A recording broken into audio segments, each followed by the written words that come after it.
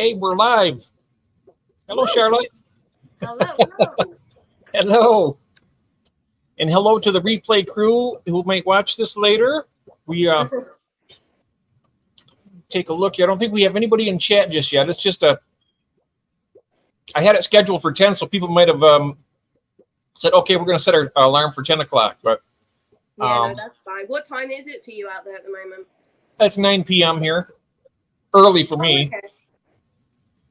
But we do have a joiner in here. We have Vinoxky. Hello, Vinoxky.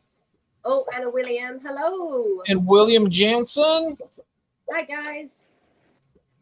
How you doing? I'm going to check your microphone. I'm going to turn you up a little bit, okay? Yeah, that's fine. I'm going to turn it up because there we go. That should be better. All right. Fabulous.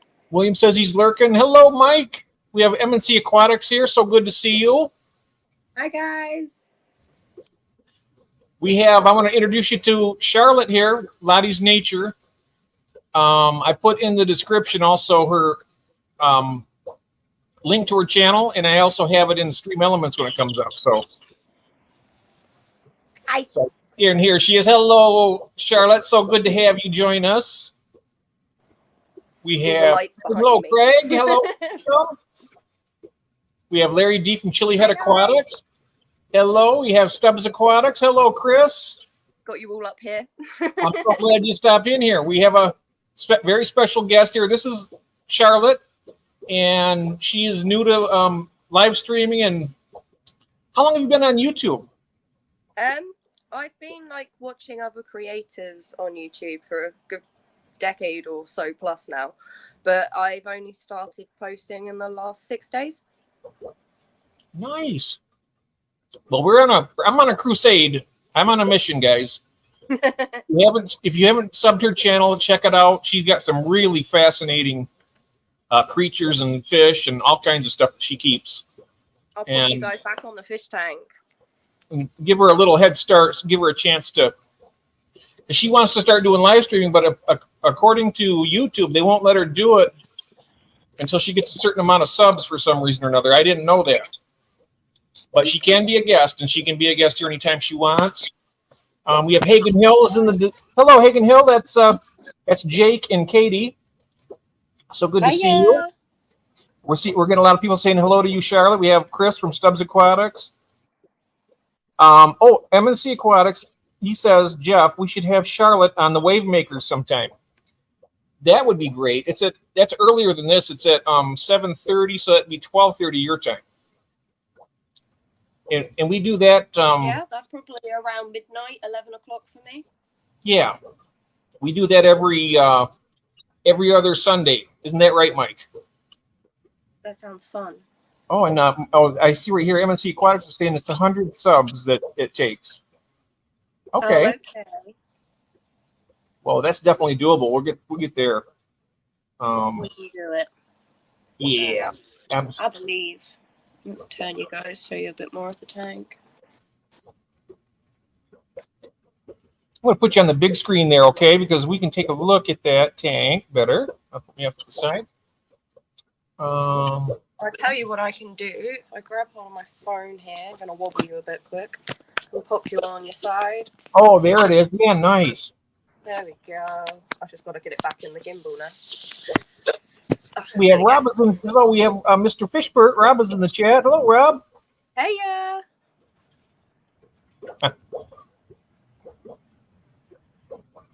Just introducing Charlotte to everybody, and I seen somebody walk by there. Was that your cat? Oh, nice. You'll probably get her in the catwalk pass occasionally. Oh, that's fine. I love animals. So, what all do we have in this tank? So this is my, I think it's 6 foot by 3 by 2, I think it is. And it's mixed community. I've got a lot of catfish species in here. I've got snow white plecos from Rob. I've got about 20 something of them in here at the moment. I've got one king tiger pleco somewhere. He looks a bit like a zebra plec. And then there's the Corridoras. We've got duplicates, peppered, Julie, gold lasers. Who else have we got? Oh, pandas, albinos. Oh yeah, I love the albinos. Yeah, albino. I call them albinos. We do over here. And then there's, move your bum out the way, darling. Oh, there he is. We have Larry D's asking the name of your channel. It's Lottie's Nature, correct? Yes, that's correct. Lottie's Nature, yep. And it's a great, Larry, you'd love that channel because she's got a lot of stuff like, because he keeps reptiles and different kinds of stuff too. Here. Oh, he's got reptiles. He's got all kinds of stuff. You would love that channel, Larry. Check it out. And I'm not sure if you have any long form videos yet, but you got a lot of shorts. Really nice stuff. I'm working on 2 at the moment. Excellent. I can't wait for them to come out. But that's right up Larry's alley. He's going to see that and he's going to be like, oh yes. And then with the catfish types, I've also got honeycomb catfish, Milky Way and Galaxy catfish, and then I've got fisherized catfish, which are the female one. She's quite big. She's my biggest in the tank at the moment. I did have a black ghost knife fish, but he passed away the other week, unfortunately. He was big when I measured him in the end. He was about 1.5 feet, almost 2. Oh, okay. That is a big one. Yeah, and then we've also got all of the tetra. So I've got the diamonds and the glow lights and the neons, and then you've also got the odd few from the old groups that I had of the black phantoms, the red phantoms, and I think there might be some. No, there's not any more in there. I had a whole mix of tetras right when I started with this tank because I upgraded from a smaller full 4 foot off a stand straight into this big one, and then instantly wanted to put more in. And Rob, Mr. Fishbert, said to me, no, you have to wait. I'm going to crash it otherwise. So we did it with time. I've also got a female killifish. She is one that I bred, so she's one of my young. Her parents have gone off and I've sold all her siblings. And unfortunately, the parents passed away the other month. So I need to get another male and a couple more females to restart my colony. Oh, nice. Where is she swimming about? There she is in the middle at the top. She loves it at the top of the tank. And that is a Golden Wonder killifish? Is that what you said? Yeah. Yeah. Those are nice.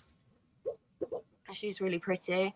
And I normally have a lot of floaters in the tank, but I've taken them out because I'm going to do a nice big water change and some filter maintenance this month. And I didn't want them to get beaten up. Got lots of snails in here too. I don't know if you can see at the back here, we've got a mystery snail. Oh, I love mystery snails. I used to breed those. Funnily enough, I was breeding them until about a month or so ago because it finally got to the point where there was barely any plants in my tank, and I was like, I can't deal with the lack of green in here. So I took them all up to the fish shop, and they were like, how much for these babies this time? I was like, you can just give me a plant because this is the last lot you're going to get off me for a while. And I just kept my favorite one out of the lot, and she was quite small when I kept her, and she's getting huge. I reckon the biggest mystery snail I had was bigger than an apple, like actually bigger than an apple, because I know they are also apple snails, but she was big. I kept her shell. It's actually in the millipede enclosure, so I'll have to get out and show you guys at some point. Yes. So you were having problems. You were saying having problems with them eating your plants. Yeah, they went they got a taste for one of my plants because it had a bit of hair algae on it, and the next thing you knew, that was it. They just started eating all the plants in my tank, and unfortunately, apparently, it's something that can happen. I love those snow white plecos too. Look at, is that a snow white? Reflection. Yeah, they're from Rob. Oh yeah. I was doing a great job. Look at focus on this little one here. It's a honey gourami, but I've got too much reflection going on. Move the light. We have more joiners in the chat. We have Adela's joined us. Larry DiCilli Aquatis has subscribed to your channel. John Parker. Hello, John Parker, my good friend. I used to work with this gentleman for a lot of years. Good to see you in the chat there, my friend. We have Melvin is in the chat. Hi, guys. She right now, Charlotte is showing us her wonderful tank. It's 6 feet by 3 feet by 2 feet. That is a massive tank. I wonder how many gallons that is. I don't know gallons off the top of my head. I just did it in water butts, and I know I had to go back to the store about 5 or 6 times because I only had 4 water butts at the time. So I think it was. What did I buy in RO in the end? I think I ended up buying over 400 in the end. Oh wow! Wow. Yeah, that's. I bet that's about 180 gallon U.S. gallon. I would guess. Yeah, but off the top of my that's what I did in total. I did do a partial water change halfway through because I had added the tank water from the old tank, and I was just trying to get all the old filters were on the tank, the new filter was on, so we were just playing the game of keeping checks on the water parameters, putting in and taking out what was necessary just to keep everyone happy. Yeah. That is one gorgeous tank, though, Charlotte. Look, I love the plants you have in there and how peaceful everything is. I just love staring at this tank. There's always something moving. Yeah. I'll move you guys back a bit. Really, really nice. Put some food in the tank. Okay. So, if any of you guys watching this back or currently are from the UK, this is from GB Shrimps, and it's the catfish pellets. And I tell you now, it is not just the catfish in my tank that love it, so do the tetra. They go mad. Oh, yes. Look at them. Oh, yeah, even the killifish is going to town on it, too. Look at that. Yeah, they absolutely love it. Wow. Now, are those neon tetras or are those cardinals? I think I've got a mix because I bought cardinals at the shop, but a friend was moving to uni and got rid of a lot of her fish, and coincidentally I bumped into her into the car park, and I was like, what have you got? I could probably take it. Ended up taking everything. And she told me she thought they were neons, but I thought they were cardinals. So as far as I'm concerned, they can identify as whatever they want. Right. They look like cardinals. They look a little beefier than what a neon would be to me. That's what I thought. We have Sweetacre Koi has just joined us. Hello, Christine. So good to see you.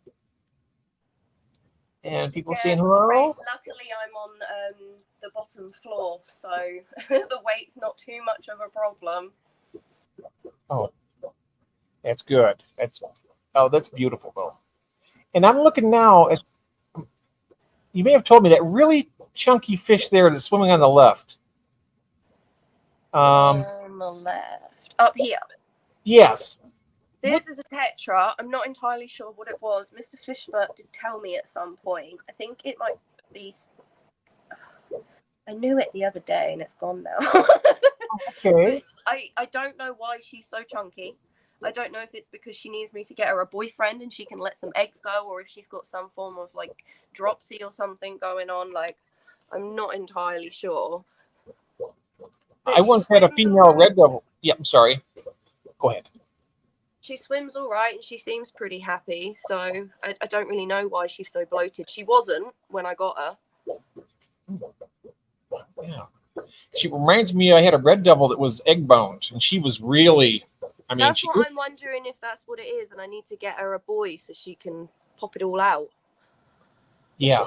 But I've not seen them for sale around here since. Like when I got her, they literally said, oh, she was given in with like a load of other fish from someone else's fish tank that they were shutting down. And they just gave me her, like, because they didn't have any others for me to have with her. Oh, and Rob is saying it's bred by himself. He bred that fish? No, he bred the snow white plecos. Oh, okay. I was just pulling up the chat here. Oh, we have Ron from Garage Aquatics. Hello, Ron. Good to see you. Rob says it's a silver tetra. Oh, yes. He's got. I tell you, we've been watching Rob for a while. I have anyway for a little while, and he's got some great. Those Congo tetras he has. Oh my God. Oh, they're stunning, aren't they? Ooh. They are. Very stunning. Oh, okay. Mr. Fishburne says that it is.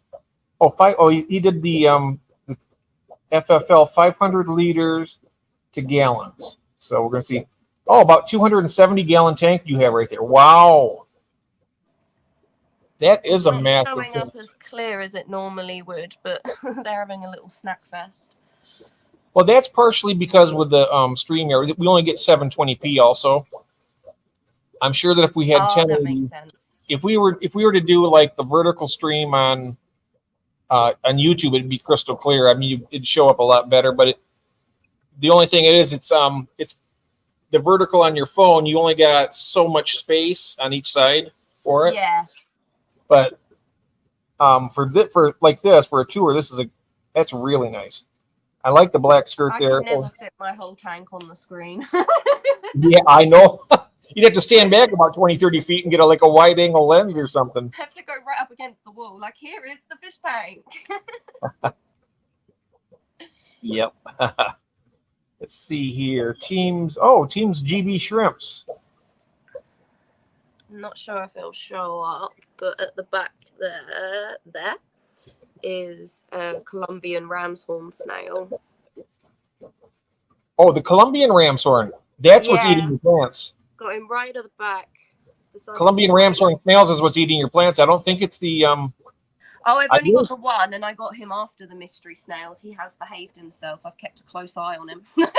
Okay, I've heard that horror stories about the Colombian Colombian ramshorn, that they will devour your plant. I've only got the one then.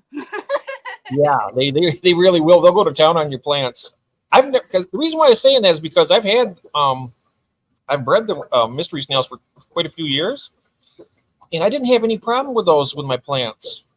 I didn't at first with the first lot, and it's when I kept a few back from like a clutch or two later on, and then they got a little bit of a taste for like some dead plants and some plants that had algae on them. The next thing I knew, they just started eating everything. Because I was like, no, it can't be them. They've never done this. They won't do this. And they were. And I spoke to some other breeders, and unfortunately, it can just happen. Here we have some data about your tank that Gord brought up. The water volume inches is 269.30 gallons, and then it would weigh about 2,245.95 pounds. Wow. Jesus. Wow. That is a big. It's interesting. You never realize how much these things weigh until you actually find out that. Wow, that is something. The glass was heavy enough when we tried to move that, but I got given it for free, so we did move it. Yes. Let's see here. Oh, look at this silly one up here floating.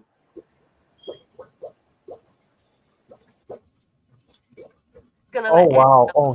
He's gonna parasnail for us. Watch this. Oh, perfect timing. I love that when they do that. It's so funny. Isn't it? Is that a rabbit snail I see right there too?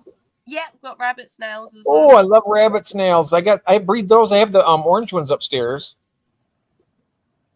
Those are so cool. I love snails. I love these things. His shell's so stunning. It's just yellow. Oh, it is.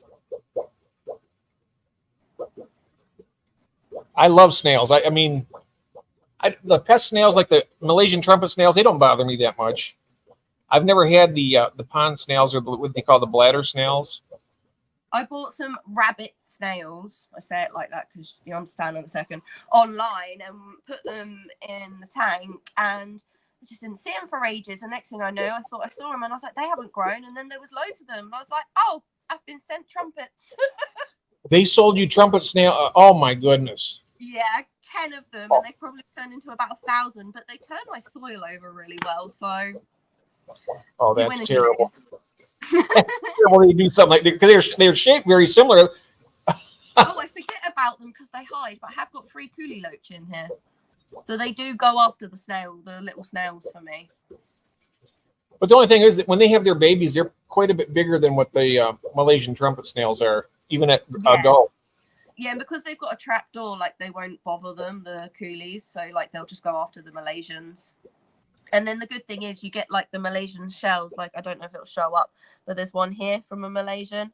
and it's a bit crumbled. And what you get is you then get like the snails then eat on the shells and the pleckies and that for calcium. Oh, yes. Oh, you got a variety of different cories there. They're beautiful. I love them. The baby peppered cories are from this tank around December time. I discovered them. Ah, They nice. just spawned and had babies all on their own.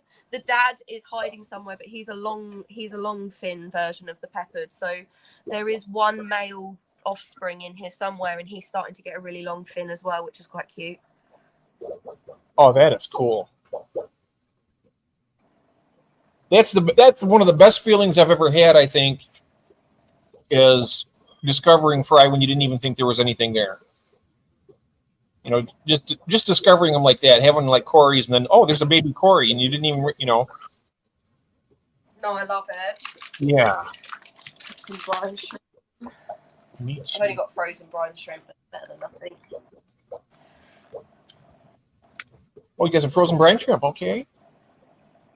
I've got to work out how to culture brine shrimp. It's the next thing on my list.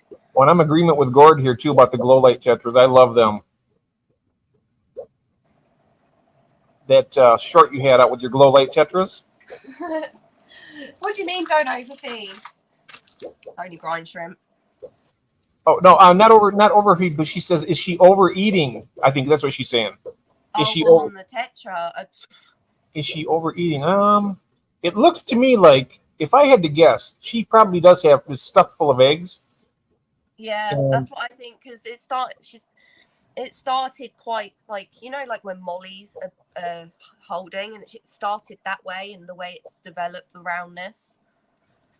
And each month she's just a little bit bigger as well. I did try like starving the tank a few extra days for the last couple of weeks, but it's not made a difference on her size. I know that with my mollies, when the female gets ready, I mean, I think she's about ready to explode when she gets so big. Oh, I can't hear you. Oh, you can't hear me? Oh, I can now. Oh, okay. I was just saying that my mollies, when the female gets ready to give birth, by that time, they are so huge that I'm worried that they're just going to explode. They're just... That's what mine used to be like. I when I got back into the tropical hobby, the mollies, I kept a small bowl of them. Well, I say bowl, it was a big glass bowl, filter everything, and then did the wasabi. I can't say it. I did the like natural planted up, take the filter out method, and I had them for a couple years, and they did quite well. But it got to the point where I was like, right, no more live bearers. Oh, nice. I kept running out of places to put their babies. Yes. Yeah, Mr. Fisher Rob is an amazing channel. You should all definitely go check him out. If it wasn't for him, I wouldn't still be able to run this tank. He has taught me and helped me so much. He's so informational. Informative, sorry. He is. You're right. Absolutely right. I got his thing on Stream Elements here, and I got that set up, and I got members, some of the members I got set up in it. And who else do I have? I think that's it right now. I got, and then of course we have yours. Everybody, if you haven't subscribed to Charlotte here, here's hers. But we, and here are the members. We got that. Big Fish Lad, Only Oscars. Hello, June. Take you on an adventure. Put this up for the members. I'm going to try and, I'm not sure how it works because we only have a certain amount of space on there. I can only fit 2 on at a time. And then we have Fishy on Tankic also that has done that.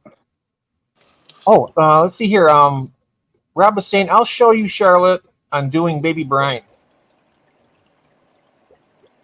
Oh, look at here. Oh, I'm sorry. Thank you, Rob. I didn't realize. Oh, look at that. Which geckos These are these? morning geckos. Oh, nice. I call them my lesbian army, and everyone laughs at me. Oh, I love all this kind of stuff. And I know Larry's here. He's be watching it very closely too. They're so pretty.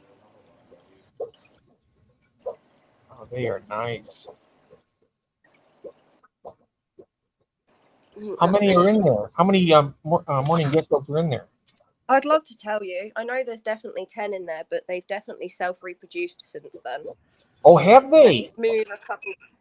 Yeah, so what they do is they tend to be only female. If you get a male, he tends to be sterile.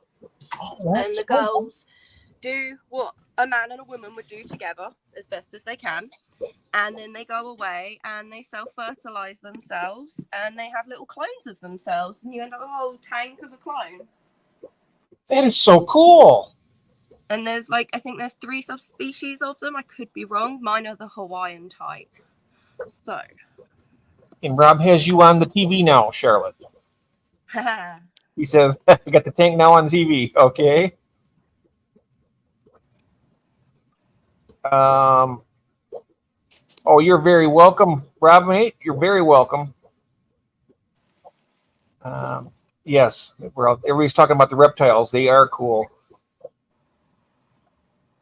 They're female and self reproduce. That is really cool. Have you heard about the marma crab crayfish? The female will do the same thing. They're a self-cloning, and so there's no males. They're all female.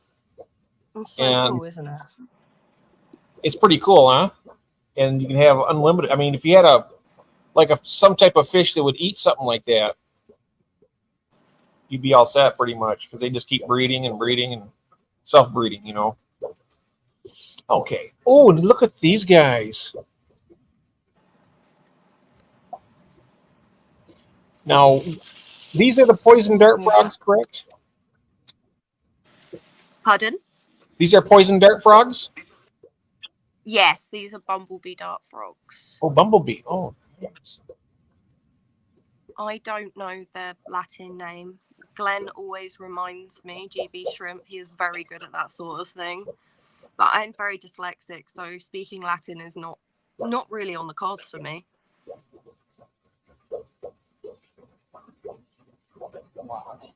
That is really cool. You got a lot of cool stuff. I mean, it's just fascinating. I love look at how they move. They're so cute. Yeah, they are. Let's see here. Got bumblebee dendrobate. There you go. There it is, dendrobate. Mr. Thank you, Rob. For the rescue. Yes. I need to get better with my Latin, my scientific names of my stuff. You know, So do I. I do some of them, but it really is good to have it. You know, it does make a difference.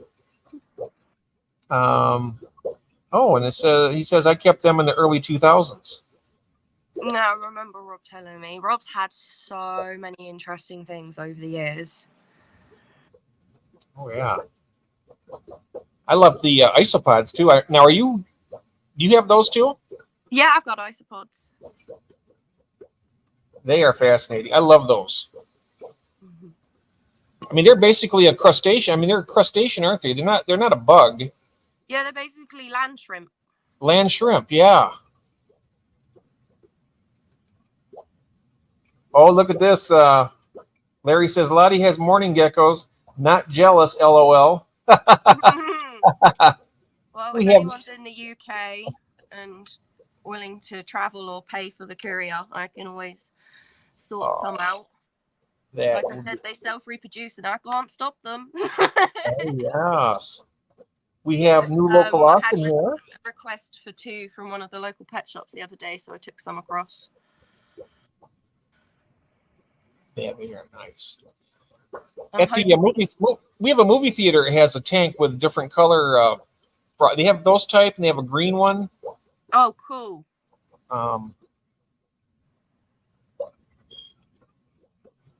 Yeah. But yeah, I'm hoping to breed these guys once they've fully matured, which shouldn't be much longer now. Are they going to be? I mean, would they be difficult? Do you think to breed? And so they need at least 2 sources of water. One for the female to lay the tadpole in, and then the male will pick the tadpole up and carry him around on his back, and he'll find another source of water and put the tadpole in it for the tadpole then to develop. What I then have to do is take the tadpole out and almost like if you were keeping baby fish in a separate container, like changing the water daily and keeping an eye on them, and then just help while they develop, watching them, and then when they're ready, popping them back in. Really, it's the short of it. That is, talk about fascinating breeding. Yeah. So it kind of like brings the fish hobby into the reptile hobby with these guys. I like that about it, because I'm going to float their young in little tubs in the main fish tank so that they're the right temperature. I think with I have a 3-foot 40-gallon breeder upstairs that sprung a leak. Other than that, I could probably reseal it for fish if I wanted to, but yeah, after seeing all this kind of cool stuff, I might want to get something. It for some dart frogs. Why not? Yeah, dart frogs, or if you like the morning geckos and you like the dart frogs, these guys, this species, and others of the medium size can cohabit in a large enough enclosure with morning geckos, because these guys are terrestrial and morning geckos are arboreal. So if you've got enough space and you don't ram it full of individuals, you can easily have a community tank of the two. But I wouldn't recommend it for someone who's just freshly gotten into reptiles. It would definitely be someone who, you know, has done this for a little while. They know what they're doing. They kind of know both species. Even if you keep them separate for a couple years, get to know them, know their behaviors when they want to eat and when they're hungry, and then that way you're less likely to have any fights. I would think that I would probably want to get. I mean, I've had reptiles. I had some leopard geckos for a while, for about 12. I've got a leopard gecko here at the moment, but she's in a little hospital bay because she's a rescue. Oh yes. And June is saying, she says, "I'll stay with my turtles." She has turtles. Oh, nice. And new local Austin from Texas. He's from Austin, Texas. Amphibian night, love it. Isn't that great? I mean, it's so refreshing to. I mean, I love the fish and everything. We've seen some great fish too, but we got this now. This is like, it's all new eye candy. You know, it's just fantastic. Ooh. Got some fruit fly. Ah.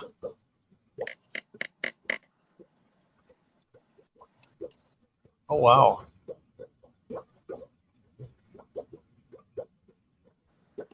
There is 4 of them in here, but 2 of them seem to like the top area that I've made, because I've made it on a slant so they can go up and down without falling. It's not too steep. And then these 2 seem to like this front corner area, so it's almost like they've got their territory. And via a educated guess, I believe I've got like 2 to 2, so 2 females and 2 males. So they seem to have paired up. But I'm going to grab a couple extra males as soon as I can get my hands on some, just because the females can have aggression towards each other if they feel that they're fighting for a mate. Wow. That is so interesting. I just... And they mostly eat the fruit fly. They will eat small crickets or tiny locusts. Okay. But they also absolutely love eating springtails. So I also often find myself having to replenish the springtail colony in here. Because they'll find where the whole colony is hiding and then just sit there and eat at them until they're basically gone. That's a beautiful enclosure. You got all the live plants in there, and yeah, I love this enclosure. This beautiful plant here was a gift from Mr. Fishbert. And this is the mother, and her babies have gone absolutely mad since I've put them in and opened right up. And I think she's going to melt back, because that's what mums can do sometimes. And then hopefully these 2 should then produce some of their own babies. You know, Mr. Fishbert's a pretty good guy, isn't he? He is amazing. You want to see the redfoots? They're asleep. He's asking to see if we can see the redfoots. I'll see if I can find you a redfoot. Gregory! Oh, you asleep, baby? Come here.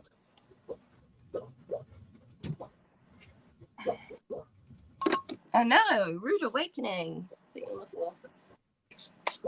Let's shut these guys up. Well, thank you for showing us those. They're beautiful. That's all right. And then here is Gregory. Wow.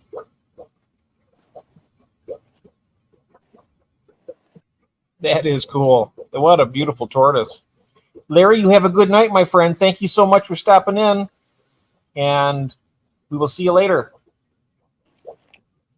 So Gregory's about a decade old. My friend had a shop over this way a few years back, and she picked him up at the Ham show, which is like a big reptile convention in, I think it's Germany. And yeah, she brought him and his missus back with her, and they've lived with me ever since, because the moment I saw them, I was like, they're mine. And she said, okay, as soon as they've been through quarantine, you can take them. And I've spent thousands on upgrading their enclosures over the years. They're due another one very soon, and I'm going to be making them a really big space. It's going to be about 6 by 7 or 6 by 8 foot, and it's going to involve going underneath my bed because it's the only place I have that space free in a 1-bed flat. Is Gregory? Yeah, this is Gregory. Is he full grown? No, they're not full grown yet. They're still going to keep growing.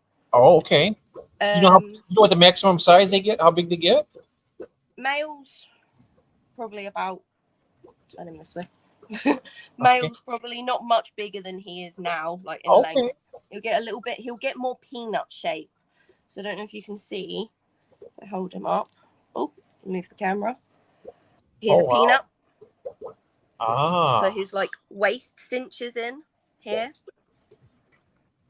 Yeah. And that's quite standard in the male redfoot. And then as he gets bigger, that will be more obvious. And when I first saw adult ones, I thought that one had been, poor thing, had been trapped inside like a beer tag ring or something when it was growing up. But it's not. The males literally get that peanut shape. But they get bigger. You know how long they live? How long do the tortoises live? That species. I haven't had a definite answer off anyone, but I've been told they can hit double digits. Wow. So he's in my will. In your will. There you go. Well, hopefully that'll be a long time down the road. So we It should be. But him and his missus started breeding about 2 or 3 years ago. She started laying eggs, but she wasn't doing it quite right. Like either she was putting them in the wrong place, or she was then going back and cracking them before I could get to them. And they lay such shallow nests. And then this year, I think she decided it was his fault that there was no babies. So she decided what she was going to do was take a nice big bite out of his neck. So he's been in a slightly smaller vivarium than he should be in to restrict his movements, just to get him back in health. Hi, Suki. Cat's come to say hello. Oh, hi, Kitty. I love my cats. Oh, they're so beautiful. Hi, Kitty. Mr. Fishbird has the answer for the lifespan. He says 70 to 150 years on average. There you go. That sounds about right to me, from what I've been told by other owners. But yeah, they get out and they come out for a minimum of an hour every day if it's really cold and not very humid. It's always nice and warm. There's always a minimum of 24 in my flat, but in the summer it gets really hot in here, so you can come out for a good few hours. We do lots of different things to keep him enriched, but mostly he likes going on top of a dog ball and rubbing his belly on it and itching his belly. He's splooting at the moment because he's enjoying himself. And Mr. Fishbird says it's the best way to go to rescue the grown-up torts. Yeah, so because she bit his neck, and I had to put him in a smaller tank for a bit, and I'm starting to introduce them back together again now slowly. I had to go and get a younger tortoise, and I've also grabbed a baby, and I showed it to her, and I got him out. And previous to that, I wasn't able to have them out at the same time since she bit him, but she'd just go for him again. Since she's met the younger tortoise, I think she thinks it's hers. She hasn't gone for him once, and she actually comes and cuddles and rests her head on him now. So we're doing a bit better, and I'm hoping maybe they can make some more eggs for me next season, and we can try again. But I'm always on the lookout for another female. As soon as I've done this bigger enclosure, there'll be room for someone else to join them, and then it should help also with any aggression in the group. Because they are a communal tortoise. Like a lot of the time you hear like, you know, keep them on their own. I do agree. If you haven't kept tortoises and you don't know this species, definitely only get one to start with. They're not normal, like in that they have meat in their diet. They have a lot of humidity, and they're also quite communal in that when they found in the wild, they're found normally, you'll have like a few tree stumps with holes in them, and they'll be empty, and then you'll find one and they'll have about 5 or 6 redfoots all shove themselves in together. And that's just in the wild, in the jungle, like in the bush. So they like having company then? Yeah, they absolutely love having company. Nice. We have Ed's picking up. Cichlid has joined us. Hello, Ed. Welcome. Hiya. And let's see here. Only Oscar says it's almost as much paperwork as adopting a child. Home checks and random visits for some of the type of pets like that for us. And Mr. Fishburne says they love a bit of meat in their diet and can snack on each other, but it's rare. Yeah. Oh, wow. So, like in the wild, they're scavengers for their meat. So, if they find a carcass, they will consume it. So, if one of them has passed, there's a chance that they will make a meal out of it. Huh. They eat a bit like cows as well. They just graze and graze and graze. Oh, yeah. I love the short. I wish I had if I would have thought about this a little more, which is not usually common for me to think, at least that in depth, but I would have gotten some links to the one where you have all those guys eating together. Remember when the short you put out a few days ago? So that was Gregory, his Mrs. Clementine, and the new little one, Blossom. She's in the bedroom in a smaller vivarium for now while we grow her out. And then she'll be going in this tank here that's 5x4. And that's got Clem in it at the moment. And obviously he's in this slightly smaller tank above, which is a 4 foot by 2 foot.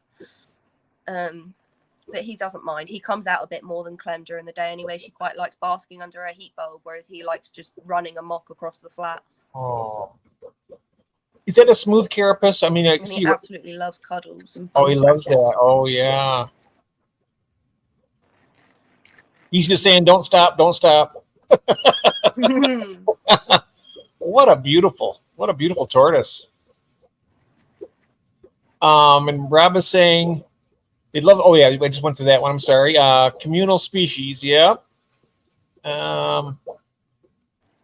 They were generous with instructions on housing them outside, and being local, they can survive the weather. Oh, nice. Yeah, like so in Florida and places like that, you can actually keep these guys outside. You just have to bear in mind like predators that are outside in like your area, and just ensure that they can't get to them while they're out there. And Mr. Fishburne says, I have TK have Surtees papers, work on myso, chip mines, and Hermans, so endangered in the wild. My girl came from Serbia. Wow. Yeah. So I know for a fact that these guys were captive bred, not wild caught, because they the breeder was a bit at ham and everything, but you still see like wild caught available, and it's just these guys are like so endangered, it's just not necessary. Our fantastic managing moderator, Red Laser Gord. Thank you, Gord. You are a superstar, man. This is the short that I was telling you guys about when they're eating together, the communal feeding, the group feeding. You went and found the link for that, Charlotte. Oh, awesome! Thanks so much. Do I turn this around? Fantastic. Trying to get this to work. There we go. Technology, hey? Oh yeah. Yep, it happens. Oh, here comes Sweetheart. Oh yeah. She got spayed. Cone comes off Thursday. Oh, okay. So you got to wear the cone for a few days then until she heals up. Yeah.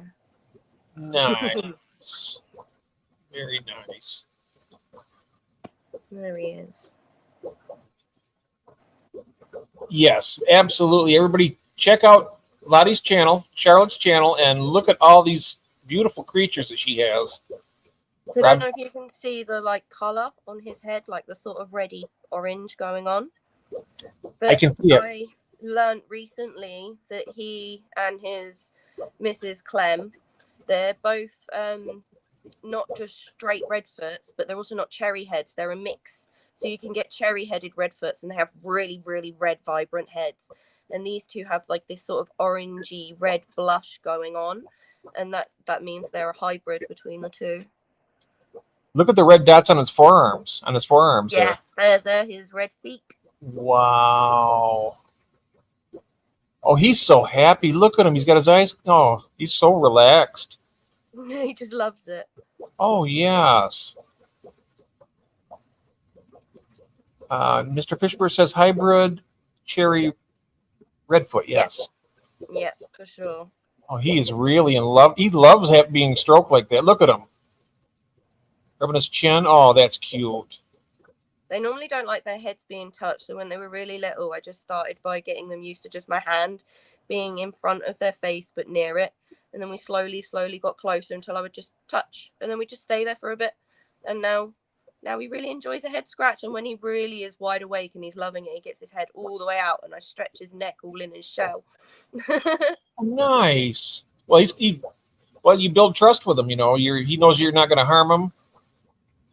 And yeah, exactly. Like he comes and finds me when he wants cuddles and things as well. He'll just appear at my feet and sit on them and just not move. Like, you're mine. Oh, that is nice. What a wonderful animal. What a beautiful boy he is. Oh, we have Elfish Tanks is in the house. Hello, David. Welcome, my friend. Put some glasses on him and he would look just like Jeff. Do you reckon? Should we test that? He said when you put glasses on him, he would look like me. Okay, well, I'm not quite that nice looking, but thank you for the compliment. I appreciate it. Should we put your glasses on, Gregory? Right. Let's see here. Chick won't let me touch her. She was an adult when I got her. See if Jeff notices, guys. What's that? I'm sorry, what was that, Charlotte? Gregory's got glasses on. Oh, he's got glasses on now. Oh, okay. There you go. There he is, David. And there you are. Yep, there you There you go. Good boy. Mushroom. Oh, mushroom. Oh, yeah. Oh, he says, look at this. Oh, isn't that? That is really cool.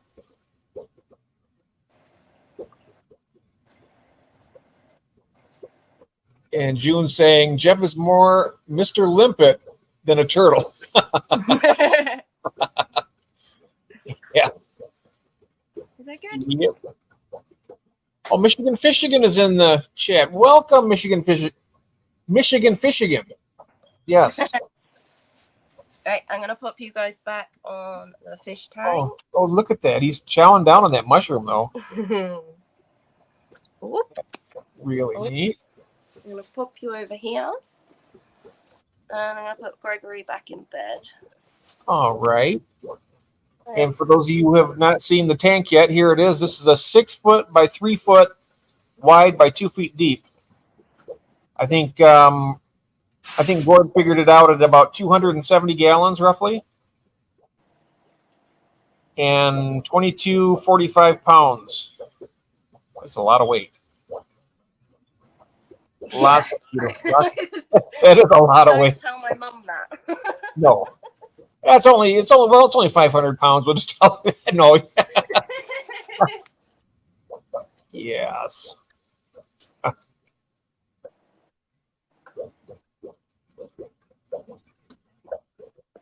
Oh, good. Michigan Fishigan, yes. I'm up to him. You want to come out and say hello? Welcome in. Plus the weight. Oh, yeah, that is with the weight of the water, the 2245. Yep. Oh, the leopard gecko. Is that a male or a female? She's a female. She's a female. Okay. My camera flash doesn't want to. There we go. Oh.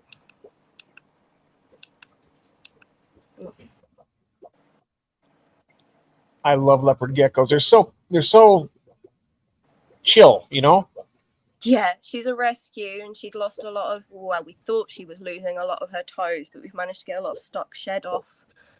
And she's got a lot more grip than we originally thought, and she's starting to put some really good weight on, bless her. Yes. She's nice and healthy. You can tell that she's not emaciated. She's nice and nice and She's thick. doing really good. She's going to be moving over to my friends soon, and she was just with me for recovery. Oh. Are you going to breed her as well? No, I don't think so, because I don't know her background, how old she is, where she's come from, anything like that. She's going to be a pet. I rescued her and gifted her to my best friend, and she said as long as she can stay here while she gets better, and when she's ready she'll go over to hers, and she's got a lovely big viv and everything ready for her.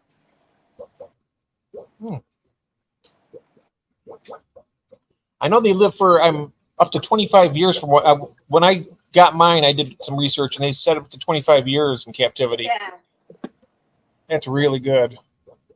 a lot of reptiles have quite a long span on them. The cresties can live up to 20 years as well. Oh, the crested have a long lifespan as well? Ooh. The crested geckos have a long lifespan? Yeah, 2 seconds. They're very awake because all the lights are off. Here's one of my cresties. Oh, wow. This is a lily white, red base. Oh, that is stunning. Look at that. I love the white contrast on that. What a beautiful lizard. I love that gecko. She's about 30 grams at the moment.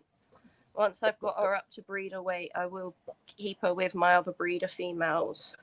But I've been housing cresties now for like well on a decade. I know all my cresties inside out. I've got multiple tanks. Sometimes they're in the girls go communal. If they're going to be breeding, they go in their own tank. And we're always moving around, but it's great fun. What is the one with the large? It's like a crested gecko, but it's larger. They call it a gargoyle. Is it a gargoyle?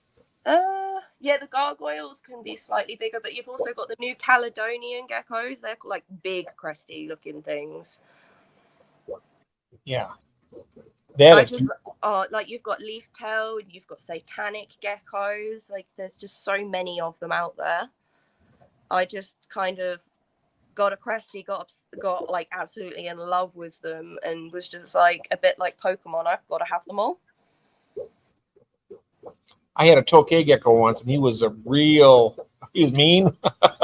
They can be feisty, but if you manage to get one that's handled from like hatchling almost, you can actually get some pretty tame ones. Oh. I know a guy who is in charge of one of the fish shops near me, and he was actually the first guy to import them tokay to the UK and breed them. Oh. That's cool. Oh, and Rob was saying, I love the Leachianus New Caledonia. Yeah, they're the big ones. They look like cresties if cresties just didn't stop growing.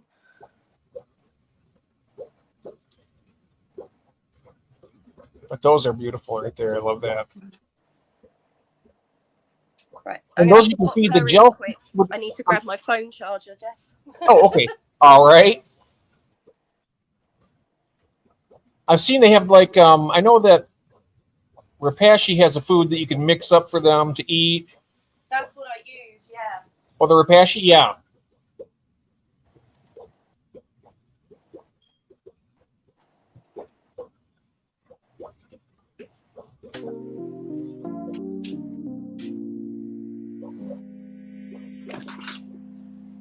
Sorry, my phone just said it has 5%, so I'm just plugging it in. Oh, okay. All right. Sorry about that. I might have been going over a little bit here, but oh, there's a sweetheart. Oh my gosh. I'd be giving you a kiss right on your mouth if I was there. I love cats so much. Isn't that right, Gord? He has got so much knowledge. Absolutely. I'm gonna put...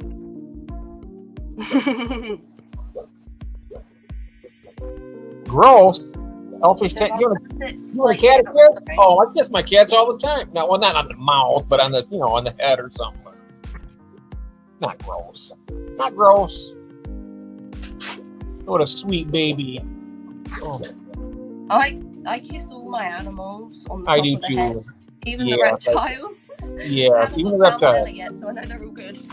Yep. Even the reptiles, you bet. You see here in Rob is saying, Gord, I'm an open book, mate. I've learned so much over my life. Rhyme of exotics. Yes. Although I'll tell you, Jeff, you have to take it with precaution when you're kissing reptiles, because if you're going to get the salmonella, it can happen really quick. I had a friend who kissed a dwarf caiman that lived under the counter in the shop he worked in, and he was instantly with a bucket on the toilet, like within a minute. For Oh, about wow. 48 hours. He never kissed the crocodile again. No. I wouldn't. I don't think I'd do that. No. Because why not? No, I wouldn't do that. Only Oscar says, calicos are my favorite cat. She's so lovely. I didn't know that cats are kind of new to me. Like my parents never had a cat, but my grandparents did. So when I went to the vets, I was like, I don't know what she is, and they told me she's a tortoiseshell. I was like, I don't think she is. And then my friend was like, no, she's a calico. And I looked them up, and I was like, wow, that's so cool. And now I know what the cat is. Yes. Very, very cool. But I did learn something really interesting. The calico gene only tends to be passed down through females, and if you get a male cat that's calico, they're most likely sterile. Oh. You know, something I found very fascinating about cats is that a cat can have, this is what I've heard from a veterinarian, a cat can have, like, say, 8 kittens, for instance, and each one of those kittens can have her own dedicated father. Yes. Yeah. I find that very fascinating. I mean, how that can do that. I don't see how it can be possible, but it is. Well, I find it fascinating. Like, I can pair my female crested geckos to a male and then never need to pair her again, and she will continue to like have his babies for as long as she wants, because they can retain the male's sperm for like 11 years or something. It's been recorded up to. Oh, wow. Yeah, so it's like in the wild, they would only need to find a male once, and then they can just keep to themselves. It's kind of like live bearers, like the endlers and stuff, because once they get pregnant, they can retain it and just keep having babies for 3 or 4 generations or more. Yeah, that is really, really cool. Let's see here. I have several in different points. Mr. Fishburne, did you know they say a cat I've heard of that book. have Asperger's? Yes. That's why I get along with mine so well, because of my autism. I identify with cats. That's why I get along with them so well. Yeah. Definitely so. How have you managed to get on with your tank, Jeff? The one that I decided that this is a special. I'll do that tomorrow night, I'll do it tomorrow night. This is more special because I wanted to introduce everybody to you and see your stuff here, and I didn't want to. You didn't have to do that. You're such a sweet No, that's fine. Actually, I've enjoyed it. I really really enjoyed it. I definitely enjoyed it. I'm going to run down the thing here. Rob's saying some things. Some snake species retain sperm. Oh, the same way as that. Okay. Oh, that's cool. Cats get people for sure. Definitely. And the joy of fish keeping. Hey, y'all again. We'll be listening. Arms and hands in the tanks. Oh, bless you, Joy. I hope it's going well for you. Yes, thanks, Jose. Good to see you, my friend. And then, Rob, is that because they are very aware of their environment? Cats are aware. There we are. And we are caught up with the chat. How are you doing? Do you want to finish up right now? You've had a really good is this your first stream? Yeah, on YouTube it is. Oh, nice. Not going to be the last. No, definitely. No. I can't wait until you're streaming yourself. I'll be tuning in and enjoying everything. You know, really and excited. And like I said, you're welcome on ours anytime you like. And the same thing goes with other people. Anybody who would like to be on the show, you let me know. And Don't know if you can see, but right here is the new fish I got today that I've been trying to catch on camera since it went in the tank. Baby panda cory. Which one is that? Tiny little baby panda cory. He's probably blending in a bit. Oh yeah, I see him now. Oh, he's disappeared now. In the bless him. I seen him. That's the one that bred in there, right? No, so that was the peppered, the albino baby I got today, because there was 2 others in the tank in the bedroom, and I'm gonna set that to specifically shrimp.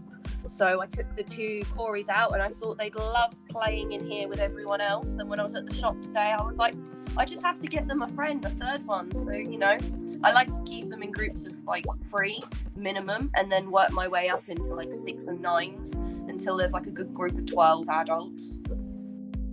Wow.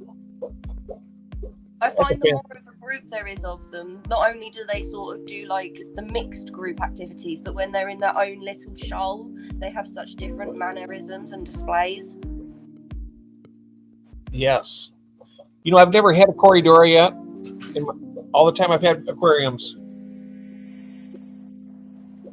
I need to get some corridors in my life. Oh, you do. Like, if you want multiple types of cory together, don't just get like 1 of each. Make sure you've got enough space to have at least 3 of each type. Oh yeah, I was thinking like they 6. need their own type in there with them. Like, they can't just be cories together, because it's kind of like, I guess, with like cats and dogs. Yeah, they're both like house pets, but they'd probably be more happier with a friend that was of their own sort of, you know, type. Oh yeah, I would like to get like 6 of the albinos there. Yeah, so I believe mine are bronze albino, but there's 2 types of albino that you can get out there, as far as I'm aware. Yes, that is Charlotte. Jose, he's asking who's live. The female voice. That is Charlotte. From Lottie's Fish Keeping. I think we spoke before on Craig's live just before this one. Yes. Jeff, I need to send you some cories. I have too many. Oh wow. Oh wow.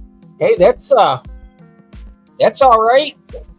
I got room. I got tanks that plenty of floor space on them. That'd be awesome. That'd be amazing. That's not bad at all. Cories are great fun to keep. I think they're like little puppies. They're always doing something. They're either in the sand searching, or they're flying up the glass, or you find them just playing in the current, trying to swim right against it.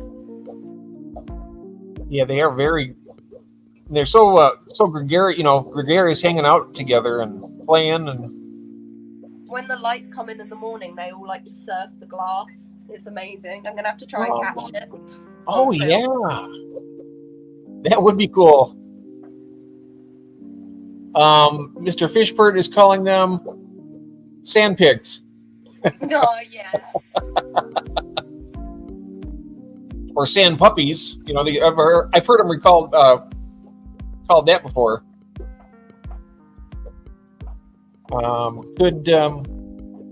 Could never have enough cories. Have a bunch of stir by like those. Oh, nice. Oh, lovely. I was in the shop today, and they had quite a fair few types of cories that I haven't got my hands on yet, but they're on the list, and I had to restrain myself.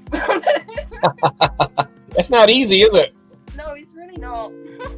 That's why I started the Aquatic Addicts Anonymous, because it's not easy.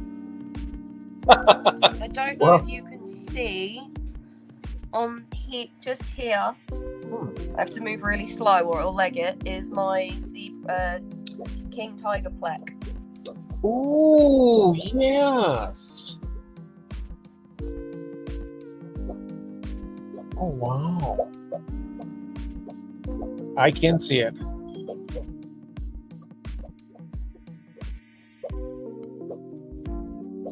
Wow, beautiful. She's noticed I'm looking at her. I believe it's a girl from what I've been told. But whenever she notices I'm looking at her, she goes dead still and then she normally hides. But we might get away with it tonight. Oh, yeah. Oh, And look, there she is. Hmm. The elusive pleco. I swear the prettier they get, the more they hide. Like as the Snow Whites are getting bigger, I'm finding they're starting to try and hide from me. Yes. I've heard that too. The more beautiful the pleco, the more they do. So when you do see them, you really appreciate it. Check what Corey species I've got with you, Rob. Don't you worry about that. We don't want any interbreeding. I like to keep those lines clean. Oh yeah. They got the different lineages. They got 9 lineages, I think, from what I've researched. The ones I was looking at were the lineage 7. It was the Corridora equus, and I like the orange Venezuelan too. They're really pretty. And then, of course, you got the common albino Aeneas. And yeah. I really like. I know I've got the gold lasers, but I really like the green lasers. Yeah. More. They cost so much more, and it's not in my budget yet. Oh, yeah, the green lasers, they are expensive. Yeah, The gold lasers here are still kind of pricey too. I mean, 12 to 15. I was very fortunate that my partner bought me 3 for my birthday, and then 2 months later, my parents gave me a voucher for the fish shop, and I got another 3. Oh, great! Yeah, I was over the moon. So birthday gift and then Christmas gift, and I managed to get the 6. Well, just think, once you get the green lasers and you get them to spawn for you, Oh, it'd be so cool. you'll have a nice little extra revenue I coming think from if I get the greens, though, I'd probably set up a tank just for them. Oh, yeah. Or like a separate community tank. Yes. Because something like that, it's a high dollar fish, and then you want to breed it for profit. That's what I like to do that. Oh, look at this. He says, I've got a colony of equus, can't get them to breed. Huh. Yeah, go on, Rob. That's elfish tanks. You do the cold water change, right, David? 'Cause I was told that really inspires them to. So the thing I have found, because mine originally spawned on their own, and I was like, how has this happened? So I had to chat with Rob, and I also went away and did some research. And basically, to summarize it, if you have a high weather pressure front coming in, i.e. it's going to rain, that's when you want to do your water change, and you want to use water that's about 5 to 10 degrees cooler than the water in your tank. And as you put it in, don't just tip it in or let it go in. Put it in like it's raining, even if you have to put a nozzle on the end of your hose that's from your watering can, and then it will stimulate the effect of rain and they will go crazy. They do.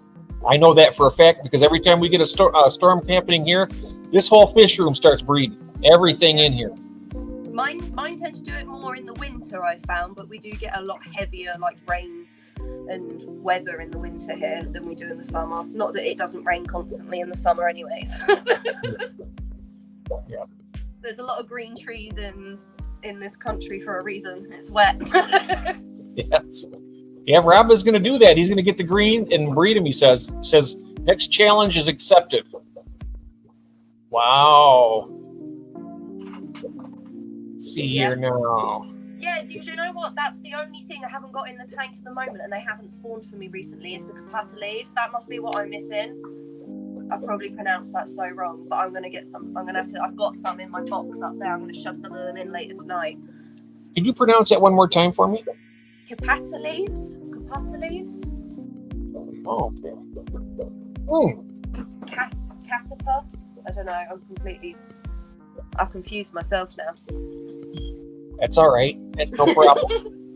You know a lot more of the. You're really good with the scientific names as well. I try. And then just hope no one notices when they get it wrong. Oh, look at this here. Okay, we're getting some more information about the Corridora equus coming up here.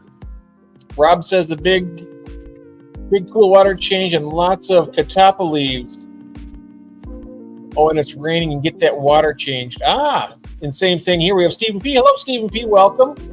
Equus specifically supposedly need tons of leaf litter, very, very low acidic water, and live feeding. So that'd probably be the one where you want to get a lot of those California blackworm cultures going. And yeah, if you I'd can love get your to- hands on them in the UK, that is. They're so expensive over here, and they're so hard to find. I've been trying to get a black culture. I have a 10-gallon tank that I wanted to use just for that, for the If there's fish. anyone on here that's in the UK and you are successfully breeding them, we are all waiting to buy them off you. Oh yeah, they're really not that, from what I've seen anyway, because I've never tried it myself, but from what I've seen, they're really not that difficult. You just keep them like you do fish, and with just not a lot of substrate, and then to reproduce them, you reach in the gravel and you stir it around and break them apart, and they're segmented. So each segment will turn into another worm, and then they'll grow from that point. They'll just continue to grow. There's the plecky until it runs away. Yes, So pretty. they are. Oh, I see the little bandit right there, coming from the right. Yeah, he's following the tetra around. Aww. That's a beautiful tank, Charlotte. I got to tell you, it's gorgeous. It's been a challenge, which I really enjoy, because where I've had some of my types of reptiles for like near on over a decade now, there's not necessarily a challenge, it's just love. But with this tank, not only do I love it, but it constantly is keeping my brain busy. Yes, it's a good thing. It's a very good thing. Whee! There goes the ramsel. Oh yeah, there you go, a little ramsel dinner. Oh, we got a chance to see the mystery snail earlier I do did that. have more tetra. Yeah, I did have a lot more tetra, but I rescued a catfish. Now, they're known as walking catfish, and I was told it was about 25 centimeters. When I got it home and I measured him, he was about 30 centimeters, but apparently he was docile, so we tried him. Called him Moo Moo. He went in the tank, and he was in here for a good couple of weeks, and he was fine. And then another week passes, and during that week I thought, there's one less tetra, and each day there was one less tetra. And then I catch him just after a week, chasing them around trying to catch them, and I was like, that's it, yoink! And yoinked him out, and I was like, it's such a shame, I love you, you're beautiful. And he'd grown about 10 centimeters since being in my tank, so he was definitely snacking on live food, which was not the plan. And he ended up going to the local fish shop, and they held him for me while we found a suitable home. And he's gone to a monster indoor fish pond round corner from me. It's an expensive meal when they're going around eating all your tetras. That's an expensive dinner, you know. He is, but luckily the fish shop know me, and they were quite kind and did me a really good deal on getting my numbers back up on my tetra. Not to what they were, but at least halfway. That's good. Yes, lots of leaf litter. We're talking that, and then we have Jeff Kane has joined us in the chat. Hello, Jeff. Speak of the devil. We're saying Mr. If anyone wants McLurker. specific in the fish tank, let me know and I'll move you around. Yes, anybody has any questions for Charlotte and her fish tank? Let me see if I can catch up with the chat here. There may be some questions already. I fall behind in the chat because it gets so busy. Brett says the catappa leaves are the same as the Indian almond leaves. Yes, they are. Yeah, RO water in the tank when mine's, every time mine have spawned, it's been RO water going in the tank, even if it's 50% RO, 50% dechlorinated tap water. With my I like using the jackfruit leaves are good too. They seem to last a little bit longer than the catappa do. Yes, I do have there is a yellow phantom tetra in here. I did have quite a few, but they started to age out. I think. Oh wow. There's also a red phantom in there, and one or two black phantoms. There's the black phantom in the middle. Yes. But yeah, I haven't seen the yellow phantoms for a while now. Not in the shops anyway. I think they were kind of, I was lucky to get them when I did. Oh yeah, I did talk about it. Let's see. They are beautiful.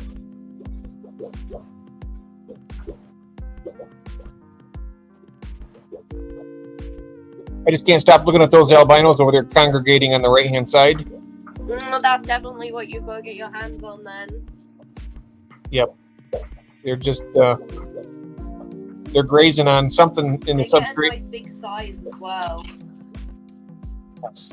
Yeah, they're eating the catfish pellets that I dropped in that are from GB Shrimp.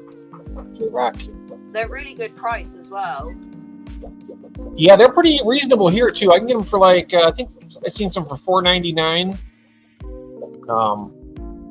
each, but I can get better deals than that. Sometimes you can get them for like a group of them for somebody. So I've got just like standard catfish pellets and that from the fish shop, and they eat them a bit, but they don't eat them like this. The ones I've got from GB Shrimp, they go mad for, like, and they don't stop until they're gone. Like, he's had these formulated, and my fish all just love them, and their colours have been so vibrant since eating them this last month. Yeah, as you can tell, they're enjoying it. Yeah, I definitely recommend anyone in the UK giving the food from GB a try. It's really good. You said, oh yeah, Glenn. Yeah, he has great. Yeah, from Glenn. Yeah, his supplies are incredible. Now, did you get your jumping spiders from Glenn? No, I got my jumping spiders off another friend who lives up in Wales. Oh, okay. I love jumping spiders. Well, one of them actually. The other one I got off of someone I found on Facebook in a jumping spider group. Yeah, they're so cool. Yeah, my two are P. Regis colas, I believe. No, not P. Regis. Sorry, that was my old one. They're just colas, the type of spider they are. You know what I love about them is their movement. They're so precise when they're moving around. And they build like such a bond with you. Like, they look at you when you talk to them, and like they interact with you. And if you start laughing, it's almost like they know, and they'll start doing like little happy, like they do back somersaults, and that means they're really happy. Yes, they are. I may see something like that in my house. Well, I gotta be quiet though in case my wife's watching. But she won't let me bring any spiders in the house of any type. Everyone who comes in mine was like, no spiders, no spiders. And then I was like, they're so tiny. And I got it, and everyone went, well, at least it's not a tarantula, because they only really get about the size of a pound coin. Yeah. I love the little jump. I'd get some of those. I've seen them outside on my deck before. That's some really cool. So in the jumping spider groups I'm in, if you're in the USA or anywhere where you've got them, like, we do have a couple types in the UK, like zebras is one type we have. But if you can find them and you've got a healthy one and you know how to feed it and look after it, like you've looked it all up, then definitely go for it, because there's a couple of people in the group whose spiders they have literally found outside and taken in and given a little life of luxury. Yeah, they won't become bird food, that's for sure. It'd be really cool to watch a video if you went out and found one and did up its enclosure and then showed us where you found it and all of that. That'd be sick. I'll try that. That would be sick. I tell you, it'd be cool. You should. That'd make a really cool video. I seen actually I watched one of your other videos where you had your mantis, right? And then I seen just a praying mantis the other day that I was like, I wish I would have had my phone was in the house, and by the time I got back out there, it was gone. Oh, that sort of thing happens to me all the time, even with my own pets. I'm like, don't move, and I come back and I'm like, you moved. Yep. Try and carry it with me all the time now so I can get all this good footage. Let's see here. We have Jay. I'm working on gluing up some wood for a turned wood marble stand. Oh, okay. Ooh, that sounds nice.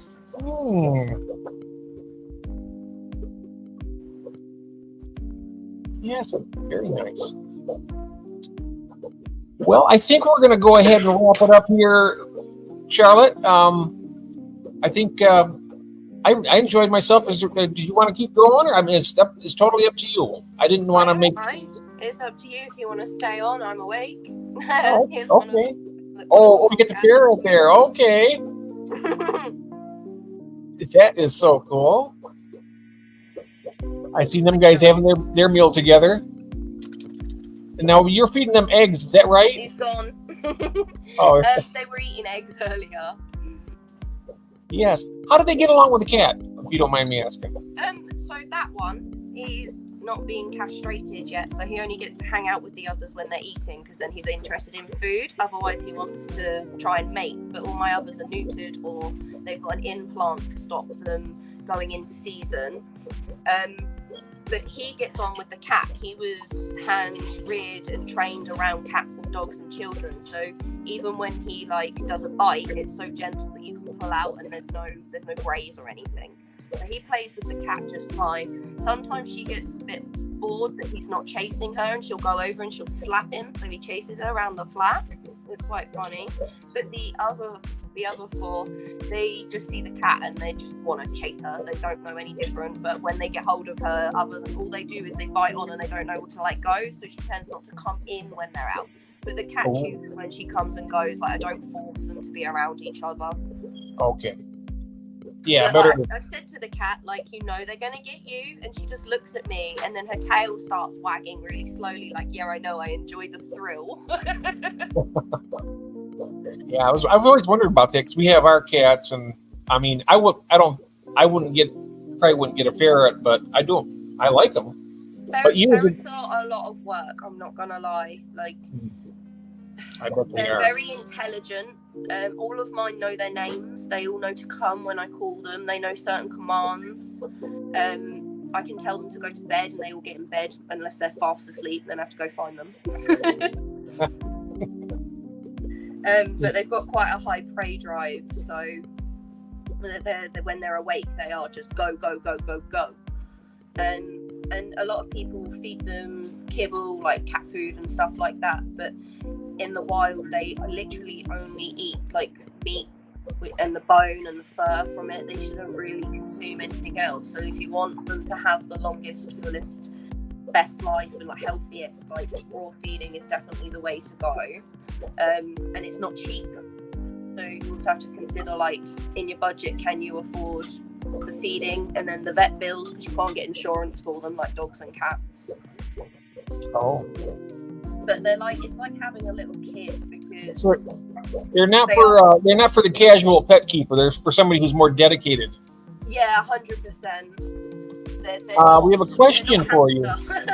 Yeah, definitely. Well, I tell you what, from watching all the work you do with your when you're doing your videos and stuff, and how well your enclosures and stuff are, I know that you're probably working all day long doing it. Pretty much. I know when they will kind of come awake and expect me. So the ferrets, they sleep on average about 18 to 20 hours a day. But the rest of the time, you've got to make sure that, they're not just pent up waiting to do something. And I let them out in segments, normally 1 hour spaces. And then they go to bed and have a little nap, and then there's something to eat, and then they'll come out again for another hour, but only if they want to. They always come out for at least 1 hour. Sometimes I leave the cage door open and they might wander out, but then go back to bed. 18 to 20 hours of sleep. My goodness. That's a lot of sleep. Yeah, they love sleeping. It's because they're twilight prey animals, so they only tend to hunt at twilight, so that doesn't require them to be awake a lot in the wild. If I got 18 hours of sleep, I'd be up for a week. I would. I haven't got that much sleep. I've never gotten that much sleep. We have a question here. It's 2 days, but I was very unwell. Oh. J Rock is asking, are they descented or do you add to? No, I don't descent and I don't degland, but when you castrate them or have them spayed or the microchip put in, they mostly only produce the extreme scent to call a mate. to like get a mate to notice their smell and come and Like the find them pheromones that and time of stuff? year. Yeah. So when you neuter them, the pheromones stop and the smell goes right down. And as long as you clean them daily, if they live inside like mine, you want to clean their cage out at least once or twice a day, because man, do they poop sometimes. Yes. And then clean their bedding at least once a week. And yeah, it's not bad. But if you're not neutering them, they're going to smell. If they say their glands have gotten a bit full, they can do like a small skunk spray, and it smells like a skunk. But that's only if their glands have gotten a bit full. But that happens very rarely. I find the polecats do it more than the actual ferrets because they're more linked to their like wild heritage. So they do more wild things. You're Mr. Fishbert Rob is saying you're doing well, Charlotte. Thanks. Doing a fantastic job with your first life. Oh, look at that little guy. Oh, yeah. Hi there.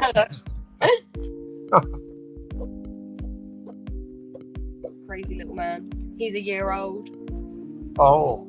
The others are all 2, soon to be turning 3. So where they're getting a bit older, then they're a little bit more laid back. They tend to go crazy, sort of ADHD mental for the first hour when they come out, and then after that they're rather relaxed unless they have like a 5 minutes of madness, whereas he'll go mad for about 3 hours straight. Oh, yeah.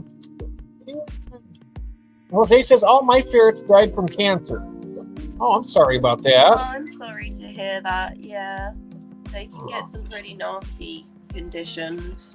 Mm-hmm. They can't consume, like, they shouldn't consume anything that isn't meat and that, and because of that, like, they're quite prone to, it's like diabetes for ferrets basically, and that's one of the most common ones for ferrets.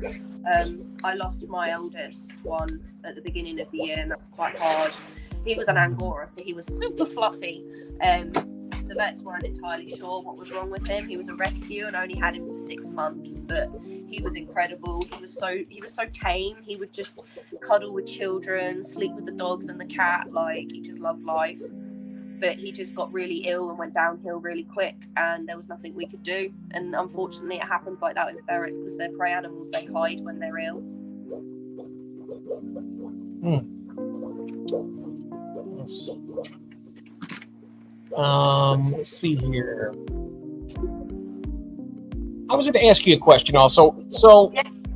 when did you start into your fish hobby? What got you into starting to keep fish? My dad in the 90s. I think we went at my nan's all like that, and there was fish, and I loved them. I was like, oh, can we get some fish? And Dad was like, sure, why not? So he set up a family tank for us all, and we had it in, I think it was in the lounge. Yeah, it was in the lounge and then we had that tank most of my childhood right up into like adolescence, really. And then he shut it down a couple of years back because he was like, I only have the fish tank for the kids, and the kids basically moved up and on. And it was only a little, like, it must have been between 40-60 litres. It wasn't big.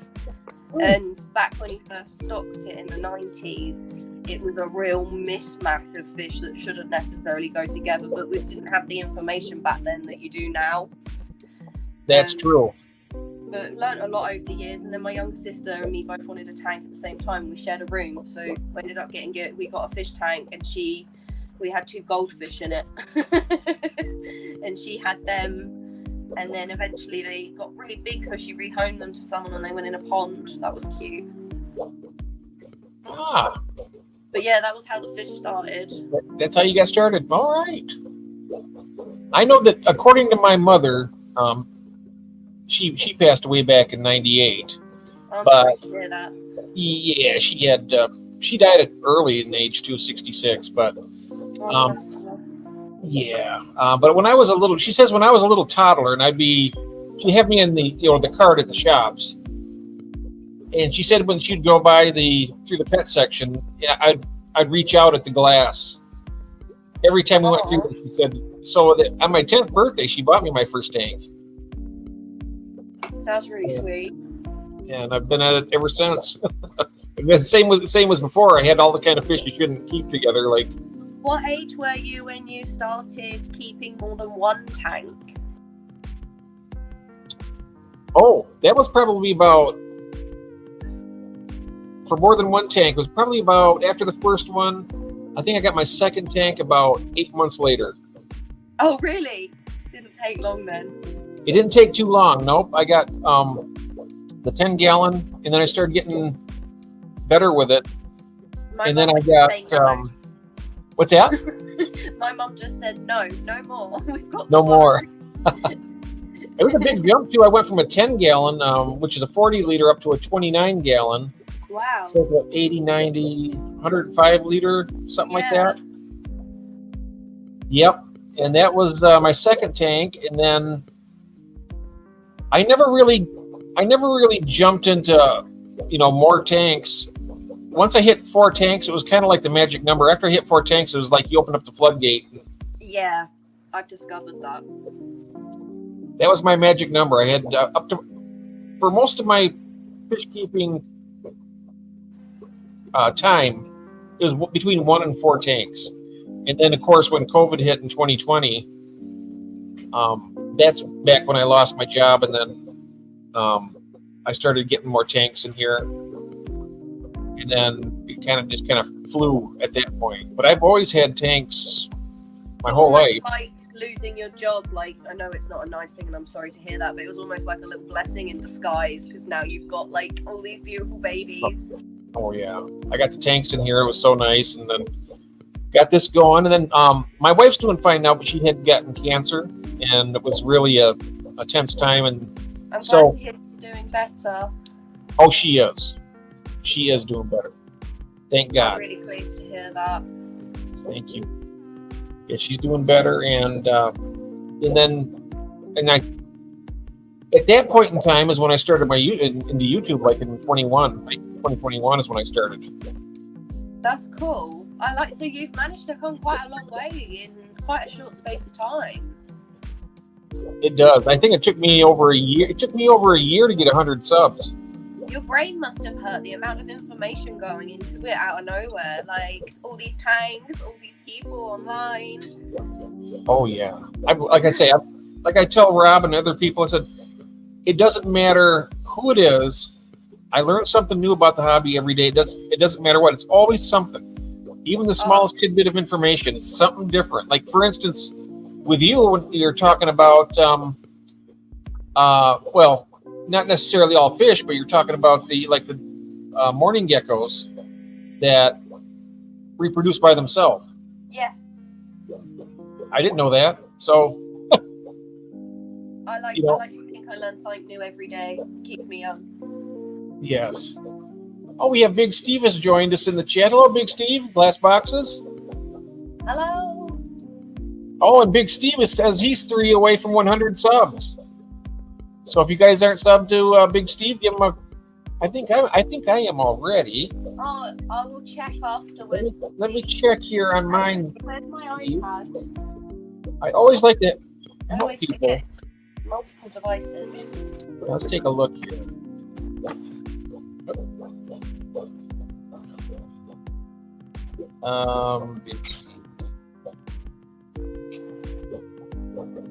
Here.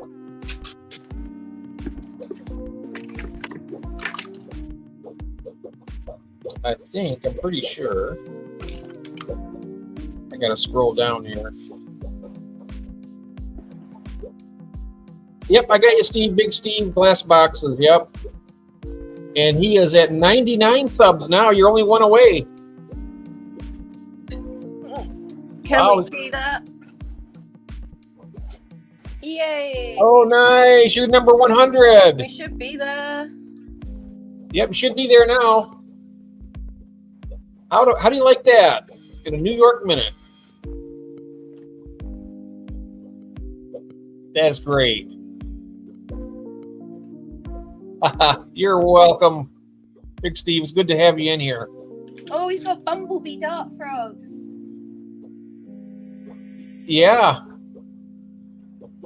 Who's that now? Jay. Oh, Jay Rocks won from 99. Let's get him to 100 also. I know I'm already. Hello, Kalish. Welcome in here. Good to see you. Oh, there we go. I can see the chat. Oh, you're very welcome, Big Steve. Very welcome indeed. You know, that's what I love about our community here. Everybody helps each other, and it's nice. You know, it's just good to help. I think that's one of my. Do you want to give Big Steve and Kayleigh a spanner each if you're able to? Oh, you know what? I do. I have to do that with my phone though, because I cannot do it on my laptop for some odd reason. I have no idea, but let me go ahead. It won't let me post shorts from my iPad. It's just weird about things like that. Yeah, here we are. It shows here. I'm trying to make it in here. Why aren't you letting me in here?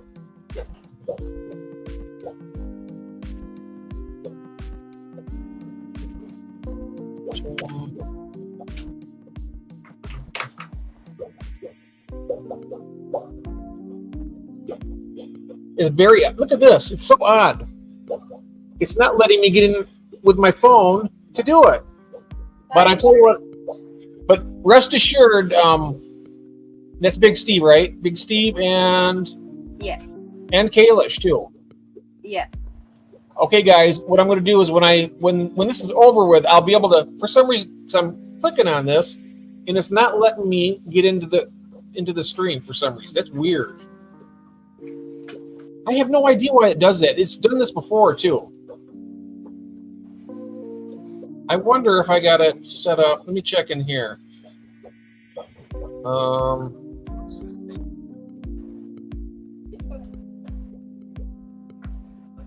Yeah, I know he did this the other day when I put him back in. He wanted to get out with the duck I'd given him. Yeah,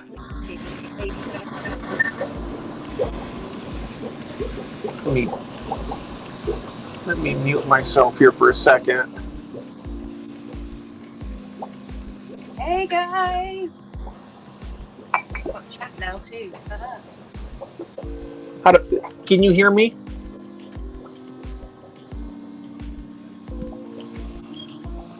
Got any questions, guys? I'm going to remove this one here. Oh, we got two of you.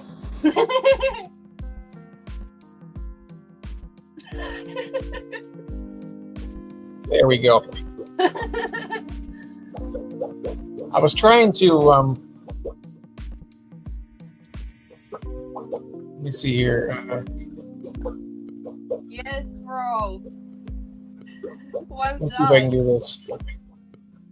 I'll be right back. Okie doke.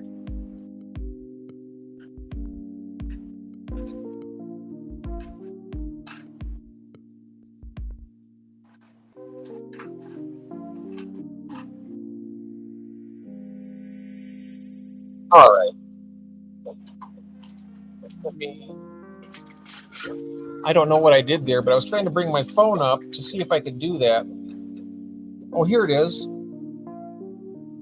I got it now. I'm in. It worked. Oh, what was it, Discus North? What was the weird phenomenon in the sky? I'm intrigued.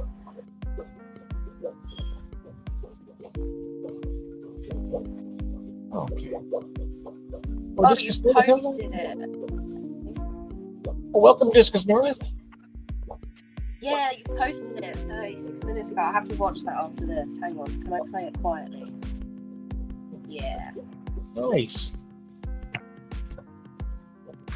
I was messing around with my phone trying to get on there so I could add some spammers, but it's not letting me get into the actual, as if I was going to, because sometimes I can be on and then watch this and I'll use my phone to actually do the texting because it's easier. Yeah. And it wouldn't let me, it's not letting me do that for some odd reason. I'm going to try one more time. Discus North also needs a spanner if you manage to. Yes, absolutely. And if I can get in here, I will definitely be doing that. One, if we can get you a spanner discus, you'll be able to post a link. But I've managed to find it. I've saved it, so I can go back and watch it afterwards. Yeah, I will definitely, because I can't get, I don't know what's going on here. It's so frustrating for me. I can't get in there with this, but as soon as I do, guys, I'm going to be adding all three of you to a moderator. That way it's easier to check other channels out and But if you support want each any other. links, just ask. And I am trying to keep an eye on chat now, so I'll post what I can where I can. Oh, great. Thanks a lot, Charlotte. I appreciate that. That's all right. If you guys have anybody you want to the link drop, let us know. We got lots of fantastic moderators here. Let me see here. I got a photo of a rare. Oh.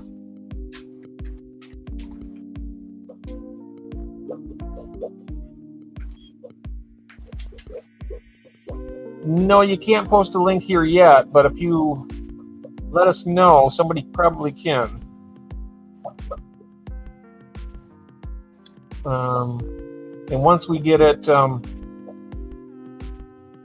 not sure, Gord, can you might be able to assign them as moderators, as a managing moderator. Could you see if that's available to you?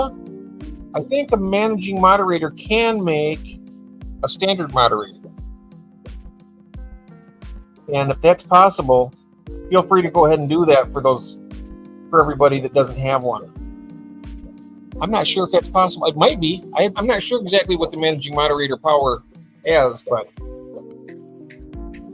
if it is, you can look at it and see. Mr. Fishburne, look at Charlotte's recommending blue spam. Yes, that's good. You know, she's been watching us. That's what I do too.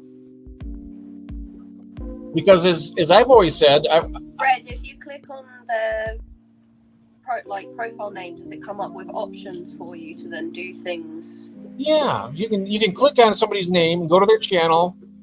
It's easier to support that way. Oh no, I meant for him to do the spanner. Yeah, with a spanner. Yep. Getting the blue wrench helps a lot. Yes, yes, but I do not know how. Okay, what I think you do is you click on their name. Say, in other words, above you have Discus North.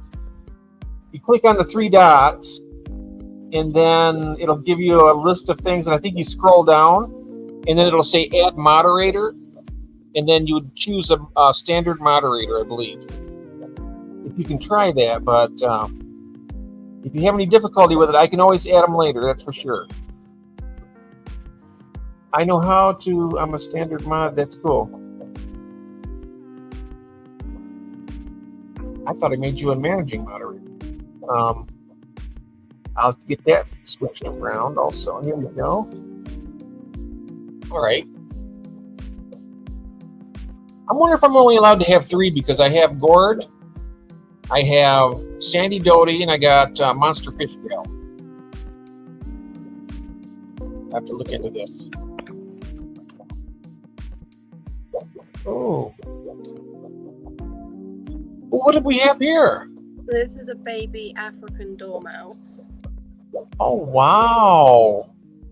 So they're a lot more inquisitive to me because there's another one.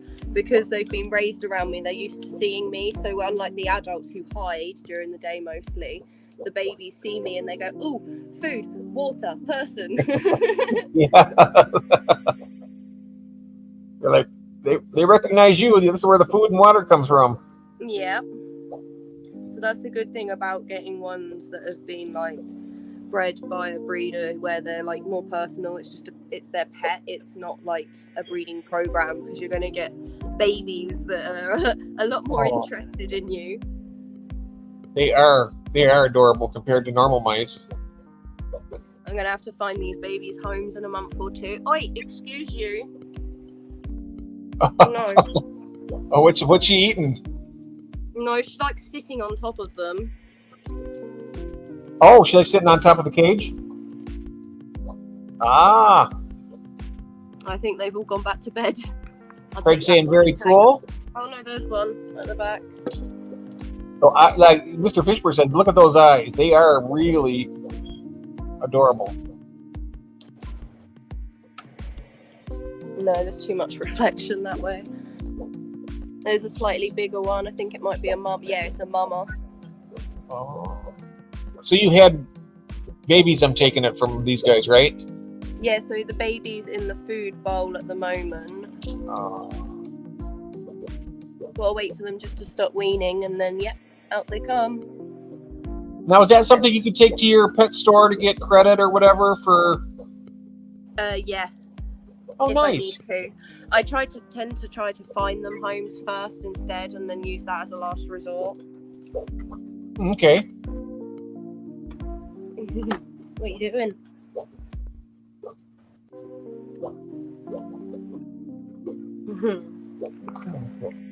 All right. Well, I'll get that straightened out there. But oh, there. There's the tank. There you can see most of the tank there, most of it. Wow, there you go. You got it all in the frame. Let me drop this one here for a second. Whoops. Here.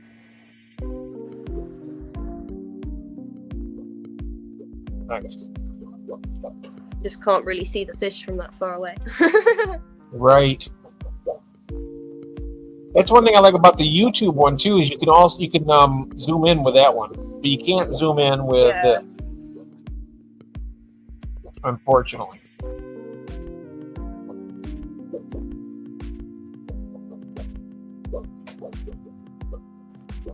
I was going to try and what I'm going to do is then tomorrow night we'll do that.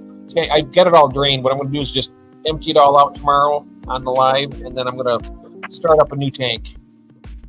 Yeah, what do you think you're going to put in? Well, basically just getting it with the new substrate. I'm going to take all that substrate out because no matter what I do, it still smells like that electrical fire. It's kind of like a... Is it mercury in them anymore, or is that not what they've got in them these days? I don't know exactly. All I know is it has a terrible, like, you've smelled electric fire before, right? Like an electrical fire. It's a very chemically smell. Once you smell it, you'll know what it is. Where am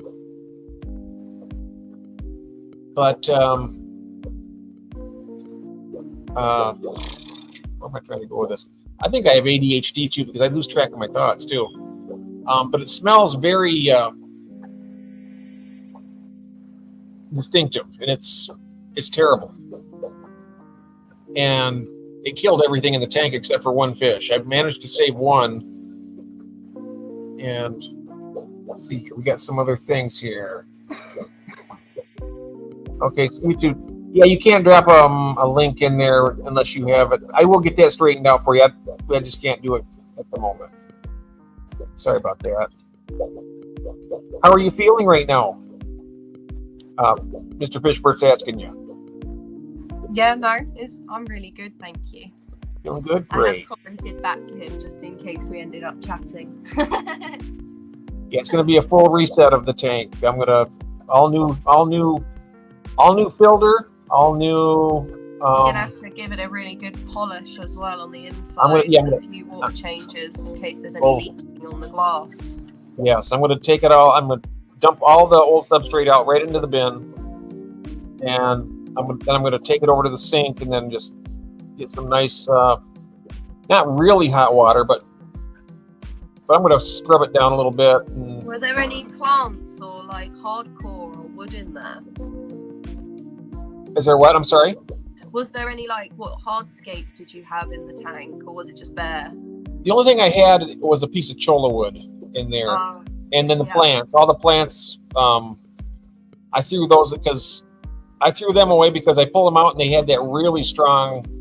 I'm sure they probably absorbed whatever that was. Yeah, but the wood probably will have as well, like a lot. They're like sponges. The sponges. I'm through there's a sponge filter. It's one of those little dual ones. They're cheap.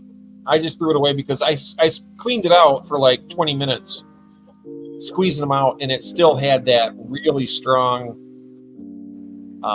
smell of that electrical fire smell. And so I was like, I'm not going to do that. I'm not going to mess with that anymore. I'm just going to start out with fresh new stuff, and Well, depending what you're going to put in fish-wise, Mr. Rob's just made a good suggestion. Aqua soil, cap it with sand, and then go full planted. And then you could possibly get some albino cories in there because they'd love that. Ooh. I'm trying to find the aqua soil. Planet tank. Yeah, that would be great. I do have. Let me show you this. Hey, Nathan. I hope you're enjoying your dog walk. Is that Nathan Hovey? Hey, Nathan, how you doing? Let me show you what I have here. I don't know if this will be as good as the... Oh, exciting. Crystal's going out, guys. But I've had this for quite a while, Rob. I'm not sure. I got a big... yes, excellent. Of the Seachem fluorite. I got a big bag of this. About a 20-pound bag. Would that work? I believe so. That's aqua soil of some description, isn't it? It's some type of aqua soil, yeah. Yeah. It says, good for the life of the aquarium, premium natural substrate for the Planet Aquarium. Yeah, and then cap it with sand and plant away. That should be pretty good. I maybe put this down at the bottom, then do like a little sand cap over the top of it. Yeah, if you want good rootage and that to go on, you want to do like I don't know, about at least 1.5 inches to 2 inches of the aqua soil, and then on top like the same amount but in sand, so you've got a good deep cap to hold all the plants in place so they don't go flying, and then they can root in and spread, and there'll be so much more for them to eat. Yeah, that's what I'll do that. So we'll do that tomorrow night. We'll be doing this, and I have a big bag. I have a 50-pound bag of pool filter sand, which is really nice. We can. I'll get it off. What I'll do is this. Instead of taking all the time to watch me clean it out, I'm going to clean the tank out tomorrow, earlier in the day, and have it all ready. And then when we go live tomorrow, I'll put the aqua soil in it and the sand, and we can fill it up with water and get the new sponge filter in it. And then on another live, we can. Is it a brand new sponge filter, or is it been running on another tank? No, it's a new sponge filter, but it's been in the tank for about 3 months. Oh, excellent! I was going to say you might want to leave it in another tank for a bit first, speed things up. Oh yeah, I that's the only way I do my tanks. I make sure the filters are well seated with the beneficial bacteria. What I'll do is I'll take the one that's running in the tank, and then I'll hook the new one up to that one because it's already got. But yeah. I'll take the dirtier one to the new tank. Perfect. That sounds spot on. I've been doing that now for quite a few years. Doing it in your sleep. Yeah, I do that. That's this way I've been doing it for a long time. But yeah, I would never try and just go. If I went from scratch like that, it would be forever before I could get a nice cycle going for the fish. But I'm too impatient for that. I make sure I get that way. But okay. Got Craig in the house. Craig is in the house. Hello, Craig. Go check Craig out. His content is insane. You will not be disappointed. Yes. Somebody would please drop Craig's link there.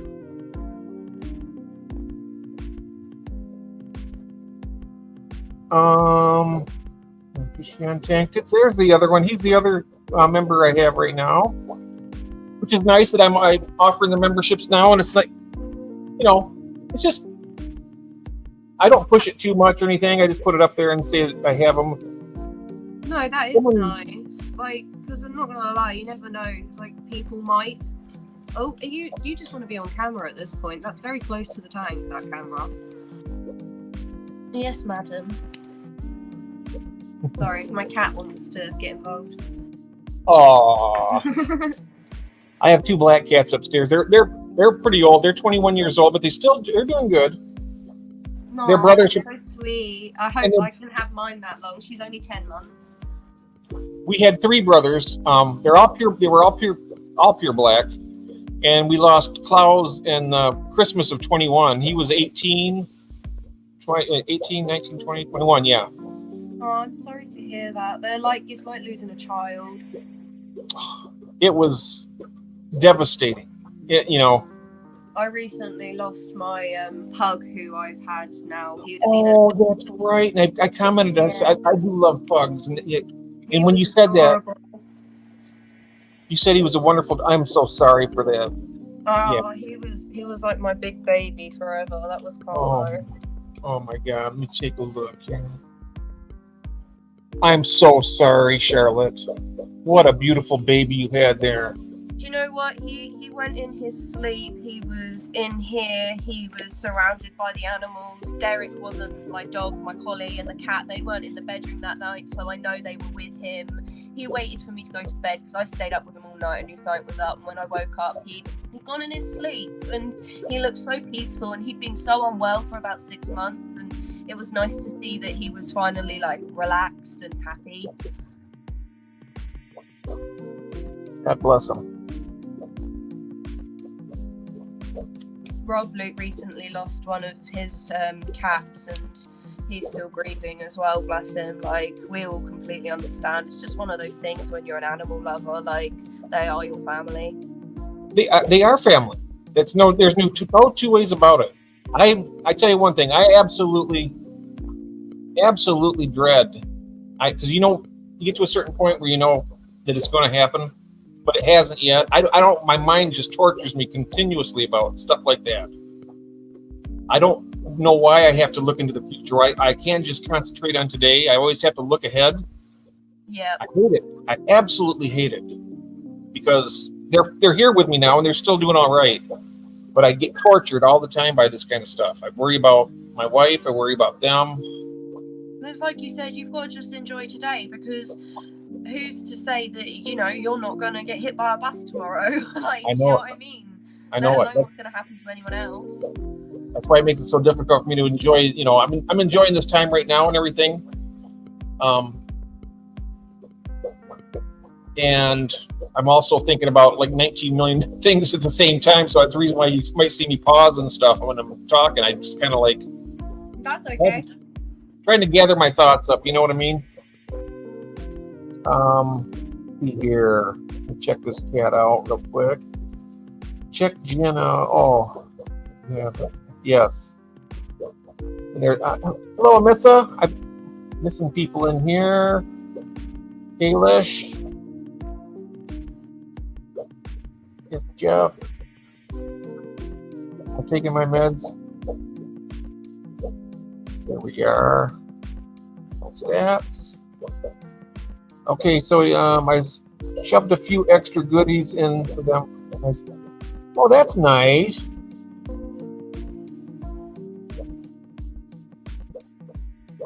Ah, that's wonderful. Very nice. My YouTube is going nuts at the moment. Thank you. That's fantastic, Craig. Oh, you're welcome, Craig. Again, if anyone's on the live and they haven't already, I implore you, you must go check out Craig's channel. Like, you must. His content's amazing. His lives are absolutely incredible. You learn so much and they're a laugh. You will not be disappointed. Absolutely. Let's see here. This guy is amazing. He loves everyone in swims. Yes. Nathan Hubby. He's a good guy. And he's a good aquarist, too. And he also is really good with plants. Definitely. Let's see here. Oh. They're the same about appointments. That's Jenny right there, yes. Some people are amazing with pets, but they're also that should not have them. Yes, that's true. Pets are more important than human family members. Sometimes they are, because they are family members. We don't have kids. I don't have any kids. No, I don't have kids either. So they are my kids, and I'm probably going to be that way until I lose them. It will be that way until I lose them. And then I'm going to have to figure out what to do after that. Okay, where are we at? When it gets close, you just know. Yes, that's right. Greg's asking, are you living alone there, Rob?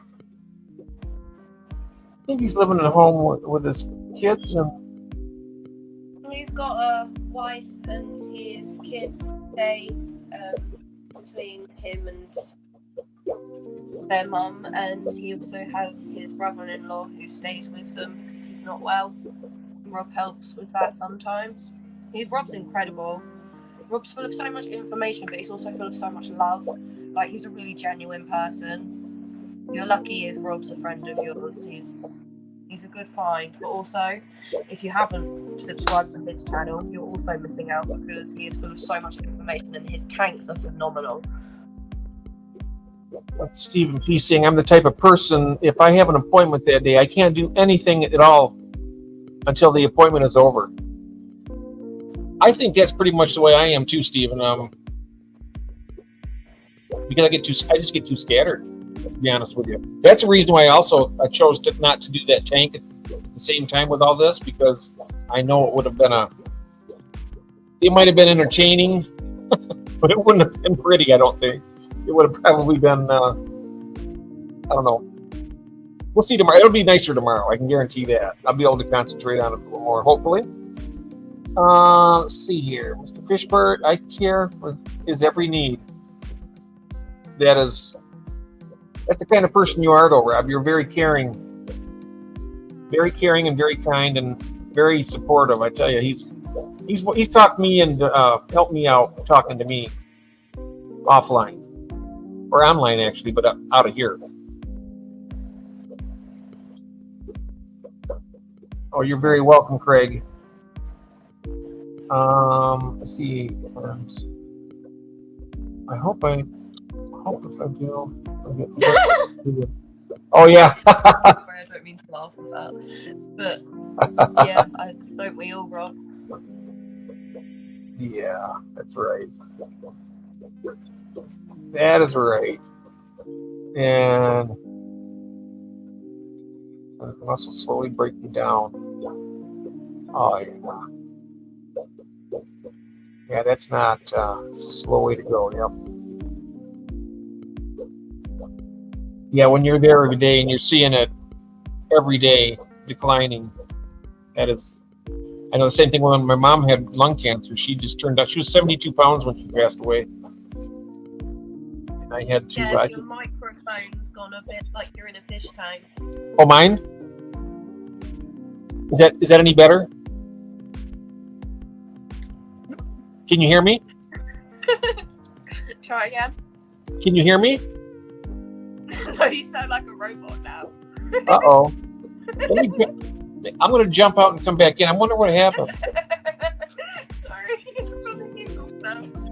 Oh, is it making sound? Hold on, I'll be right back. It's making sound, but he's still... That's a bit better. Oh.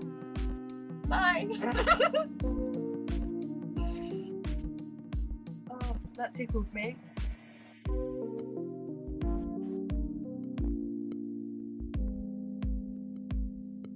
Thank you, Skull Aquatics. I'm sure Jeff will be back in a second when he's no longer a robot.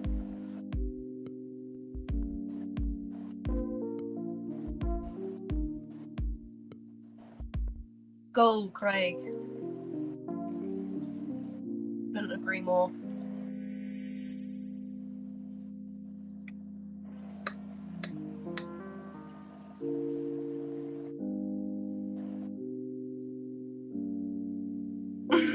No, you're not there, Jeff. It's just me now.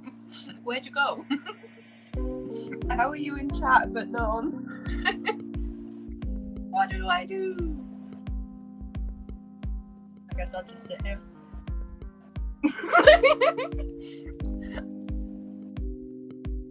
Don't worry, guys. This won't be called Jeff Phelps Aquatics soon. There we go. Okay, I'm back now. Oh, he's back. No, it's no longer mine. Does it sound okay? Is the sound still messed up? We're gonna just me giggling. Lottie's nature. Hello, Juanita. Hello. I'm not sure what's going on here. Oh, that was funny. Oh, Skull's in here. Hey, Curtis, my friend. Thank you so much, Curtis. Just having a couple little difficulties here, technical difficulties. Trouble talking even. Go figure. But that's okay. Oh, look, there it is. My device showed it not being connected when I was trying to get back in. So good to see you, Curtis. Curtis is the one that gave me the fish that got killed in that disaster last night.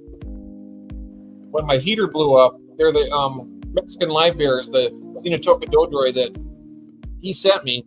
He sent me 2 trios of them, and I had a whole tank full of about, I think I counted 43 dead fry. And then one of the females was dead, and then I never did find the male. I don't even know where it is. I looked everywhere. Didn't jump out. It's just gone. I'm not sure what happened. Strange. But yes, Charlotte's new channel. Rob's He's welcome here anytime, definitely. Rob's asked Oscar, what does buzz mean? That was because Jeff was glitching and he sounded like a robot. Yes. I couldn't ask for a nicer person to take over for me, I'll tell you that. Craig's going home to touch the tarantula again. Anyone who hasn't, you should go check out his latest live stream. It should be on his channel. It's brilliant. Oh yeah, the tarantula. Yeah. Is that something you'd want to keep? Not currently. Like, I find them fascinating and they're really pretty, but they're not for me at the moment. I say at the moment because you never know. Yeah. Yep. I don't think I would. I mean, I wanted to get a scorpion a while back. Those are pretty cool, but I never did. My wife wouldn't allow that in the house either. So there's certain things she supports the fish, the cats, the fish, maybe even a reptile. I might be able to get a reptile in here. I should be able to. She kept reptiles before she met me. So, and when we got our leopard gecko, it was her idea to get the leopard gecko when we got her. It was a female. Good night, Gord. Thank you so very much. 40 gallon without fish. Gord is going to 40 gallon without fish. The octopus frogs. Thanks again, Gord, for everything. Fantastic friend, fantastic person. Mr. Fishbird, it says, that's what I think I'm gonna blow. Uh-oh, what's going on? I'm not sure what he's talking about. Do you know? Do you know what this is about, Charlotte? I don't know. No. Mike Meyer says, I subbed all the links to help you guys out a bit. Thanks, Mike. Very nice. And I think everybody, I know I'm subbed to you. Craig said he's going to chuck it on someone. He says what? Craig said he's going to chuck something on someone. Oh. Gonna check something. Where's it? 40 degrees. Oh, 40 gallons. Oh. I like the 40 gallons. And then... Oh, yeah. He jumped when he touched it. Yeah. Someone called Bunny Viper said, if you're going to get a reptile, Jeff, you should try Uromastyx. Uromastyx are absolutely stunning. I was going to get one, and my mum decided she liked him too, and she beat me to the till, put down a 1p deposit. So she now has this stunning Uromastyx, but he's mine should he ever need a new home. Yeah, maybe something like that. I know that Larry, remember earlier when Larry D's Chili Head Aquatics was in here, remember I told you he's going to love your channel because of all the stuff. He has a Uromastyx. He has one of those lizards, the Uromastyx, That's sick. and it's really cool too. They're absolutely lovely. Life's great. Spiders, good friends, and snow. LOL. Oh, Bunny Viper, hello, honey. How you doing? Oh my God, so good to see you. You're going to do a reptile try. Oh, there it is. I'm so far behind. That's where you were talking right there. I lost track of my. I get behind in my own chat here. I might have to try that, Bunny. Yeah. I'm right at the bottom. You're already at the bottom. Okay, you're fast. You're good. I should have you as my. I should have you as my admin. You can handle this really good. You could be the admin. You could just handle all that stuff, but you can handle the whole chat. That would be great. Something to think about. If you ever want to be a co-host or something, you're more than welcome. I don't have a co-host right now or an admin, so it's available if you want to do it. Yeah, think about it. Yeah, think about it. Everybody saying hello. Yeah. Oh, Melvin's in the chat. Hello, Melvin. Melvin is in the building. Be sure to hit the like button, guys, because Melvin's here and he demands it.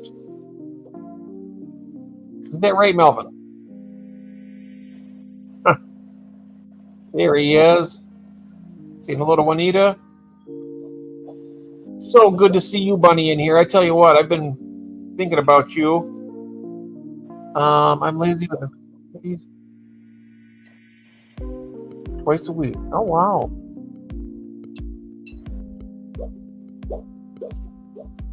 Egyptian Uromastyx. Oh, okay. There's a few different types. My mum's Uromastyx has a round tail. But Which one? I mostly see in the shops the ones with the pointy tails. My mum's one goes blue. It's so pretty. Which one is it Blue they and call orange. the sun gazer? The one's called the sun gazer? Oh, It's a sun gazer Uromastyx? I don't think so. Is it? I'm not I entirely thought- sure on that one. I thought it did, the sun gazer. I'm not sure if anybody... Hang on, I will have a look. Yeah, it's a sun. They call it a sun gazer. And here's Lottie's channel. Here, I got her. It's a girdled lizard. That's what it's called. Is the girdled lizard? Girdled lizard. Yeah. They're the largest of that type of lizard group, and they're from the Pordylidae, containing more than 50 species. That's the girdled lizard. They're the ones that look like little, like, I don't know what to call it, like dragons without wings. Yeah, they're cool. Hey, Mr. Fishbird saying, Charlotte, you are smashing it, little sister. Thank you. And you are. You're doing a fantastic, very fantastic job here. You know, I can tell you're enjoying it because you're very well. Let's put it this way: when you speak and talking about your stuff, you're very concentrated on it, and that's something I can't do. And I think you do it. You just don't realize you're doing it. I don't know. I get so scattered sometimes, and I feel like I'm just all over the place, and just not. But scared of what? What is there to be scared of, really? No. If you do something wrong, someone will... Not scared, scattered. My mind right. is just scatterbrained. But hopefully I'll get my concentration coming back a little better. I think it is ADHD. I don't think I've been treated for it, but I really think that's probably what's going on with me. See here. It's like that your brain is literally switching from one thing to another, and you haven't even finished the first thought. Then yeah, probably. Yeah, I think all the So synapses suffer with it. they're firing in a very odd fashion, and I just not really keeping up with it. I'm talking to you on the stream, I'm eating food, and I'm also got the chat, and then I'm searching things up just to make sure that I'm not chatting completely wrong. Hey. Yep. Nathan, NLA, hello. Let's see now. Stream Elements really likes June's channel tonight.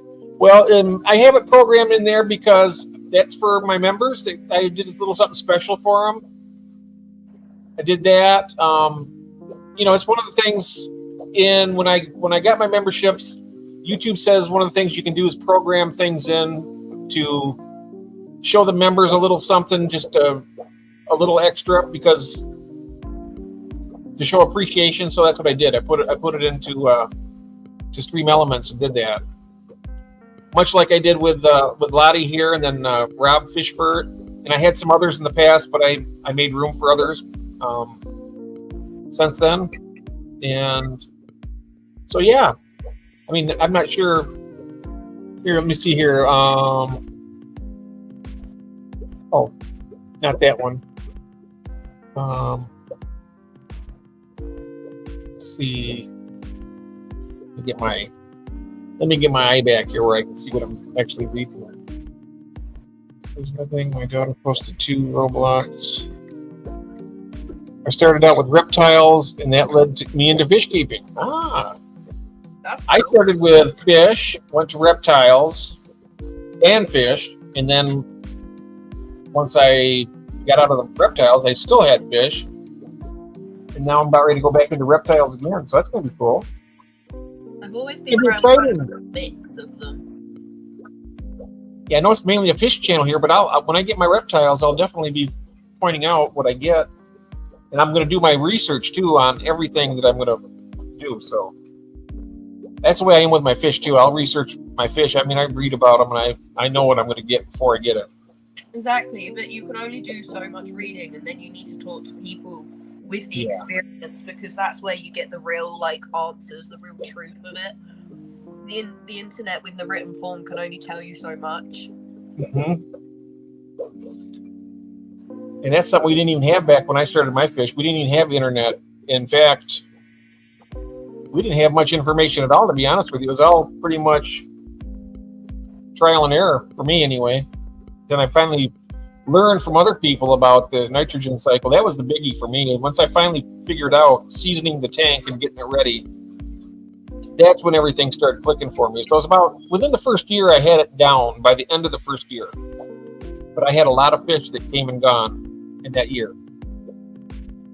But I was 10 years old at the time too. So that was, I mean, I probably did as good as some people do without knowing. To learn for a 10-year-old. No. In fact, my birthday's next month, and it'll be 50 years since I've been keeping fish. So, wow. Yep, my mom got it for my 10th birthday, and I think I showed it the other day. The little castle I have in this 75-gallon tank over here. That was in. She bought that for me. That was new in my 10-gallon tank, and I've had it in my aquariums ever since. So it's been in water for 50 years here. That's incredible. Yep, it's something for me to remember. You should do a little sort of celebration of how long you've been in the hobby, video, and put in any photos or anything you've got of your older tanks. Yeah, I'm gonna do like a 50-year anniversary. Yeah, like a 50-year anniversary type something. Maybe a 50-year anniversary stream or something where we can have a group of people on and just kind of like a celebration type thing. I think it would be good to have that. Be fun. Yeah, and it'd be cool to learn about what fish you had at what points and what got you into the other fish as you evolved. Oh yeah, I could prattle on about from the beginning all the way up until now. I got to. That's what I mean. You should do an actual video, maybe upload of just to commemorate the last 50 years and do a little timeline and talk about what you had and how you got to where you are. I actually have some of the fish for my when I first got fish, and those are that'd be so cool to watch. Yeah, I got them in a tank over here. They're a pair of pink convicts, and they were the first fish that I ever had that bred for me. That'd be such a cool video, hearing the backstory and how you got to where you are, and then seeing the fish that you've still got from then. Mm-hmm. They were a hot selling fish back in the 70s. I'm telling you what, I made some money on them. Back then, they weren't so prevalent as they are now. I mean, now you can't even give them away. But back then, they were actually a valuable commodity. That's really cool. Like, there's a lot of fish now that back then you just didn't see. That's right. See, the hobby is still a lot of trial and error, just a lot easier to share with people is what's working. Yes, that's right, Stephen. Yeah, it's almost like one great big science experiment, and originally we were all kind of doing it in small groups, but now we've got access to each other almost instantly. It's like those tiny little experiments have almost turned into like one giant one, and we're evolving in like making them more comfortable so much faster. Yeah, absolutely. And we got people like Rob out there. We got people like Stephen P. out there. We got Jeff Kane. We got a lot of people. Curtis. A lot of really great, talented aquarists out there that, you know, you get I've even given some information to people that need it. I have a little bit of knowledge, but, we have a lot of great people out there that can go so much farther. So some things that I know, and let's see here. How far behind am I in the chat, by the way? Anyway, I'm looking here right now. I'm not sure. You're not that far behind. Funny Viper saying that's a gorgeous piece of Mopani wood. Mopani is this one here. Favorite. And a large, amazing piece covered with small leaves and nubias that Tommy got when he got my tanks. Oh yeah. That sounds wonderful. That's Mopani right there, that big piece. Oh wow. Yeah, I love this piece. I'm not gonna lie, when I go in the fish shop and I'm looking for wood, they look at me and they just go, yeah, go ahead, because they know that if I see a piece that I want and it's in a display tank that's not got water in it, I'm taking it home. Yes. And this one came out of the display tank, and I was like, they didn't have it laying this way. And then when I got to the till, I showed them, and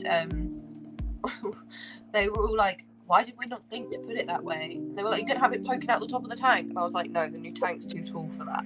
But I'm thinking I might move it slightly so it's almost sat up on this ledge that I've made at the back out of pond foam and slate and another bit of like spiderwood, of almost propping it up here in front. And then the top might just break the water top surface, and then maybe putting a different plant on top of it so it looks like a tree coming out the water. Yeah, you could even put some dragonstone feet down there and set it on top of even. That'd look pretty sweet. Yeah, I've got some dragonstone in here somewhere. I could just pull it out. I got some really beautiful dragonstone. I got a big box of it. It's so expensive over here. I got a 50-pound box of dragonstone, okay, for $44, and that was free shipping. Wow. Let me. I'm gonna grab a piece and show you. It's really. I got it in a lot of my tanks. When I go around, when I do a tour sometime, I'll show you all what pieces I got. If I it at that price, this tank would be full of it. This was only about 2 years ago that I got it. It was through Lowe's home improvement store, and they sold out within like the first day, and then they stopped the sale. The sale was stopped after that. I've got like quite a bit of like quartz, like pink, white, and I've even got some blue somewhere quartz in the tank, and then like the rest of it's all here. So like behind this plant, I don't know if you can see, there's a cave entrance, and what I've made is out pond foam. It's a big cave for the corner, and then on top of it I've put all different stone. There's a lot of like quartz pieces in there, and sometimes when I go in there and I want a bit of quartz, I get really annoyed because there is no quartz. Now there's like a sort of pagan-y witchy shop near the antique shop there, and they sell crystals. Now they always have so much quartz in stock, and the reason is everyone goes to the fish shop when they want to buy quartz, and they see how cheap it is, they buy bags of it, and then they sell it online, like they break it up and sell it online, and then I can't get any quartz.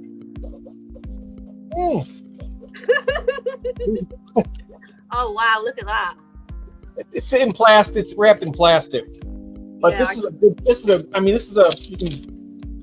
sized piece of big piece. And I got other big pieces that's not that same size here, about 4 or 5 other ones. But look at this big massive one here I got. It's just wow. And when I get this when I get this unwrapped and I get it into the tanks, when I get the rest of my tank set up, Yeah. I'll be using all these Dragonstone in those. Oh, lovely. I don't have any driftwood, but I got cholla wood that I put in for the plecos. They like it. And then You can always go and collect some wood and like, you know, process it yourself and then put it in a like later date. yeah, I need to get some of that. Mr. Fishbert was saying to me that fruiting trees are like a really good source of wood for fish tanks. I think What type of tree was that? I'm sorry. Fruiting trees. Oh, So yeah. apple trees or plum trees, but I think he said to avoid cherry trees. Oh, cherry. So like I've got an allotment near me, near where the cows graze in the summer, and it's open to the public, and you get a lot of like sticks and actual bits of the tree break off when it gets really windy, and we've had high like wind today, so I'm gonna go check and see if there's any pieces. Nice. Yeah. Yeah, cherry wood. I think that would probably make a really good.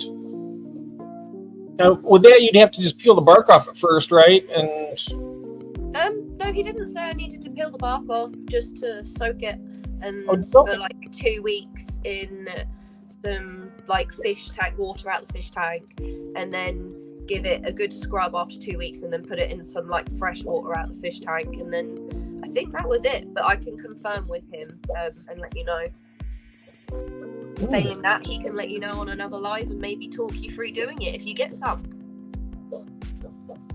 I will. I'll look into that. Yeah. I need to. I tell you, I have so many tanks here that I could scape, and they're not scape. They're just breeding tanks. I need to do something with them. You should definitely scape in your breeding tanks. Yeah. I do need to do it. I need to scape Gives you every so one. much more space to play with, and once you get into scaping and you start enjoying it, you'll be glad you have so many tanks to play with. I know I will. I'm looking at your tank right there with the way you got plants and everything. It's just beautiful. I don't have that. I do have some plants, but not. And the fish interact with the plants and like the hardcore so much differently than just a bare tank. Like you get to see all different mannerisms from them. Like Yes. the Tetra here will like to show just above this sort of bit of spiderwood because it's almost like an open space in like a water section. I lost my magnifying glass here. I can't see what this. Still here, guys. Just keeping my life story shut and cooling down. Okay.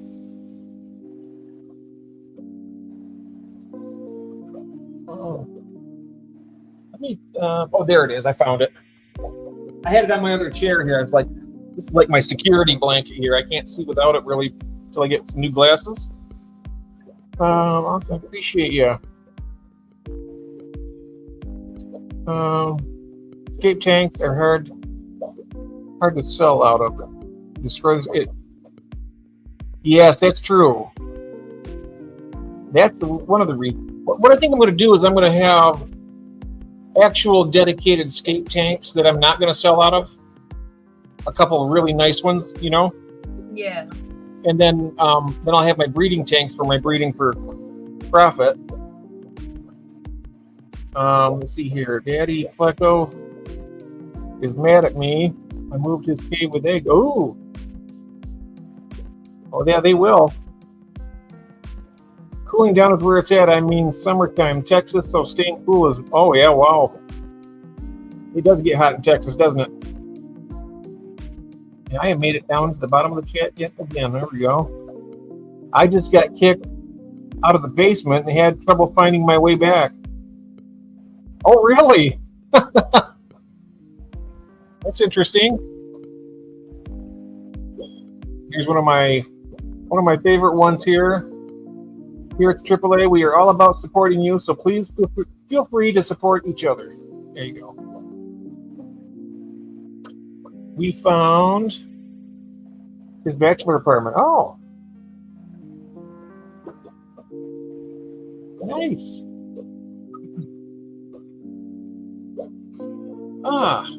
I'm feeling more relaxed now. I think I'm starting to focus a little bit better. that's good. A little bit of coffee helps. I started taking magnesium too, and that seems to be helping with my soothing me down a little bit. Magnesium seems to help.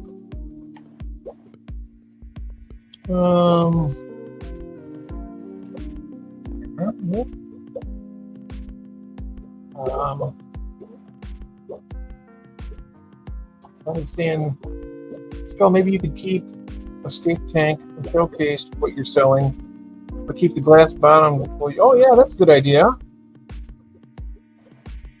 Oh yes, here we are, Steve. Yes, what it was is the heater in the tank basically exploded, and it turned everything in the tank a real pungent electrical fire smell, and it killed everything except for one female who's still not out of the woods yet, but she's swimming good and she's eating. Actually, I've seen her eat. Oh, that's good. I didn't know that one made it. That's a good sign that she's swimming good and she's eating. The only thing I'm worried about is I know she's pregnant too. I know she's got a tummy full of fry coming out. I'm just worried that maybe the electric surge or whatever, I hope it didn't kill them inside of her, because that would probably do her in. Yeah, unfortunately. Yeah, heater. Time will tell. Yeah. That's right. Heaters are the silent killers. You bet.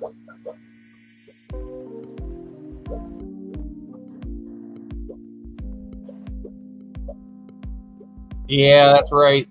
It killed a whole tank of goodies, Mike, that I got from Curtis. He sent me 2 trios, right? And I had in the one tank, they both had about the same amount of fry. I think I counted 43 fry that were dead. And they were good size too. I mean, they weren't really small fry. They were getting almost to the juvenile stage.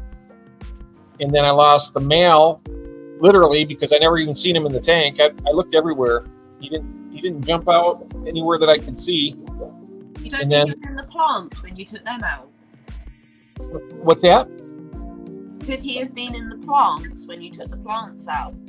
Oh, I took the plants. There was only duckweed and just a little bit of hornwort in the tank. Okay. And so he wasn't there. And he's a good sized fish too. He was a nice size. He wasn't. Could he have jumped into a tank next to him or a sump? Could you say that again, please? I'm sorry. Could he have jumped into the tank next to him or a sump below him or anything? Nope. The one next to him has got the same thing, a trio, and that's all that's in there right now is a trio. But and all the other tanks have lids on them and tight lids because I have my wild type bettas. They'll jump out of the tank, so there's no way that he could get into them. I just don't know.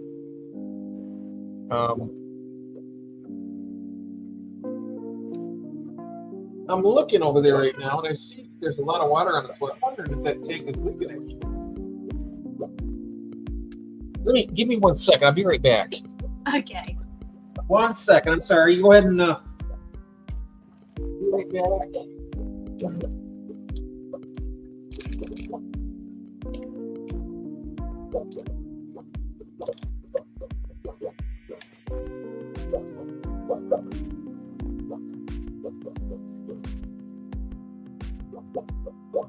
Oh, that's nothing. That's where I was doing it's just where I was draining the water out earlier. It kind of spilled some. It's all right. It's okay. Duckweed grows twice as fast with electricity. Oh, does it? It's all I'm getting. I have most of the duckweed out, and that duckweed's going to be completely gone out of this tank too. So that'll be one duckweed tank down. You're trying to eliminate it. If you want to get rid of duckweed, you just need heavy flow on the surface of the water, and it'll turn it over, and it'll be gone in a couple of days, like completely gone. Yep. I got some power. I had upstairs in my 29 gallon. I put two hang-on back filters really powerful, and they're blowing. And it's power almost gone. heads are good as well. Yeah, it doesn't like the activity at the top of the water. It's almost gone up there. I'm sorry to hear that, Jeff. I quit using heaters altogether, but when I decided I might want heaters in a few of my small tanks, I bought the Higer titanium for them. Much less likely to fail. Yes, I got the Higer titanium. It's a great heater. But this one was a cheap. I think it was either a Korean or Chinese made. It was only like, it was a cheap one too. It was like $10. But it worked for 3 years. And I've never had that happen with my heaters before either, so. Is there even a guideline to how often you should change out your heater just in case it wants to go kaput? Yeah, I don't know. I know that I was talking with Sketty Nona, Sarah, earlier, and they were talking about Inkbird heater controllers that will prevent your heater from doing something like that. It's just a thermostat like control safety switch one, isn't it? Yeah, it'll prevent it from. So in other words, instead of that blowing up like that, it would stop it before then, and it would have saved all those fish if I had it. But I've got some Exoterra versions for the reptiles. I wonder if I just stick one of them on. oh, nice. I need to get some of those. J-Rock. I've heard Inkbird are good. Lots of people use them. Temperature controllers can help a lot. I use them on all of the tanks that mean anything to me. Oh, yeah. I just got a message here. 1 second. Let me see what this is. Oh, it's Mark Shelley. He's okay. I'm not sure if Mark's watching right now, but he doesn't know I'm in live right now, probably. Inkbird won't stop a short that is putting electricity in the water. What I'm wondering is, though, Curtis, would it stop the heater before it got to that point? I'm not sure what caused that heater to explode like that, is what I'm wondering. It didn't explode, but it definitely did something where it did get the electricity in the water, because everything, even the water itself, had that smell. Even after doing like 100% water change, even with Did you check the fuse on the plug? Like, if the fuse has shorted on the plug, then you know that it was a power surge that caused it. But if it didn't, then it could have been it was knocked by like one of the fish going nuts or something, and it just went like they do. Well, it's plugged in. It was plugged into a surge protector along with a bunch of other heaters and lights, and they're all fine.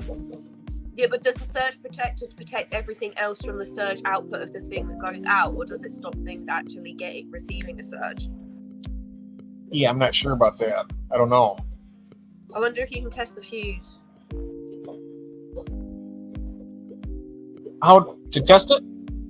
Yeah, I said I wonder if you can test the fuse and see if it was the fuse that went. Like, if the fuse went, it was a surge.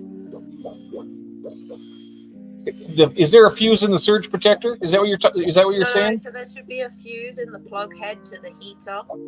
Oh, the fuse box is over there. Generally, if anything happens with the fuse, it would shut down all the power to the area.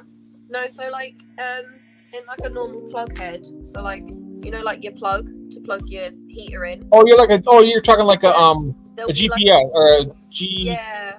You'll have your little like fuse in there, and if that's gone, then there was some sort of surge with the electricity in the appliance. Oh, that doesn't have it. That one doesn't have that. Oh, are yours all done slightly different to ours, aren't they? Yeah, all mine are the ceiling ones. They don't have that little button that you would pop out if there was a surge. Yeah. Yeah, we don't. I have those. We have those in our kitchen and in the bathrooms, but we don't have them down here in the basement. Strange. I wonder if it just got knocked then, like the fish decided to have a rave.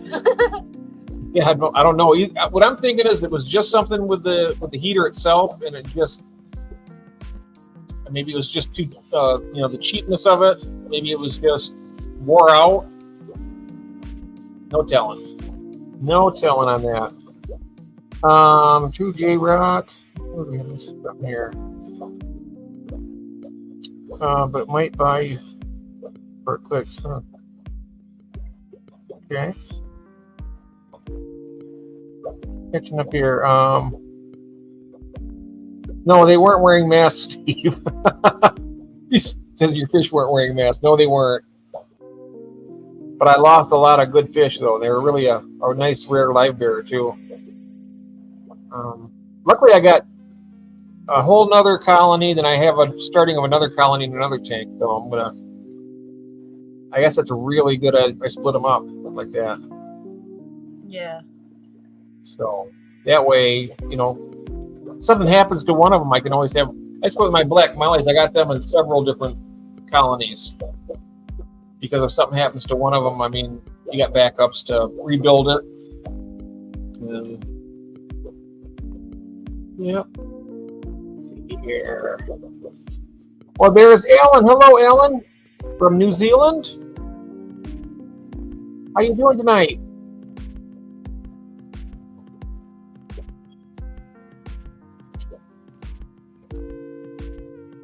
I'll be glad when I get some new glasses where I don't have to keep using this thing. I changed my outlets and changed all the water in the room. Oh, okay. Yeah, New Zealand. Yep. Doing good. All right. Yes. Well. We've got 20 people in the chat. Yes, we do. So good to see everybody in the chat. Very good. I'm wondering if I should try to join the chat with my phone, and then I could walk around there and show that tank. Yeah. I know I have to mute myself here, so I'll mute myself here, and I'll turn the volume off on. So I'll be back in just a moment. I'll still be sitting here.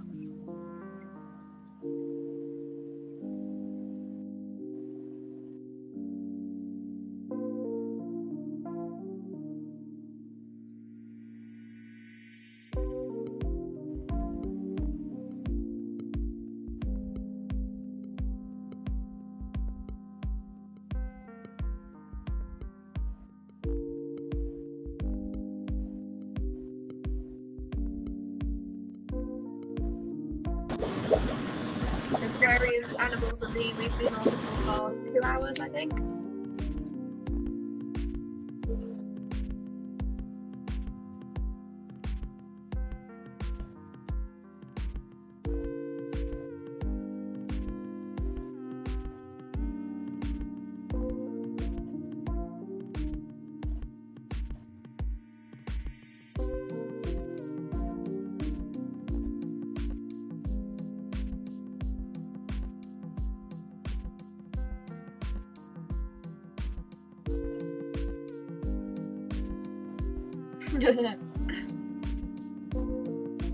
Sounds like you've got a very vintage heater there, Jay.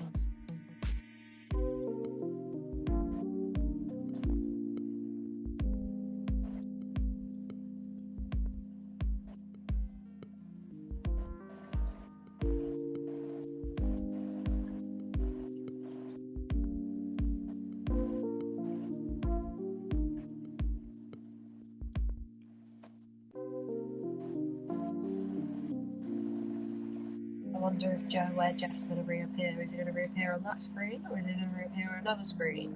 Oh, there he is! Woo! We swap screens.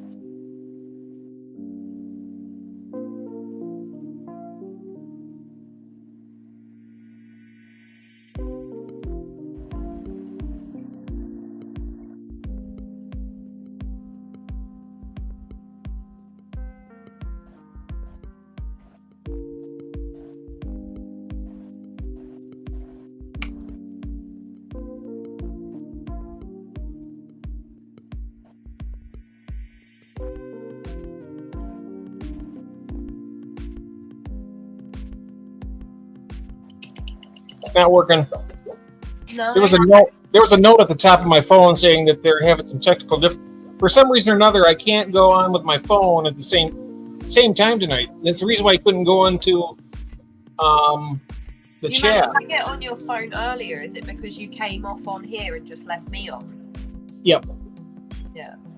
Yep. So, but we'll get that straightened out at some point. Well, tomorrow night I'll be on this, so it'll be easier to check it out. But well, we have 20 people in chat. Would anybody else like to join us up on the stage here? I can. Aquariums, animals, and me. Yes, I'm also in the UK. I am from down south, just outside the M25, near the Queen's home in Windsor. But I'm not in Windsor. I'm gonna do. Let's do this, okay? And if anybody would like to join us, come on up and have a chat. Yeah, come on up. Yeah. Come on up and join us. Is Rob still watching? Does Rob want to chat? Have we got Craig? Yeah, Rob, come on up here. Come on up and join us. That'd be fun. Click the link that Jess just dropped in the chat if you want to join onto the chat. Yes, come on up. It doesn't matter. You can just put the camera on your fish, Rob. I am not gonna lie. He's baked and naked, he says. Uh-oh. I am in a very similar situation, but I'm probably wearing more than you. But you can't see me.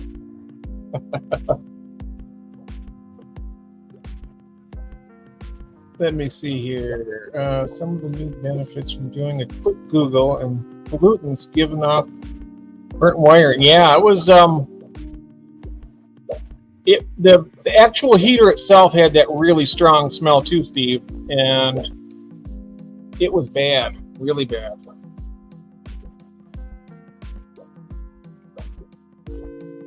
Oh, that's my link. I was ready to click on it. Whoops. I just put it out there and I'm ready to click on it. I think I'm baked too. I don't think you'd ever catch me on YouTube again if that happened. Yeah. Be like, no, I'm out. Bye.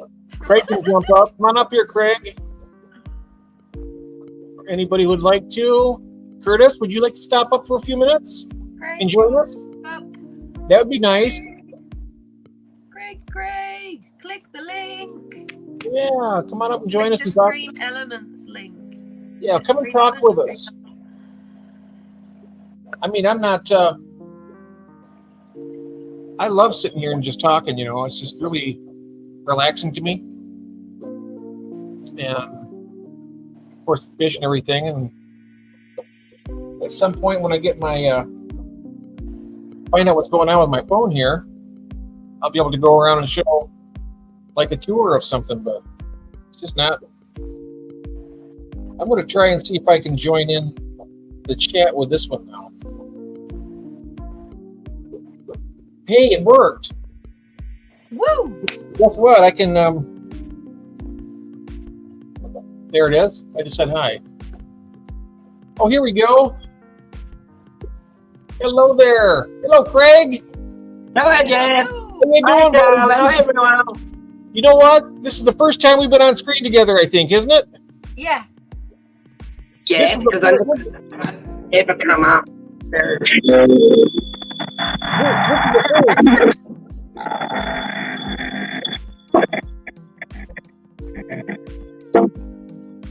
It's Charlotte's first time up here, and then it's your first time up here. That's great. Nice. Is it noisy here? What's that? Is it too noisy? No, it's fine. It's fine. No, you're good. Rob's saying, Charlotte, keep covered or I'll be having words.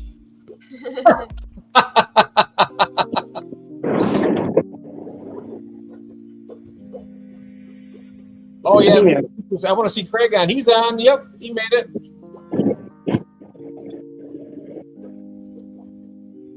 Oh, there we are. And I'll drop that one down there. Yeah, it's been quite a day today. struggling with my my thought patterns and stuff. Let me see here. That was a cool tarantula that Belinda got earlier. Cool, I Jeff. The tarantula and the spiders. I Not love my that. pet like I'd pick up in the iceberg. Nice. It's not. Here he is. Paparazzi man. That's what Rob's saying. Yes. Thank you.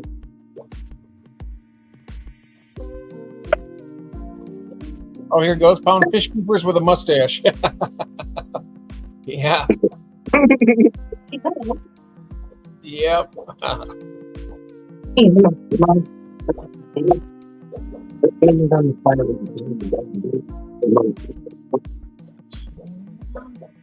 Yeah. Oh. Viper says, Craig, brush your crazy hair, mate. And Rob says, proper Aussie man.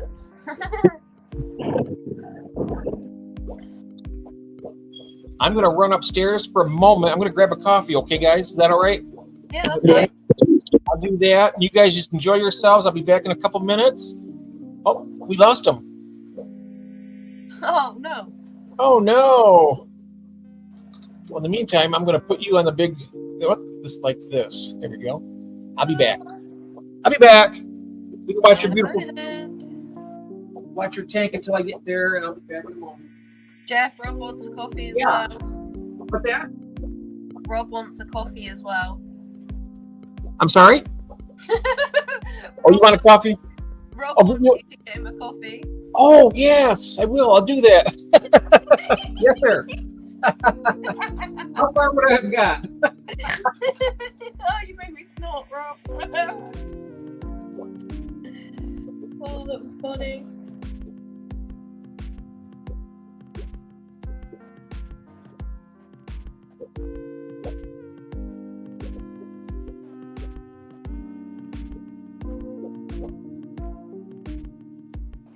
All right, see you in a second again, Craig.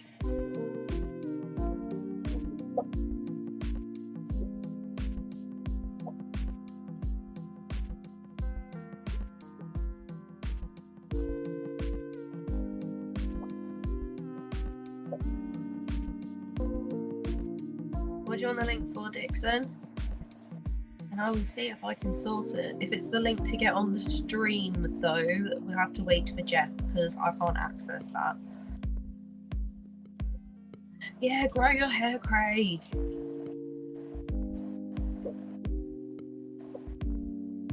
Go for a mullet and then you can go for some really long Viking plaits. And then you can have a really, really, really big Aussie mohawk and you can trim it into the shape of a fish. Sounds awesome.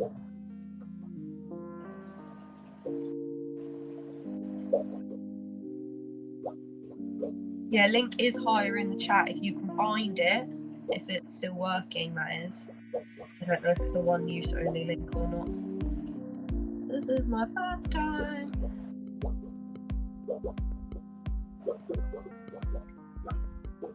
Oh, right. Oh, bless you. Thank you so much. I believe I'm already subbed to you. Let me double check. Where'd it go? My cat's not behaving. Yes, I'm already subbed to Dixon. That's fine.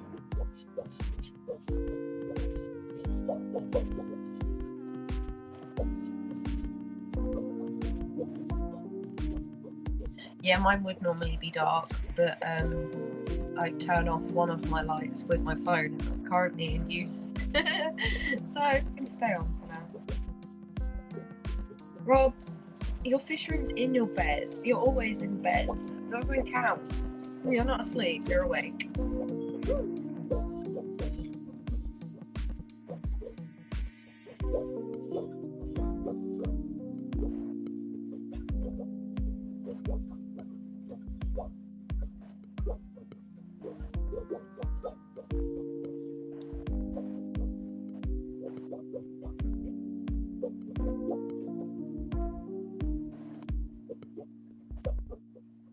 Exactly. Your bed could be a sofa during the day if you put scat cushions along the wall. Hiya, TK Truffles. Jeff is just grabbing a coffee, and my name is Charlotte from Lottie's Nature.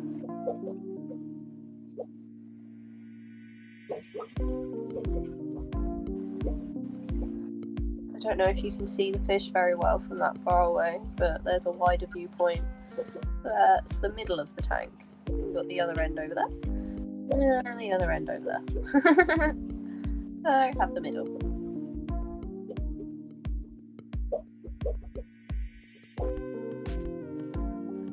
Thank you. Oh, Dixon, you want to pop Jeff a message? He's amazing for explaining how. Oh, I see him right there. Okay, sorry about that. Here we are. Yes, I have trumpet snails in my Hello. Hi there. Rabbit snails and many more. But You pressed the wrong button. Uh-oh. My choice. Hello, you're back. Oh no, You end up on the old bingo stream. Oh, no, Craig. Hello. Oh wow, that is good. No. Stingray. What I know. Oh, you saved my life, Charlotte. Charlotte, Yes. you saved my life. Did I? I can have this. I was dying for this. Oh bless you. You could have gone any time. Yeah, but I didn't want to. Yeah, I probably should. Look at that beautiful stingray there, and it's just stunning. They are. Can you hear us okay, June? Yeah, I can hear you fine. Oh, okay. That Oscar. Oh, I love the coloration on the side. Yes. How big are they at the moment, June? Let's see here. Saying you need a coffee pot in your fisher. I do. I think that's a great idea, Curtis. That's a really good idea, in fact. It saved me a lot of time. I could just have a pot down here and just fill my cup up, and on stream day, you know. That's a great idea. I'm gonna have to take them up on that. So, there's the stingray. Wow. Oh, wow. I love her. One big tank. Oh, it's beautiful. Oh, you want the long Your view? tank's got to be bigger than mine. What size have you got them in? This is my biggest tank. Wow. Do you know the measurements? It's huge. Oh, Oh, wow. That looks like a 10-footer, even 12 maybe. yeah, it's 425 gallons. So double mine, yeah. So potentially 12 foot. That's nuts. I can't catch these two guys. Watch what they do. Why are you trying to catch them this evening? Well, today. I need my ladder. Oh, But they're the last Oh, two sorry I about want to that. remove. Oh, okay. You're moving everyone. sorry about that. Oops. 420 gallons. My goodness. I'm going to get two more of these guys.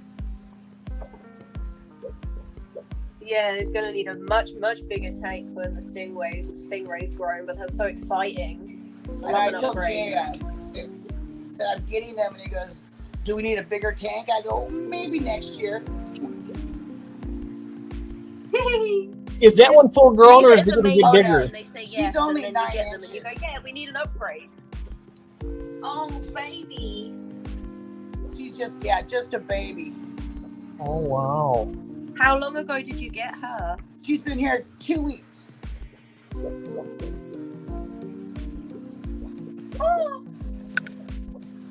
Oh, that's so sweet.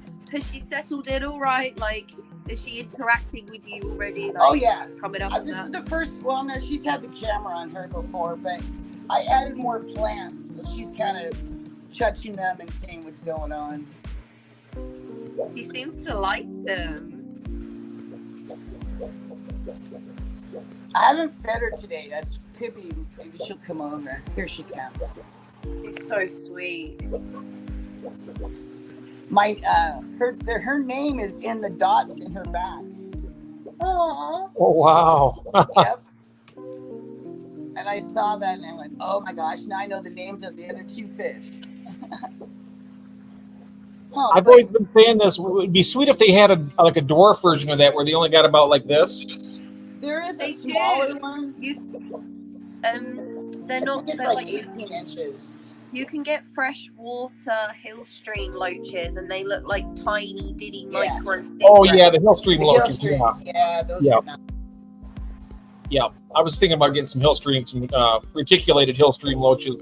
Oh, they're great fun, but you need to make sure that you get the numbers right on them, because if you've got like a very few about, they can bully each other, but they like to be in a big group. Yeah, get like 4 or 5 of them at least. Can you see her name? It took me a bit to notice it. Oh, her name. It's like playing that stupid valve game. They're supposed to figure out the word. Here's all these little letters. What Oh word? wow.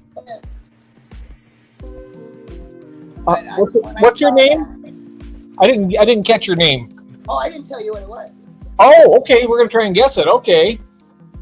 Let's see if we can word it out here. And it goes all around the tank. She loves it. I like how she touches everything. Yeah, I do too. Yeah. She's inquisitive. She was doing that with the plants, and I thought, oh, don't eat it, please don't eat it. Some she just touched it, and the plants came out, but she didn't eat them, not yet. She's just exploring the tank. Yeah. I think it's a week and a half now. Then I'll get at least one more. Oh, nice. I've been holding back spending. Do you plan to breed them? No, I don't plan on breeding any of my fish. It's never been a priority for me. Like, they're just my fish. But these guys, they're terrible. Oh, Dixon's got to go make some baby goat bottles. Oh, okay. Got to go feed the goats. Oh, I can't see the chat. Oh, I'm bringing it up. Can you see when I put it on the screen? Can you see when I put it on the screen? Not at the moment. No.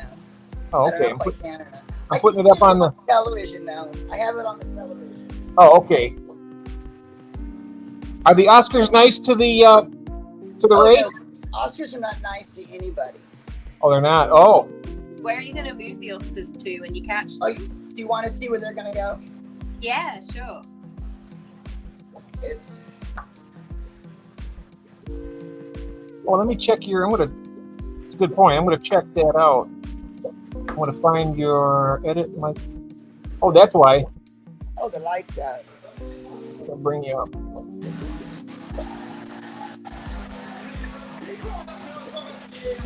Yeah, I just turned it up, Bunny. I don't know why StreamYard always starts everybody out at 50% on their microphone. I always have to turn them up. Oh, you can't see them.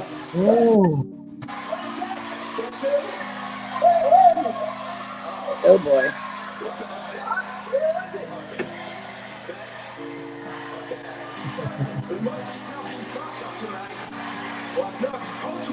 Oh wow.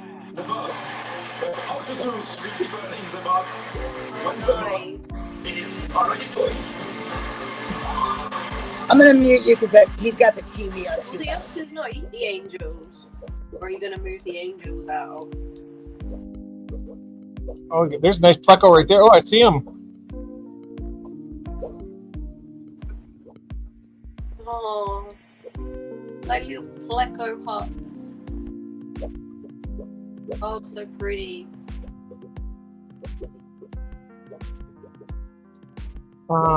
Did Rob leave? He says, see you. Yeah, I think so. Oh, Rob, have a good night. I didn't get a chance to say goodbye to him when I went to get my coffee. Hopefully so. Oh. I'm surprised my cats haven't followed me down here. They usually come down here and try to get on my lap when I'm down here.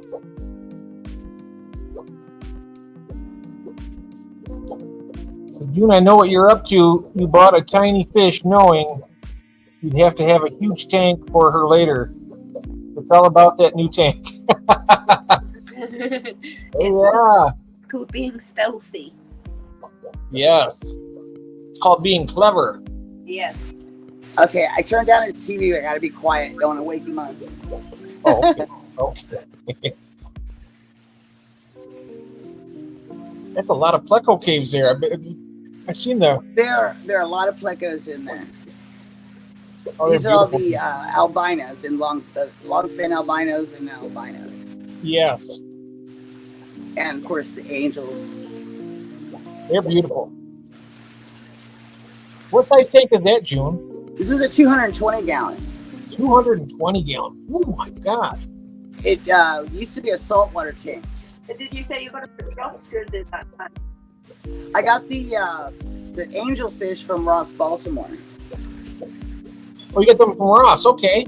Yeah, they're the pearl. Did you say you're going to put the Oscars in there, June? Oh God, I can't. They're that tank that they're going to go into is the lights aren't on yet, so I can't show you. It's too dark. So I thought I'd show you this tank because I haven't showed this tank ever. The pea puffers are in that back tree. Oh. They've taken over that. They go in and out of there. It's so cute. What's in the tree? The pea puffers. Oh, pea puffers. Oh, wow. Yeah, there's 2 or 3 of them in there. Oh, neat. Yeah, and then there's a bunch of plecos. Oh, they're beautiful too. The long fins are beautiful. Look at that. I know. I love the long fins. I have a tank full of babies upstairs. Actually, 2 tanks full of babies of these long fin plecos. All different colors. I got calico ones. I thought that was interesting. That's cool. They're trying to get in the drift where the tank is, the water's flowing. Let's add some more food.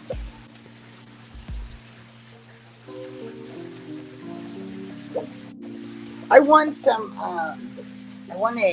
on Fish Fam Link. They did one of their drawings, a giveaway. I had Dr. Basileir food on there, and that's what I've been feeding these guys. They really like it. Oh, nice. That's the one the food that came from Keith from KJE, right? Yes. The whole package came from him. It was very nice. This used to be my algae death tank.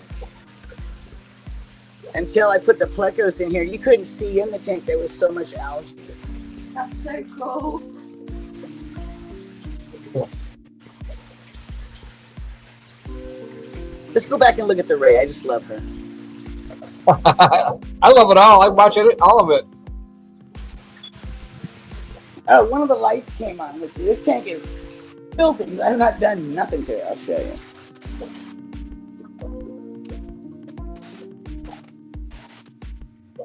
That's from that water spilling over the top. See how hard my water is? Look at that. Wow. Oh, yeah. Mine does that too. Oh, these guys are hungry. Let's feed them. So were these guys in the other tank? Like, have you already moved these? This is ones? this is actually my lemon Oscar tank. Oh, okay. Oh, look at them. I threw Oh, wow. in supposed lemon Oscars in here. So all the albino and tigers are all in here. Where's their food? Oh. Yeah, they'll go crazy. They know where I feed them. I always have the same, I always feed them in the same spot.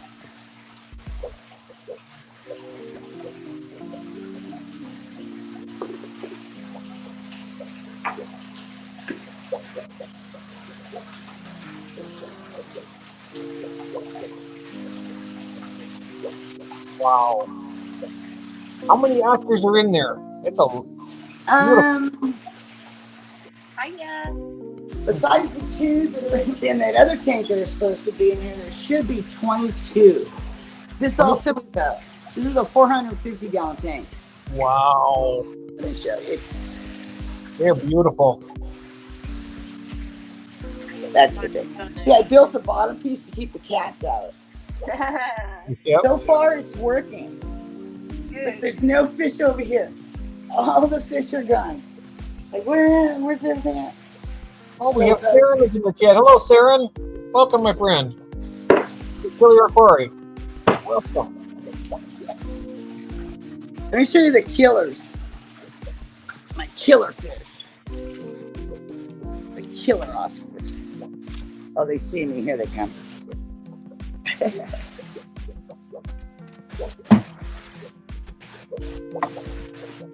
Let's get in the corner. Yeah.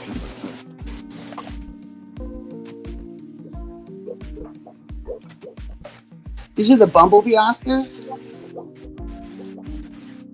Oh, wow. These are baby bumblebee Oscars. I like those.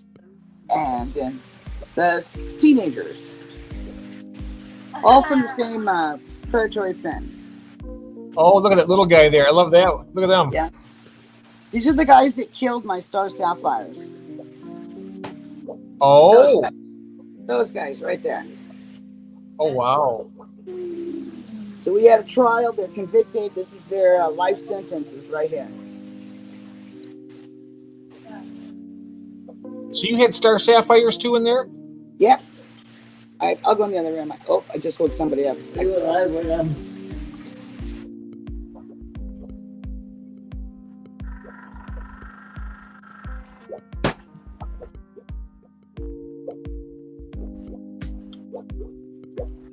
I had 2 red tiger Oscars about it's a little over a year ago, and they kept eating everything in my tank. I had a. That was close. Fire Oscars. They're beautiful. And who else talking to? How rude. Okay.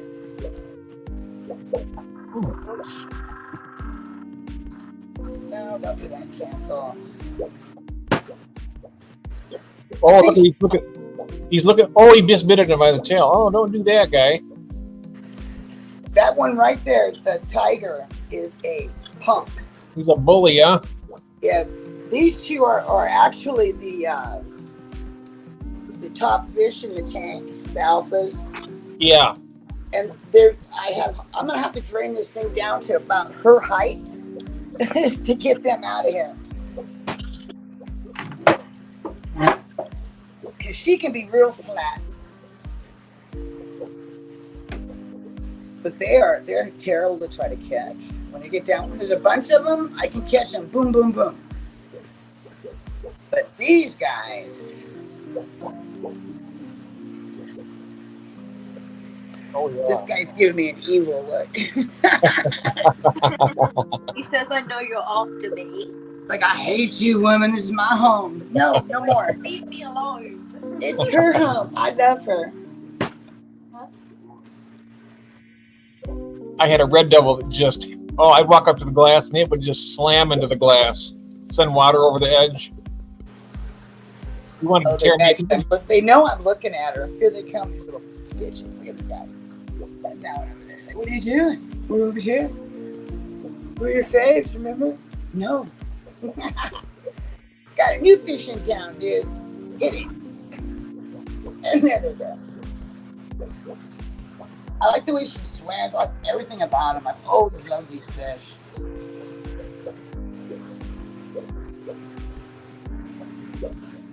Oh, wow. My son goes, I never even heard you mention that word ever. I don't even know what kind of fish that is.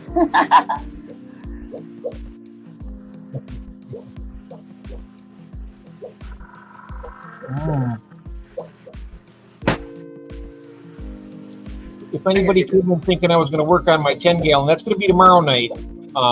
Because I was going to. Here's my trash tank with the Milk of J Oscars. Ah! Is that a vacuum sweeper I'm looking at? What is that? That is a shopping cart. A shopping cart. Oh, wow. It's That's right. I've seen that before, yes. Yeah. They now actually come out. They don't hate me anymore.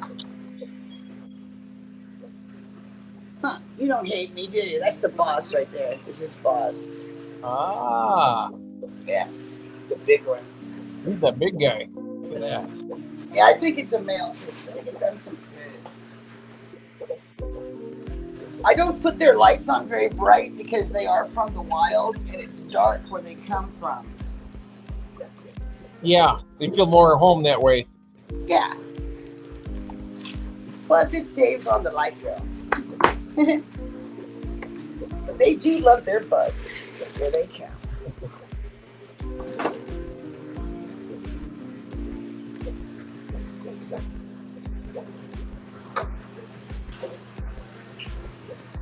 This is Lottie's first time live streaming, June. Wow. Welcome. She's been doing a fantastic job. Yeah, she's doing great. Thank you. You are doing fantastic. Thank you. Oh, we have Christine is here. Hello, Christine. Welcome. Hello.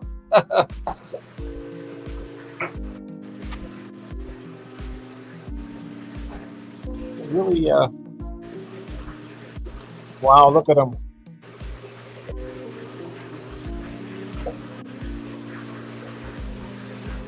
Beautiful.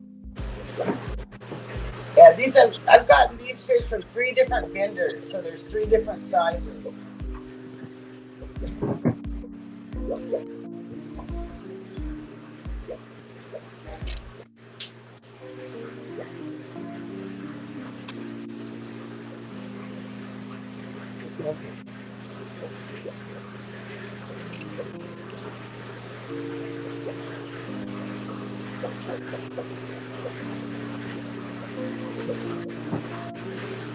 Look what I got, Christine. It's kind of weird because Jeff has the same fish and his have the red on theirs, and he has no red at all. It's like a green. I mean, he looks green to me. Hi, buddy. Look at him. Get his out of my face. Such brats.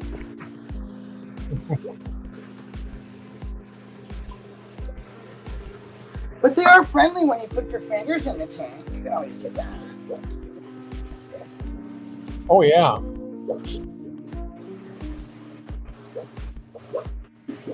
If I put my fingers in my tank back here, this guy right here will nab me. They're like, hey, we're going to get her. The ones that bite me, I already moved them into the other tank. I have 2 that will go after me. 2 Oscars, only 2. And they they circle me. So I thump them on the nose. I think she's gonna be much happier when she gets another female and the male show up. I don't like having a solitary creature that disturbs me. Huh, you feel like an orphan right now, don't you? Yeah.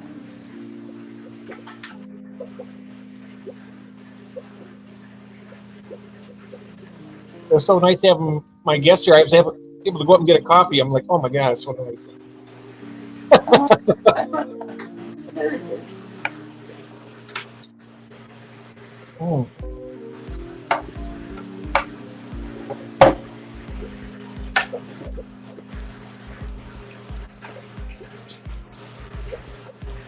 I've been putting all my plants in these caves.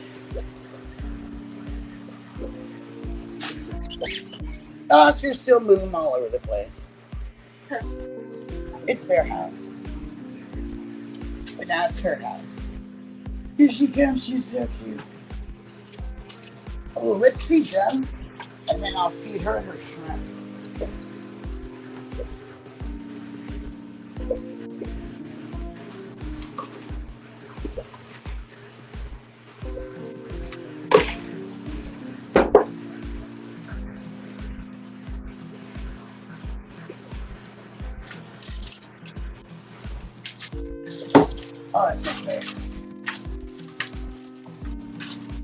That's eating.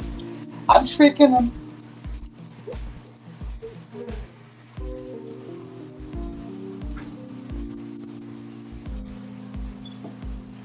And trying to get the Oscars out, I pulled a bunch of plants out of the rods.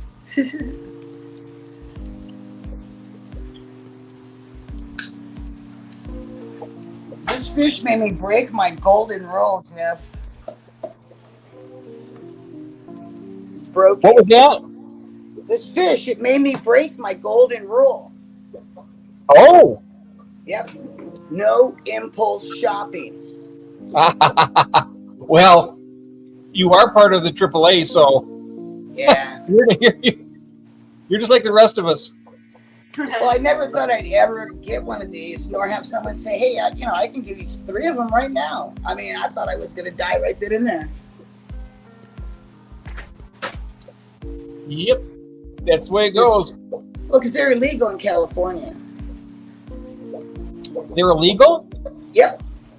Really? Yep. Illegal. You can have them, but you can't sell them, and you can't do anything with them. Oh, but you can't have them as a pet. Yeah. Oh, okay. And if they're here, then they're here. But if you release them, it's a big fine, because apparently these guys can live in our rivers. Did some live through the... No, they did. Yeah, actually, I did, Saren. One of the females who's pregnant had made it. But I had 43 dead fry, and I could not find the male. So I had one dead female. Memorized. I love it. There's 43 fry, a dead female, and I never did find the male.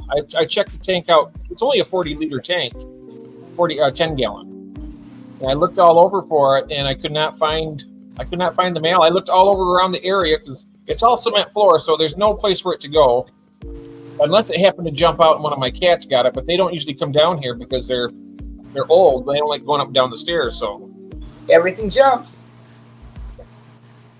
yeah, it might have jumped when the heater exploded or something. It stunk like it. They just like to jump. Everything jumps. I wish snails jumped. Oh, yeah. It's. I've never had that happen in all this time though. I've had heaters stop working and then I had to buy a new one. I just found a photo of my only Oscars 30 years ago. Oh wow! That was when I had my first Oscars. Was 30 years ago. Was it 30? Probably more than that. Oh, look at there's her belly. Look at she got a little belly. Oh, look at that! Got to steer. Yeah, as it turned out, it did when it was terrible. I was sitting here live streaming, and then I got up and walked around, and then I walked over, and I was like, "What's going on here?" So I went live. It was a mess. I walked over there, I could smell something. I was like, "What is that?" So I had one female that made it. None of the fry made it. 43 fry were dead. One of the females was dead, and the male was just disappeared. It was gone. Oh, you missed your mystery snail tank? Oh, yeah.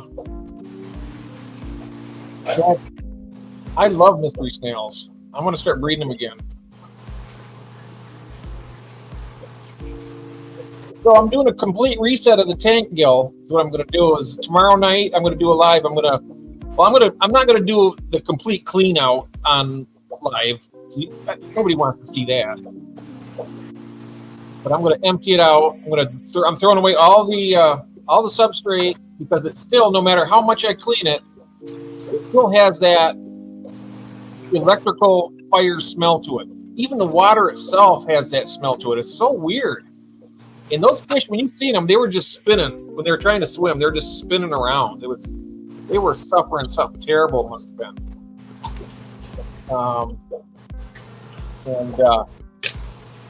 We're saying hello to Gil. He's from Australia. She is looking for the food.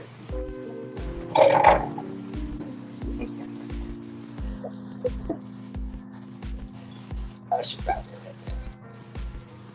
Look at those guys. Their mouths are so stuffed.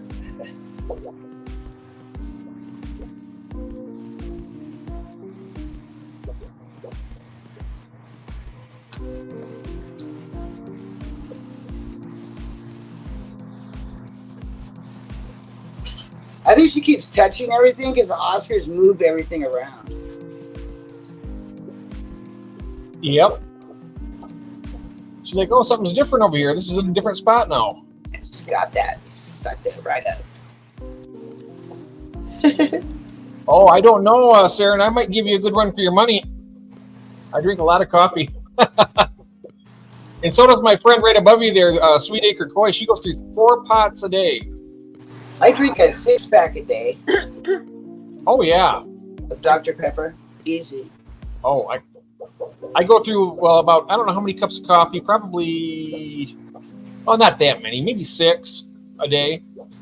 But they're big cups. These cups are here like, this is like a 14-ounce cup. So I go about 60. Red Bull, lemonade, and Coke. Oh, yeah. I go through like a 2-liter bottle of Coke. A 2-liter bottle of Coke or Mountain Dew along with it. They're literally like in front of me now. Yes. Good to have our refreshments here while we're relaxing. Crack the Red Bull, yeah. Just gonna sniff that one out. Yeah, good stuff, Sarah. We enjoy it, don't we? I can't believe it. Oh, there's a cat here. They say if you've got ADHD or autism, though, that like coffee or like caffeine, as such, like does the opposite to your brain of a normal person, and it actually does, like, calm and soothe you. It does. It calms me. Honest to God. Same. It definitely does help. To tell me that, so it was quite nice. I was like, yeah, I'll keep drinking it. She just showed her name when she spun. That was cute. Oh. I love watching the ripples when she's ruffling her fins all the way around. Yeah. And those little dots on the edges, those are all going to be like bigger. But there'll still be a ring around her edge. Spin, girl. Oh, wow. She found it. Yes. Oh. She went over it.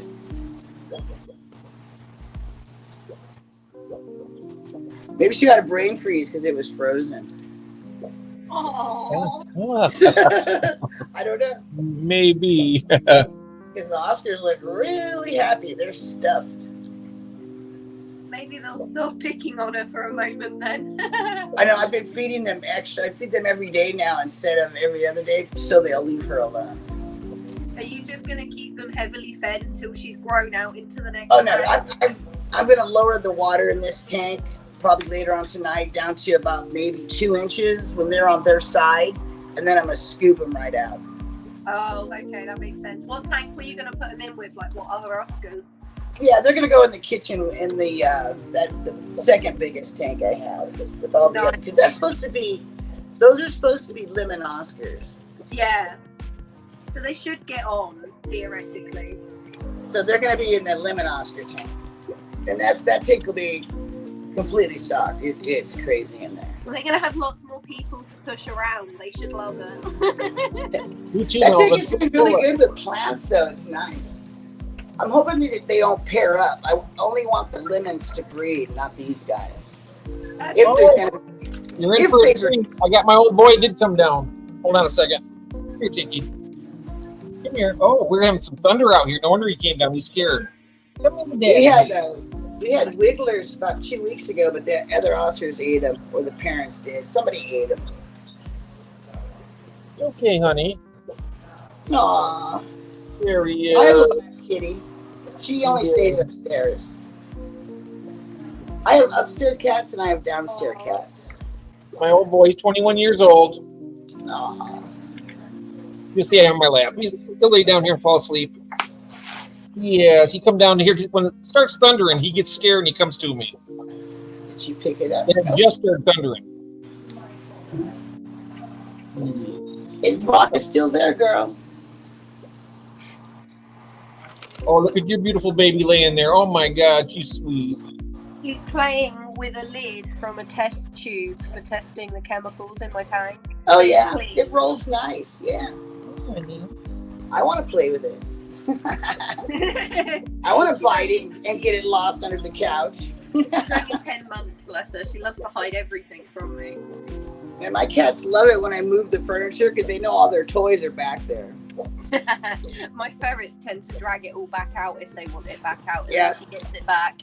It's funny because you see them, you got their arm underneath the couch and they're just looking at you. You know that little arm is tapping around looking for something. My collie does that, and then it's almost like the cat and the ferrets laugh at her and they go under and they move it even further under. And I'm like, great, now I can't reach it either.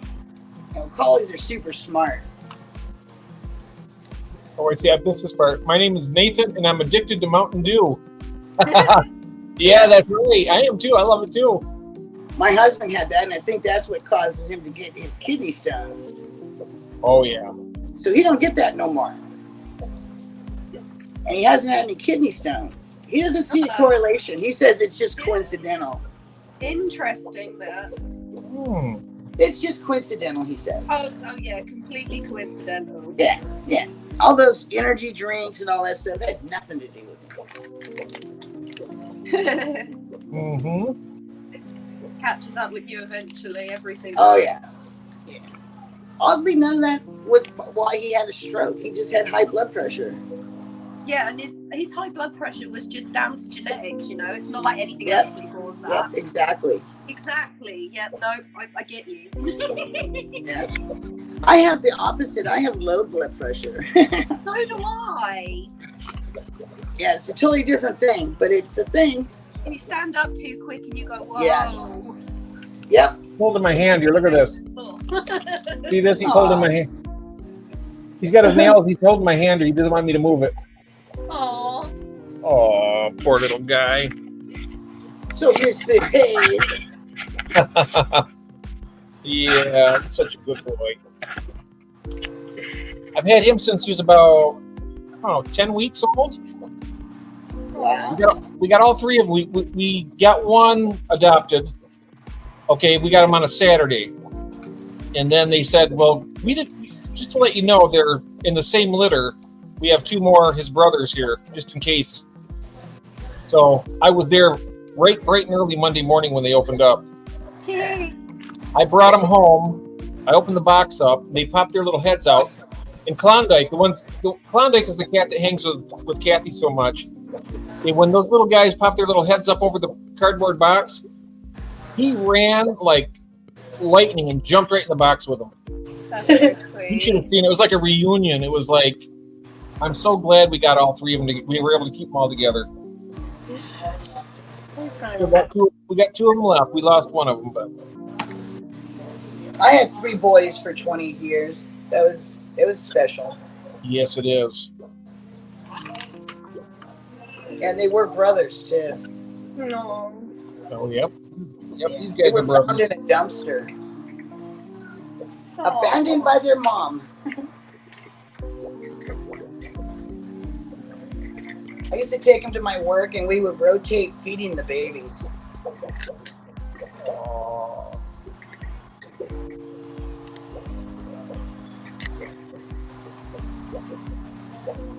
Yes, he is a sweetie.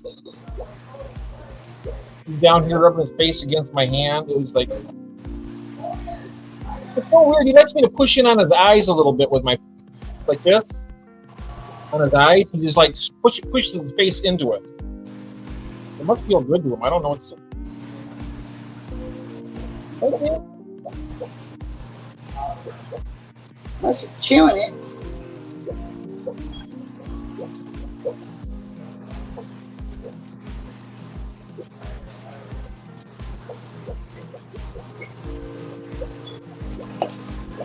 And here we have our members. We got you and Big Fish Lad and Fishy on Tank Ticks. That's really cool. That's a good idea too. I think it is. I mean, I'm going to do it for all No one the. else does it. You're the only person that's done it. I like it. Yes, I'm the first one that's done it. So. Yep. Yep. That I've seen. I haven't seen everybody, but Nope. I don't think anybody's. I mentioned that when I on my when you have the little perks that YouTube has you do. I put on there since I'm going to do a shout outs for the members with Stream Elements. So it's kind of nice. It's, you know, I think it's just a nice little touch. Nico, you can't go back there. Nico. And also for other special people like Charlotte here, I got hers up there because she's starting out and she's doing a fantastic channel and really nice. And also Rob too, Mr. Fishbird. Funny. Oh, knock on! Oh, you're lucky if you never had a kidney stone, Nathan. I've had them. Oh man, mine were so big they had to do the ultrasonic waves to pulverize them. I'm surprised you guys don't keep them and name them. They hurt so much. Oh, it hurt like hell. It really I hurt. know. My husband's gotten them, and it's the only thing I've ever seen him knock his ass down. That's it. It's no joke when you get those kidney stones. It hurts really Yeah, he bad. cut his 2 fingers off, and he drove himself to the hospital. Yeah, so it changed nothing but that. Ooh. I'm lucky I peed mine out. But Yeah, my mum well, had- that's what everybody does. That's what you got to do. My mum had to have keyhole to have hers out because they just wouldn't budge. They got stuck in the pipe after your kidney. Yeah. Mm. He's had every kind of way to get rid of those things they've done to him. That's not They all fun. work. They all work. They're just all painful. Oh yeah, so painful. Yep. Amazing how something so tiny can hurt so bad. It really is, isn't it? Yep. Yeah, I don't want to go through that again. Yeah, the worst is when they had to cut him open to get him out. That was it was almost like a golf ball. And then you've got all these multiple little sight wounds because they try and do it Yeah. keyhole way. Yeah, they couldn't get everything. They said we only got the stuff that we knew wouldn't go through. Yeah, and then they kind of normally want to blast them if there's any left, Yeah. don't they? They did sonar or something, some kind of sonar jet thing at him. It was weird. He said it was terrible because when he had to go pee, he was peeing those things out all the time for like a week. He said it hurt so bad. I had some nanofish delivered to a Hey, depot in Adelaide today and just received a call from a truck driver mate who will be dropping them off on his way past in about 4 hours. Oh, wow. That's cool. That's really cool. We have Mr. Fishburne back. Welcome, Rob. I didn't even sleep the night this fish was coming. I just stayed awake the whole night. Well, I normally do anyway, but I mean, I made sure I stayed up. Rob, she's doing a fantastic on her first stream. She's way ahead of me. Oh, doing great. Say hi, Evil. Oh, look at sweetie. Evil. Hey, sweetie. Hi, baby. Aw. Yeah, this is her room. Oh. I see you. Yeah. Oh. All the cats claim their own fish tanks where no other cat can jump on them. That's cute.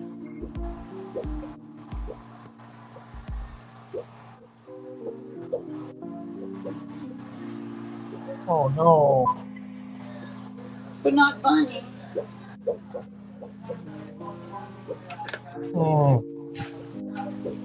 There you go, brother. It's good to see Bunny in chat. It is. Yep. It is really good to see Bunny in chat.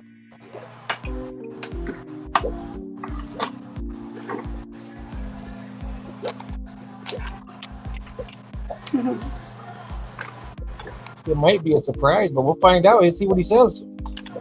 I mean, and you know, also,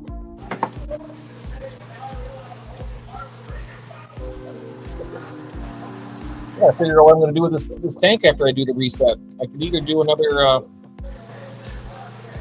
group of the Gudeids, or I could do something else. I think I'm going to just leave all my 40s as pleco tanks for the baby plecos. Oh yeah, That'd be cute. those are good sized They're tanks. mostly right now. They're mostly baby tank for the plecos anyway, because the adults are. I have 2 tanks down here, one for the reds and one for the albino long fins. And then they just started throwing off the calicos. I don't know where those things came from, but now I have calico bristlenose. That's cool. Yeah, 'cause I thought they were something like they had a disease or something, you know? Are you around at the moment? Are you able to? Because they show didn't us look like that? anybody else. Say hi to Bunny. I don't think I've ever seen a cow. Hello, Bunny. You saying hi to Bunny? Oh, well, let's go upstairs and I'll show you mine. Bunny. Oh, sweetheart. My good boy. Yeah, he's saying hi. You can say hello to Bunny. Is it true boy cats are cuddlier than girl cats? These guys are lovers. I tell you what, they are so. Usually. I think, in my opinion, I think they are more. We've had male cats and we've had female cats, and the males always seem to be more. They need more attention. They're really lovable. Yeah, because my little one, she wants the attention, but she wants you to chase her. She doesn't want to sit there with you. You've got to fight for it, but she wants it. Wow. That's a cat, yeah. These guys want to stay with us all the time. Aww, like little lap babies. Yeah. Yeah, but you've had them for a long time, so that's kind of different. Yeah, is that's that something that, like, don't get me wrong, like, I've never had a cat before. This is all completely too new to me. My mum always had dogs and that. So, is that something that comes with age? These guys have been with us since day one. Since day one, when they were little kittens, they slept in the bed all night with us from day one.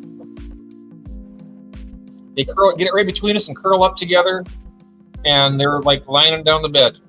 She slept by my pillow for like the first week, and then the moment she felt brave enough to venture off on her own, that was it. It was like, nope, leave me alone.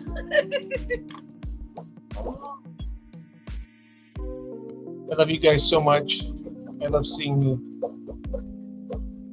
Oh, wait a minute, hold on here. I think. I love you guys so much. I love seeing you all. I miss you when I'm gone. Please know that even when I'm not here, you are on my mind, in my heart, in my prayers always. And the same for you, Bunny. I'm telling you right now, honey, we love you so much. And praying for you, dear. It's so good. Bunny. Bless you. I want to see you in here again real soon, okay? And I want you to. I'm not giving up hope on you. So you got to get better. Gil, the neon green resolve rasporas. Oh. Pacific blue eyes sound interesting. Oh yeah. I hope they survive the trip as well. That would be lovely to see. Yes, absolutely.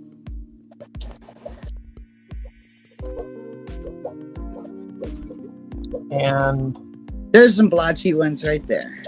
And Killy, I'm not sure if you know each other already, Gil and Saren, but you're both in Australia, so I'm not sure if you're aware of that. That's so sweet. Yeah. Got a lot of friends in Australia. There's so many. Oh wow! Look at them. Oops. And then there's these guys over here.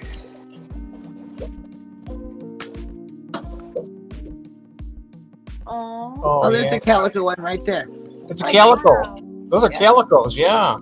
So where'd that come from? I don't have calicos. I don't like sponge filters. My water's nasty. Has it potentially come out of the albinos? Just because like, obviously albinos come from. You know, it's weird. Oops, sorry about that. The parents are half albino and half normal, but they both look normal. And then they started throwing off all these weird looking babies. That's so cool. So one of those parents is definitely carrying that main. And I got them from two separate sources. And as you can tell, there's super whites in there as well. Yeah. I had some albinos. They had black.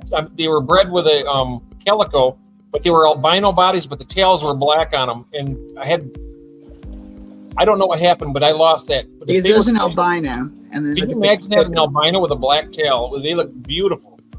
Some of the ones that are the calico, they look really interesting. The way their patterns are.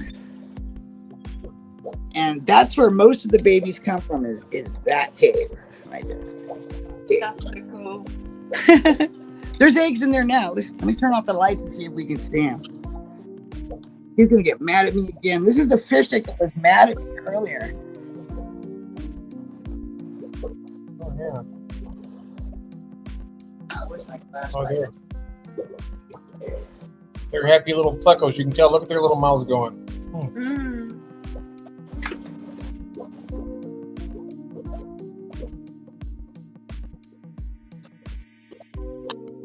Oh, you can't see.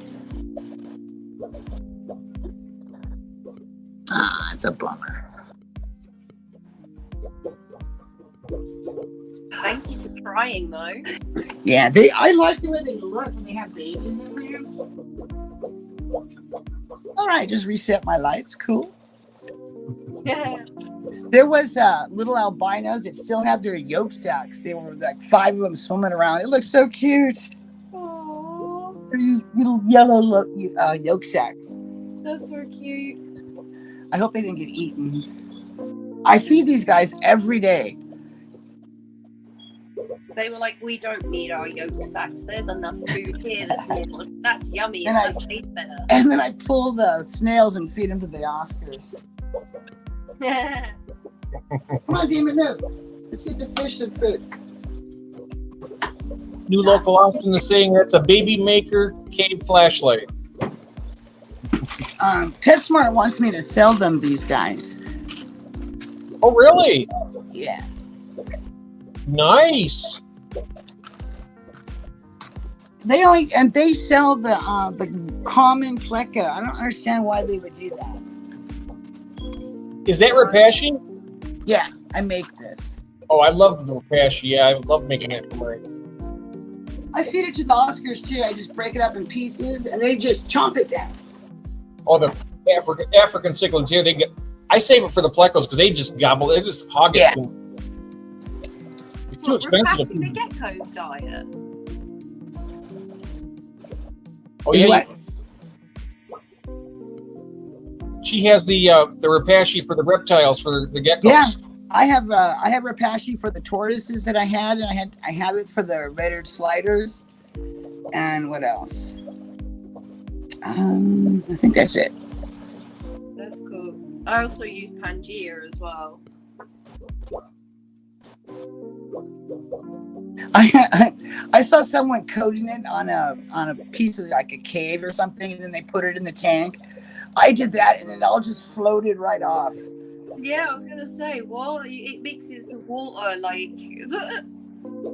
That was funny. So I just throw it in here, and they just go all over it. Oh, there was a calico on it. I just like looking at them.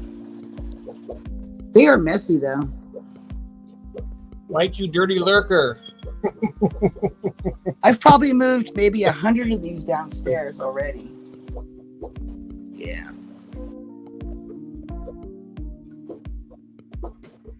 And a chicken to ship. That's cute, a bunny here calling Mike a dirty lurker. What does he got dirt all over him? Hey, George RB3, how you doing? George RB3's in the chat. See, and there's a little normal guy too sitting there. There's supposed to be some super reds in here, but I haven't seen them. Did you say you've put a new air stone filter or something on that tank, and that's why the water's the way it is at the moment? I just did a water change, and I have all that stupid shrimp substrate for plants, all that grossness. I don't like it at all. As soon as you touch it, it flares up. I And then find it best to cap that stuff, or well, it's capped with sand because look how thick that is. I mean, it's all this and then capped, but then all the plecos, all that poop, it just stirs everything up when I go and clean it. Mine makes it through the sand as well. I don't know if you can see that. Yeah, that's probably what I should do is get sand, not sand, but gravel and mix it in. Maybe it'll be better. But I want to tear this down and do something else with it. I don't know what yet. Don't know. Something. Because I need to move all my tanks downstairs. Because I'm going to move downstairs. I'm going to need to get some ideas too for when I get my rack built. I got those tanks I got to set up. I just don't. I had some idea what I wanted to do, but I know I get my main goal. I want to give a lot of these African cichlids out of these 75-gallon tanks because I want to use those to. I'd like to use those to breed my mollies that I sell. Those are my best sellers. I keep running out of them. Where do you sell them at? I sell them through Get Gills. Oh, okay. Shipping then. It's a nice store. I mean, they provide you the your storefront, and they take care of all the. I mean, when you get a sale, they'll send you a email, and they take like 3% off the 3 or 4%. I think it is 3% when you sell them, and then. Get Gills is where I met the Stingray guy. Oh. Yeah, Get Gills is a nice place, really. I like it. I mean, I don't have to get my own. I don't have enough stuff to have my own store online anyway, really. I mean, but I can put my like 3 or 4 different products on there. I had my mystery snails on there. I sold out of them. They sold really well on Get Gills. Of course, I wasn't selling them very. I mean, you go to like PetSmart or Petco, they're charging like $3.49 or $4.49 a piece for them. Yep. I'm selling mine for $1.50 a piece, but I had tons of them. Yeah, it's all in the advertising. Yep. So I just give them, give them away cheaper that way, and people don't have to pay so much. They shouldn't have to pay that much for them.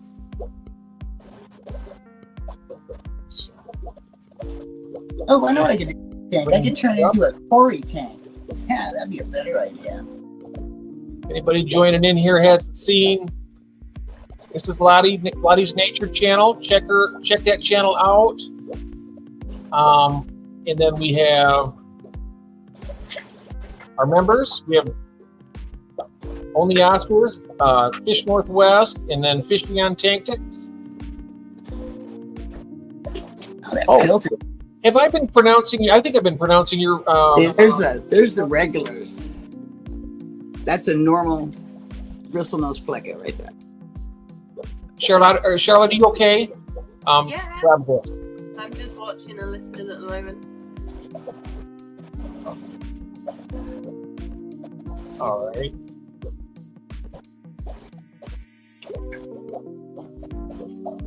Let's go show you the Corys.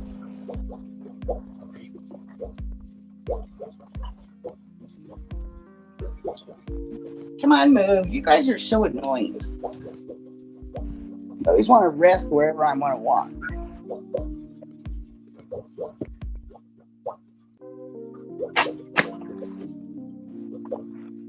Oh, and you can see there's one of the bristlenose that I got from Ross, Baltimore as well. Oh yeah. These are the corridors. Yeah, you can't see them until they move. See one back there. I can see them. Oops.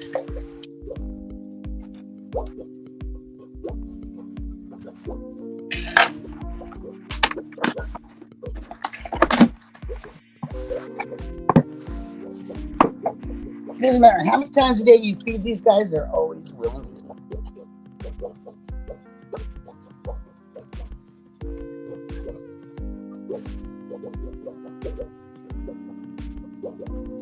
What did I leave in the tank? I love watching plecos working like that. Those and mystery snails. Those are cool. Oh, sport. You did roll? Oh, yeah. I just finished these guys' water change. They have the same substrate as the other tank. Nice. These are all Nathan Hovey's plants. Most of them. From Nathan? I haven't actually. These are half of them. The other half I already put in rock planters in there downstairs in other tanks, but I still got to do all that. I like those plants floating. That would make good cover for my live bearers. That type of stuff. Is that snails? These snails. Oh. I feed these snails really good food too. They get the crayfish empire snello and all that. Yeah. Because I want them to be healthy for the puffers and the Oscars. Yep. Some of them have gold shells. I like that.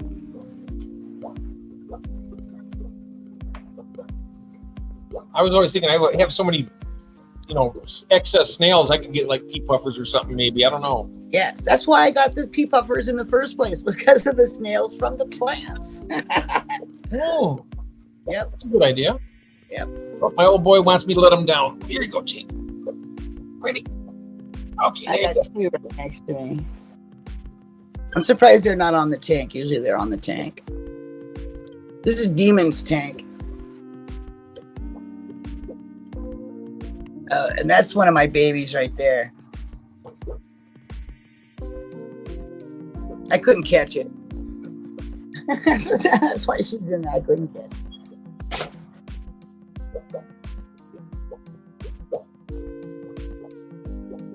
But these are the high fin and the high fin long fins. The pepper cords. Oh, I had 6 of them. Yeah, I've got long thin peppers. Well, how many you got now? How many you got? Oh, wow. There's a lot. You got a lot on there now. Yeah, and they lay eggs. I was taking the parents out when they were laying the eggs, but I went, nope, I think that's enough of you guys. So they eat the eggs as soon as they get laid. I don't see no one's breeding right now. Oh, I know why, because the water was hot when I put it in. That's the only thing about doing water changes during the summer. The water is just too hot. I'm going to see if I can show you something. I'm going to take all these plants out with the snails in them and put them in a bucket, and then remove the plants, leave the snails, and then they go to the Oscar tank. Some of the albino provinces here. I'm just going to show you real quick.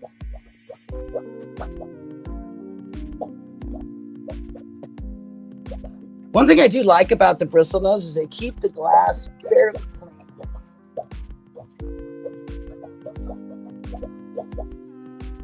Which is nice. Hi, Demon. Hi. Gosh, around it. Oh.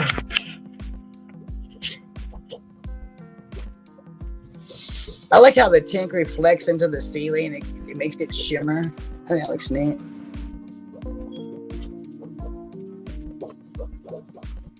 Oh. Funny thing, my favorite cover for fry is water lettuce.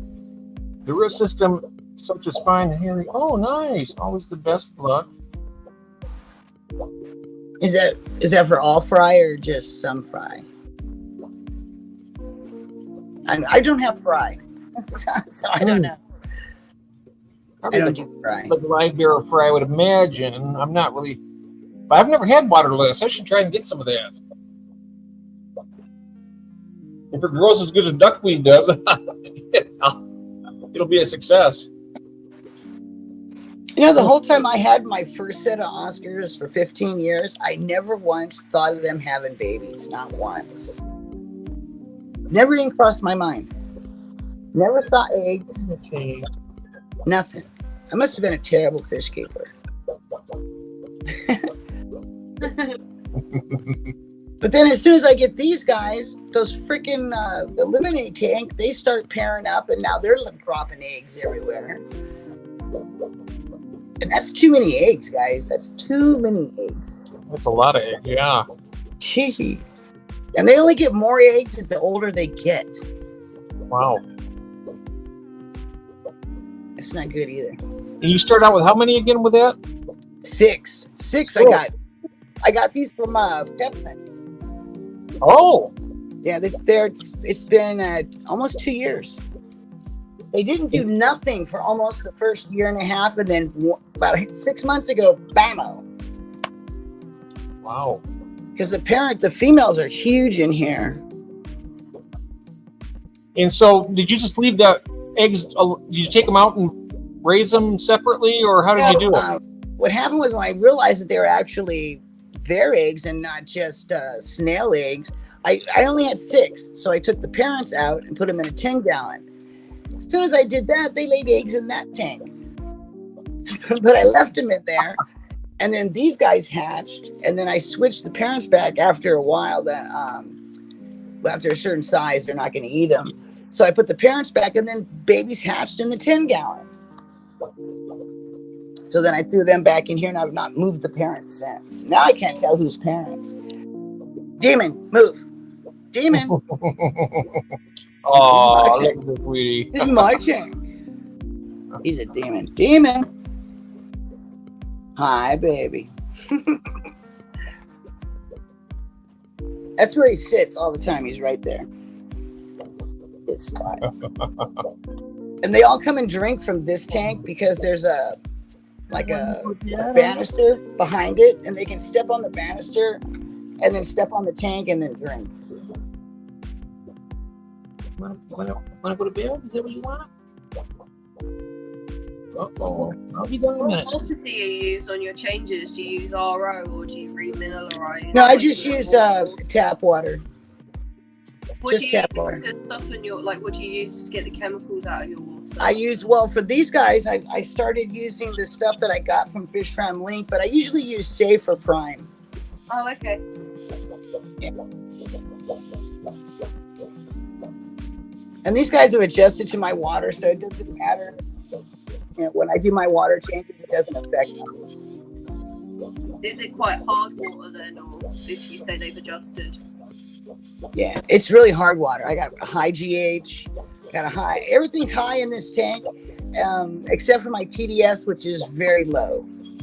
I don't know how that works, but. How's your ammonia and that going then if everything else is high? You know, I do water changes on these 40 gallons every 2 days. So and with the plants, it's usually as crystal clear. But I took a whole bunch of stuff out of here and it's got everything unsettled. Because I use this as my staging tank for the plants before they go downstairs. Oh, what, like to like work out what the plants look like and how you want to? Yeah, I put them in here, and then I see how they're doing in the water, and then I put them in my little plant caves. I don't have any around me, and then I stuff them in there and try to keep them inside the caves and see how they do in the caves, and then they go downstairs into the Oscar tanks. Because I can't plant plants in the Oscar tanks; they have to be in a cave. Yeah, because They got to be able to move it around. Except for the wild Oscars. Now, them guys, I can put plants in there and they leave them alone. No problem. Stop it! You just got my knee. Oh. Yeah, go kitty. He wants me to go to bed is what he does that. Isn't that weird? I have cats that do that. I have cats that tell me when it's time for bed. Cats that tell me. He does. He's just terrible that way. Stop it. That guy there is hard to catch. That pleco right there. He says here, I see that net. He's gone. And they can vanish really fast. Super fast, they're gone. Like, where's the other pleco? I don't even see where he went. Only time I see him is when during the day I can look through the back of the tank and there's a window. My huge window is behind the tank. When that light comes through, I can see him hanging onto the back wall. Otherwise, I can't see him.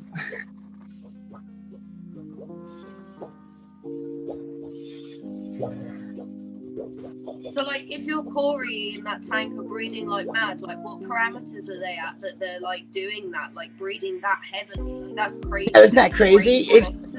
And it's just a high pH. My pH is usually an 8.5, and then the high everything is high except for there's no chlorine, there's no nitrates. I have no ammonia.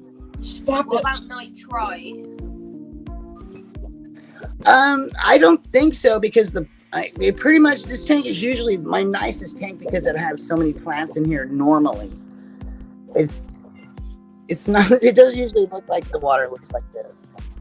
Oh no, I was just wondering about like the spawning, like what maybe if like Yeah, the water you know, around it seems to me that when I lower the water, and if I do it at night, which I should have waited till I done it, but then they would have bred. They start laying the eggs during the cold water change. Because I keep the house at a certain temperature. This tank is heated with it's only a little tiny heater because the house is heated, so it doesn't need much extra heat. What do you keep them at? Like what water change difference in temperature do you do? I keep this tank. I do water change every 2 days, and I do about a half, and then I put all the chemicals in here. That either one doesn't really matter which one I use.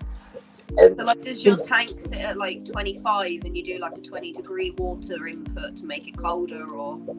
yeah, because right now it's summer here, so the water is never truly cold.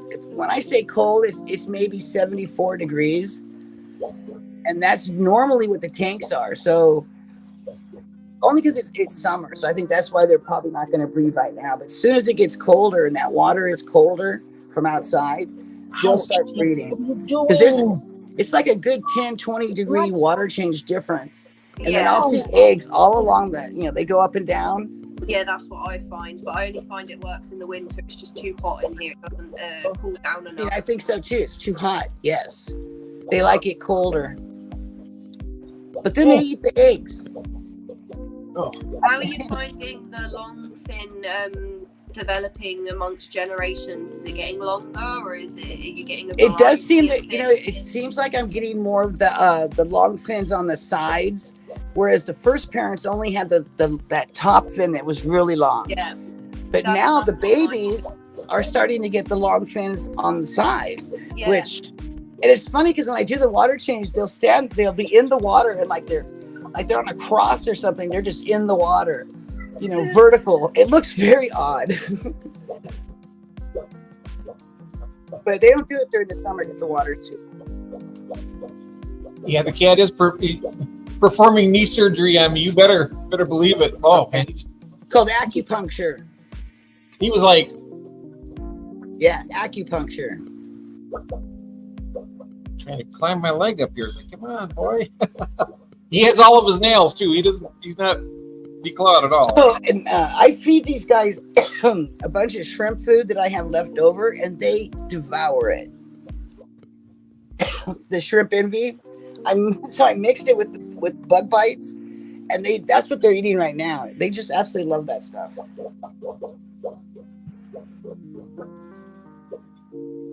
And there's no shrimp in there.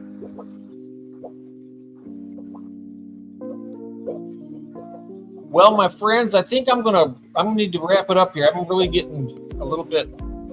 Yeah, my power's dying. I'm a little bit tired.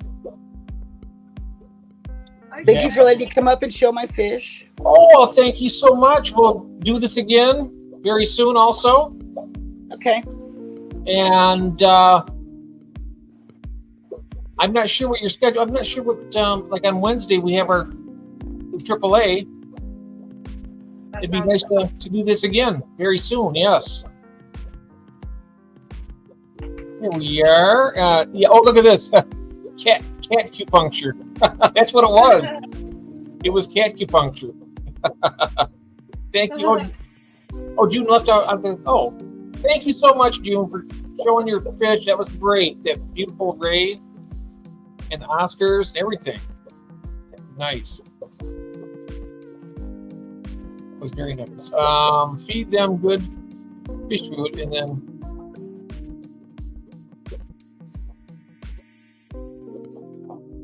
it's right here.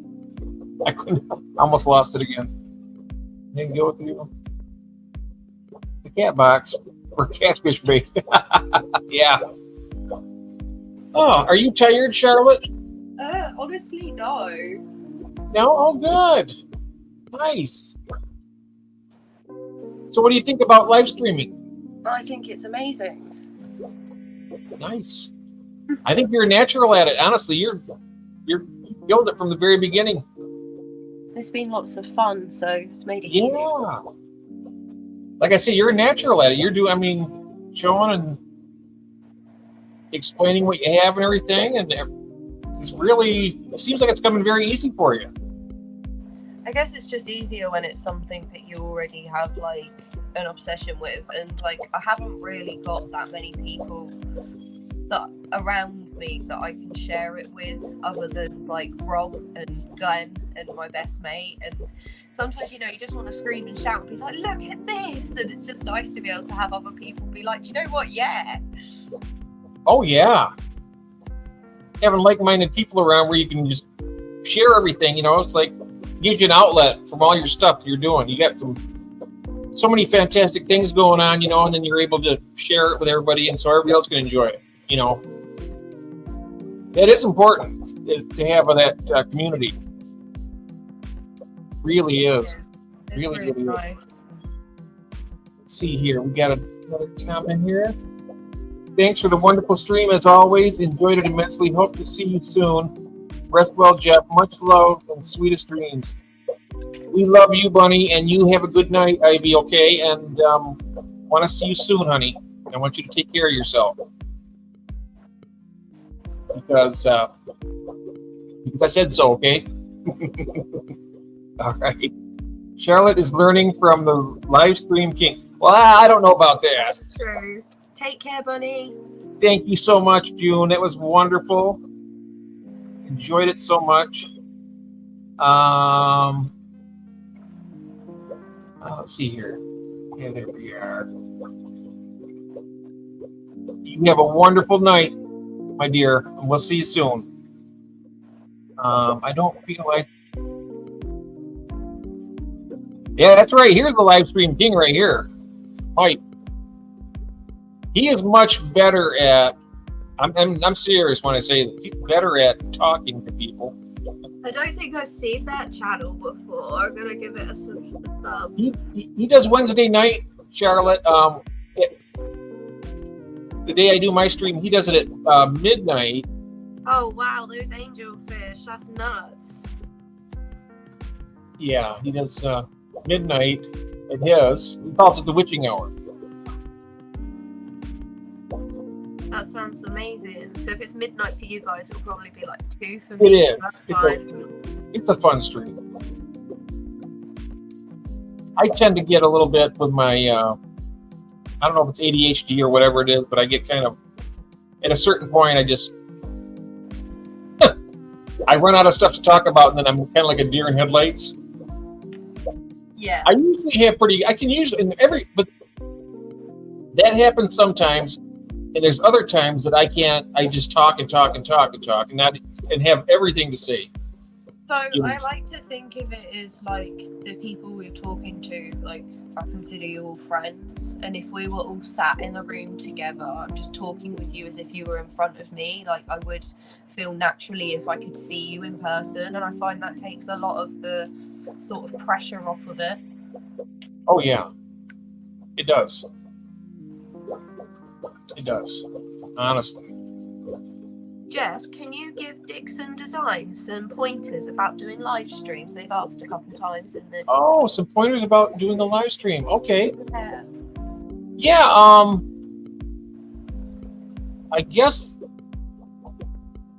the pointers I could Put give. you a message and maybe do one with you, and you walk them through it. Yes. Why don't you do that? Why don't you join me sometime? Are you on? I want to ask you. Are you on Facebook? I'm not sure if I have you on Facebook or not.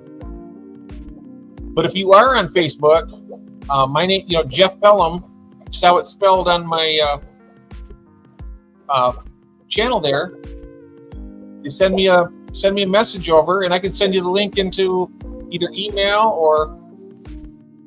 There you go. Awesome. I've had that feeling too, Jeff. I feel like I let a lot of silence in the stream. Well, sometimes we just gotta be, I learned something really important about silence on a network marketing course years ago when I was back working and like a corporate job. And basically what they said was silence is really important. It gives people time to process what's happened and also invites them to step forward and say something and engage with you. So silence is actually a really important thing. It's necessary. Sometimes I feel like I don't allow enough silence because I can just talk for hours and hours and hours. Like I said, I know that a lot of live streamers don't. They're like, oh, I can't have any dead time. But you want to know something though, Mike? When I'm watching a stream and the host, he's not saying very much, but he's showing like Charlotte showing this tank here or something, and it's quiet. We're there together watching it, and it doesn't put me off when it's quiet. It doesn't have to be nonstop, action. At least for me, anyway. I don't know about some people are like, oh, the person's not talking. They know that we're there, but I don't think that really puts people off that much. Honestly. I think that the people that struggle with the silence are the ones that then or pop up in the chat, or the silence invites something for them to say something. Do you know what I mean? Someone's going to come forward and fill that gap. Oh yeah. Well, another thing too, and when there's people in the chat and stuff, they're putting stuff up, that also helps when we're live streaming because we can respond and interact with them that way too. Thank you, Bunny, so much, honey. I appreciate that. We're probably going to have a couple of UK ones pop in just before we pop off because of the time. Oh yeah, probably. How are you doing? Are you tired? Are you all right? What's that? Are you doing all right, or are you really tired? Well, it's not so much me being tired, but the back of my neck really hurts, and I don't know why. Oh, bless you. Do you look down a lot at the screen? Well, I'm kind of looking up a little bit, but then what happens is this helps, but a lot of times I'm tilting my head back, and that's what's hurting. So I just need to get my new glasses. Oh, here we go. Here's a tip. Turn the autofocus off. It keeps hunting. Okey-dokey. See if I can do that. Oh. Will it let me do that? Yeah, I felt that way too at first, Mike. I was hyper aware of it.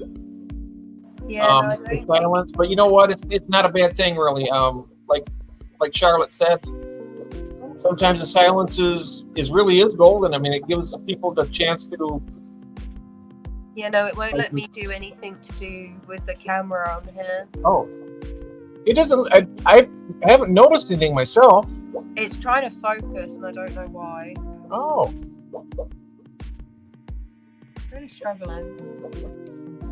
I have an account for seeing pictures of my grandchildren. Okay, well, if you go into you go into the point where you want to look for people where it says friends, it'll be like a little spyglass like this thing. You click on it, and you just type in.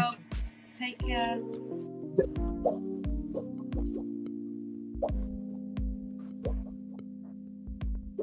Have a good night, Rob. We'll see you soon, mate. Well, you just type in the name of the person you're looking for, and then it'll bring it up. And if you look for me for Jeff Pelham, there's probably not many of them. I'm the last of my line, so there's not many of my family. But I'm in Michigan, so that's another thing you can do. You can put Jeff Pelham and then Michigan after it, and then you can send me a message, and it'll come across on my phone, and I'll respond to you. And then we'll be connected then. So yeah. Yeah, I'm sorry for getting tired out, Charlotte. I do get tired a little bit. That's all right. Like I say, it's mostly that damn pain right back here in the back of my neck here. I'm just going to post the link for the Facebook group for the YouTubers. Oh, so yes. Find you there. Oh, yes. A bit easier. Yes, click that link, Juanita, when Charlotte puts it up. There it is. If you click that, and then you'll see me in there, and then you can message me from that way, too. Everyone else is welcome to join if they want, and then post when you're going live or if you put something up, just to let us all know, because you don't always get the notifications, do you, on YouTube? You've got to find it. Yeah, that's very helpful. Help us all stay a bit more connected and help each other out, I figured. Yes. Don't do what I do. There you go. Oh, your live stream was fantastic. Now, am I pronouncing your name right? I called you Saren. Is it Saren or Circuit? I seen somebody spelled your name differently than what I did. I don't want to pronounce your name wrong. If you could type that in the chat.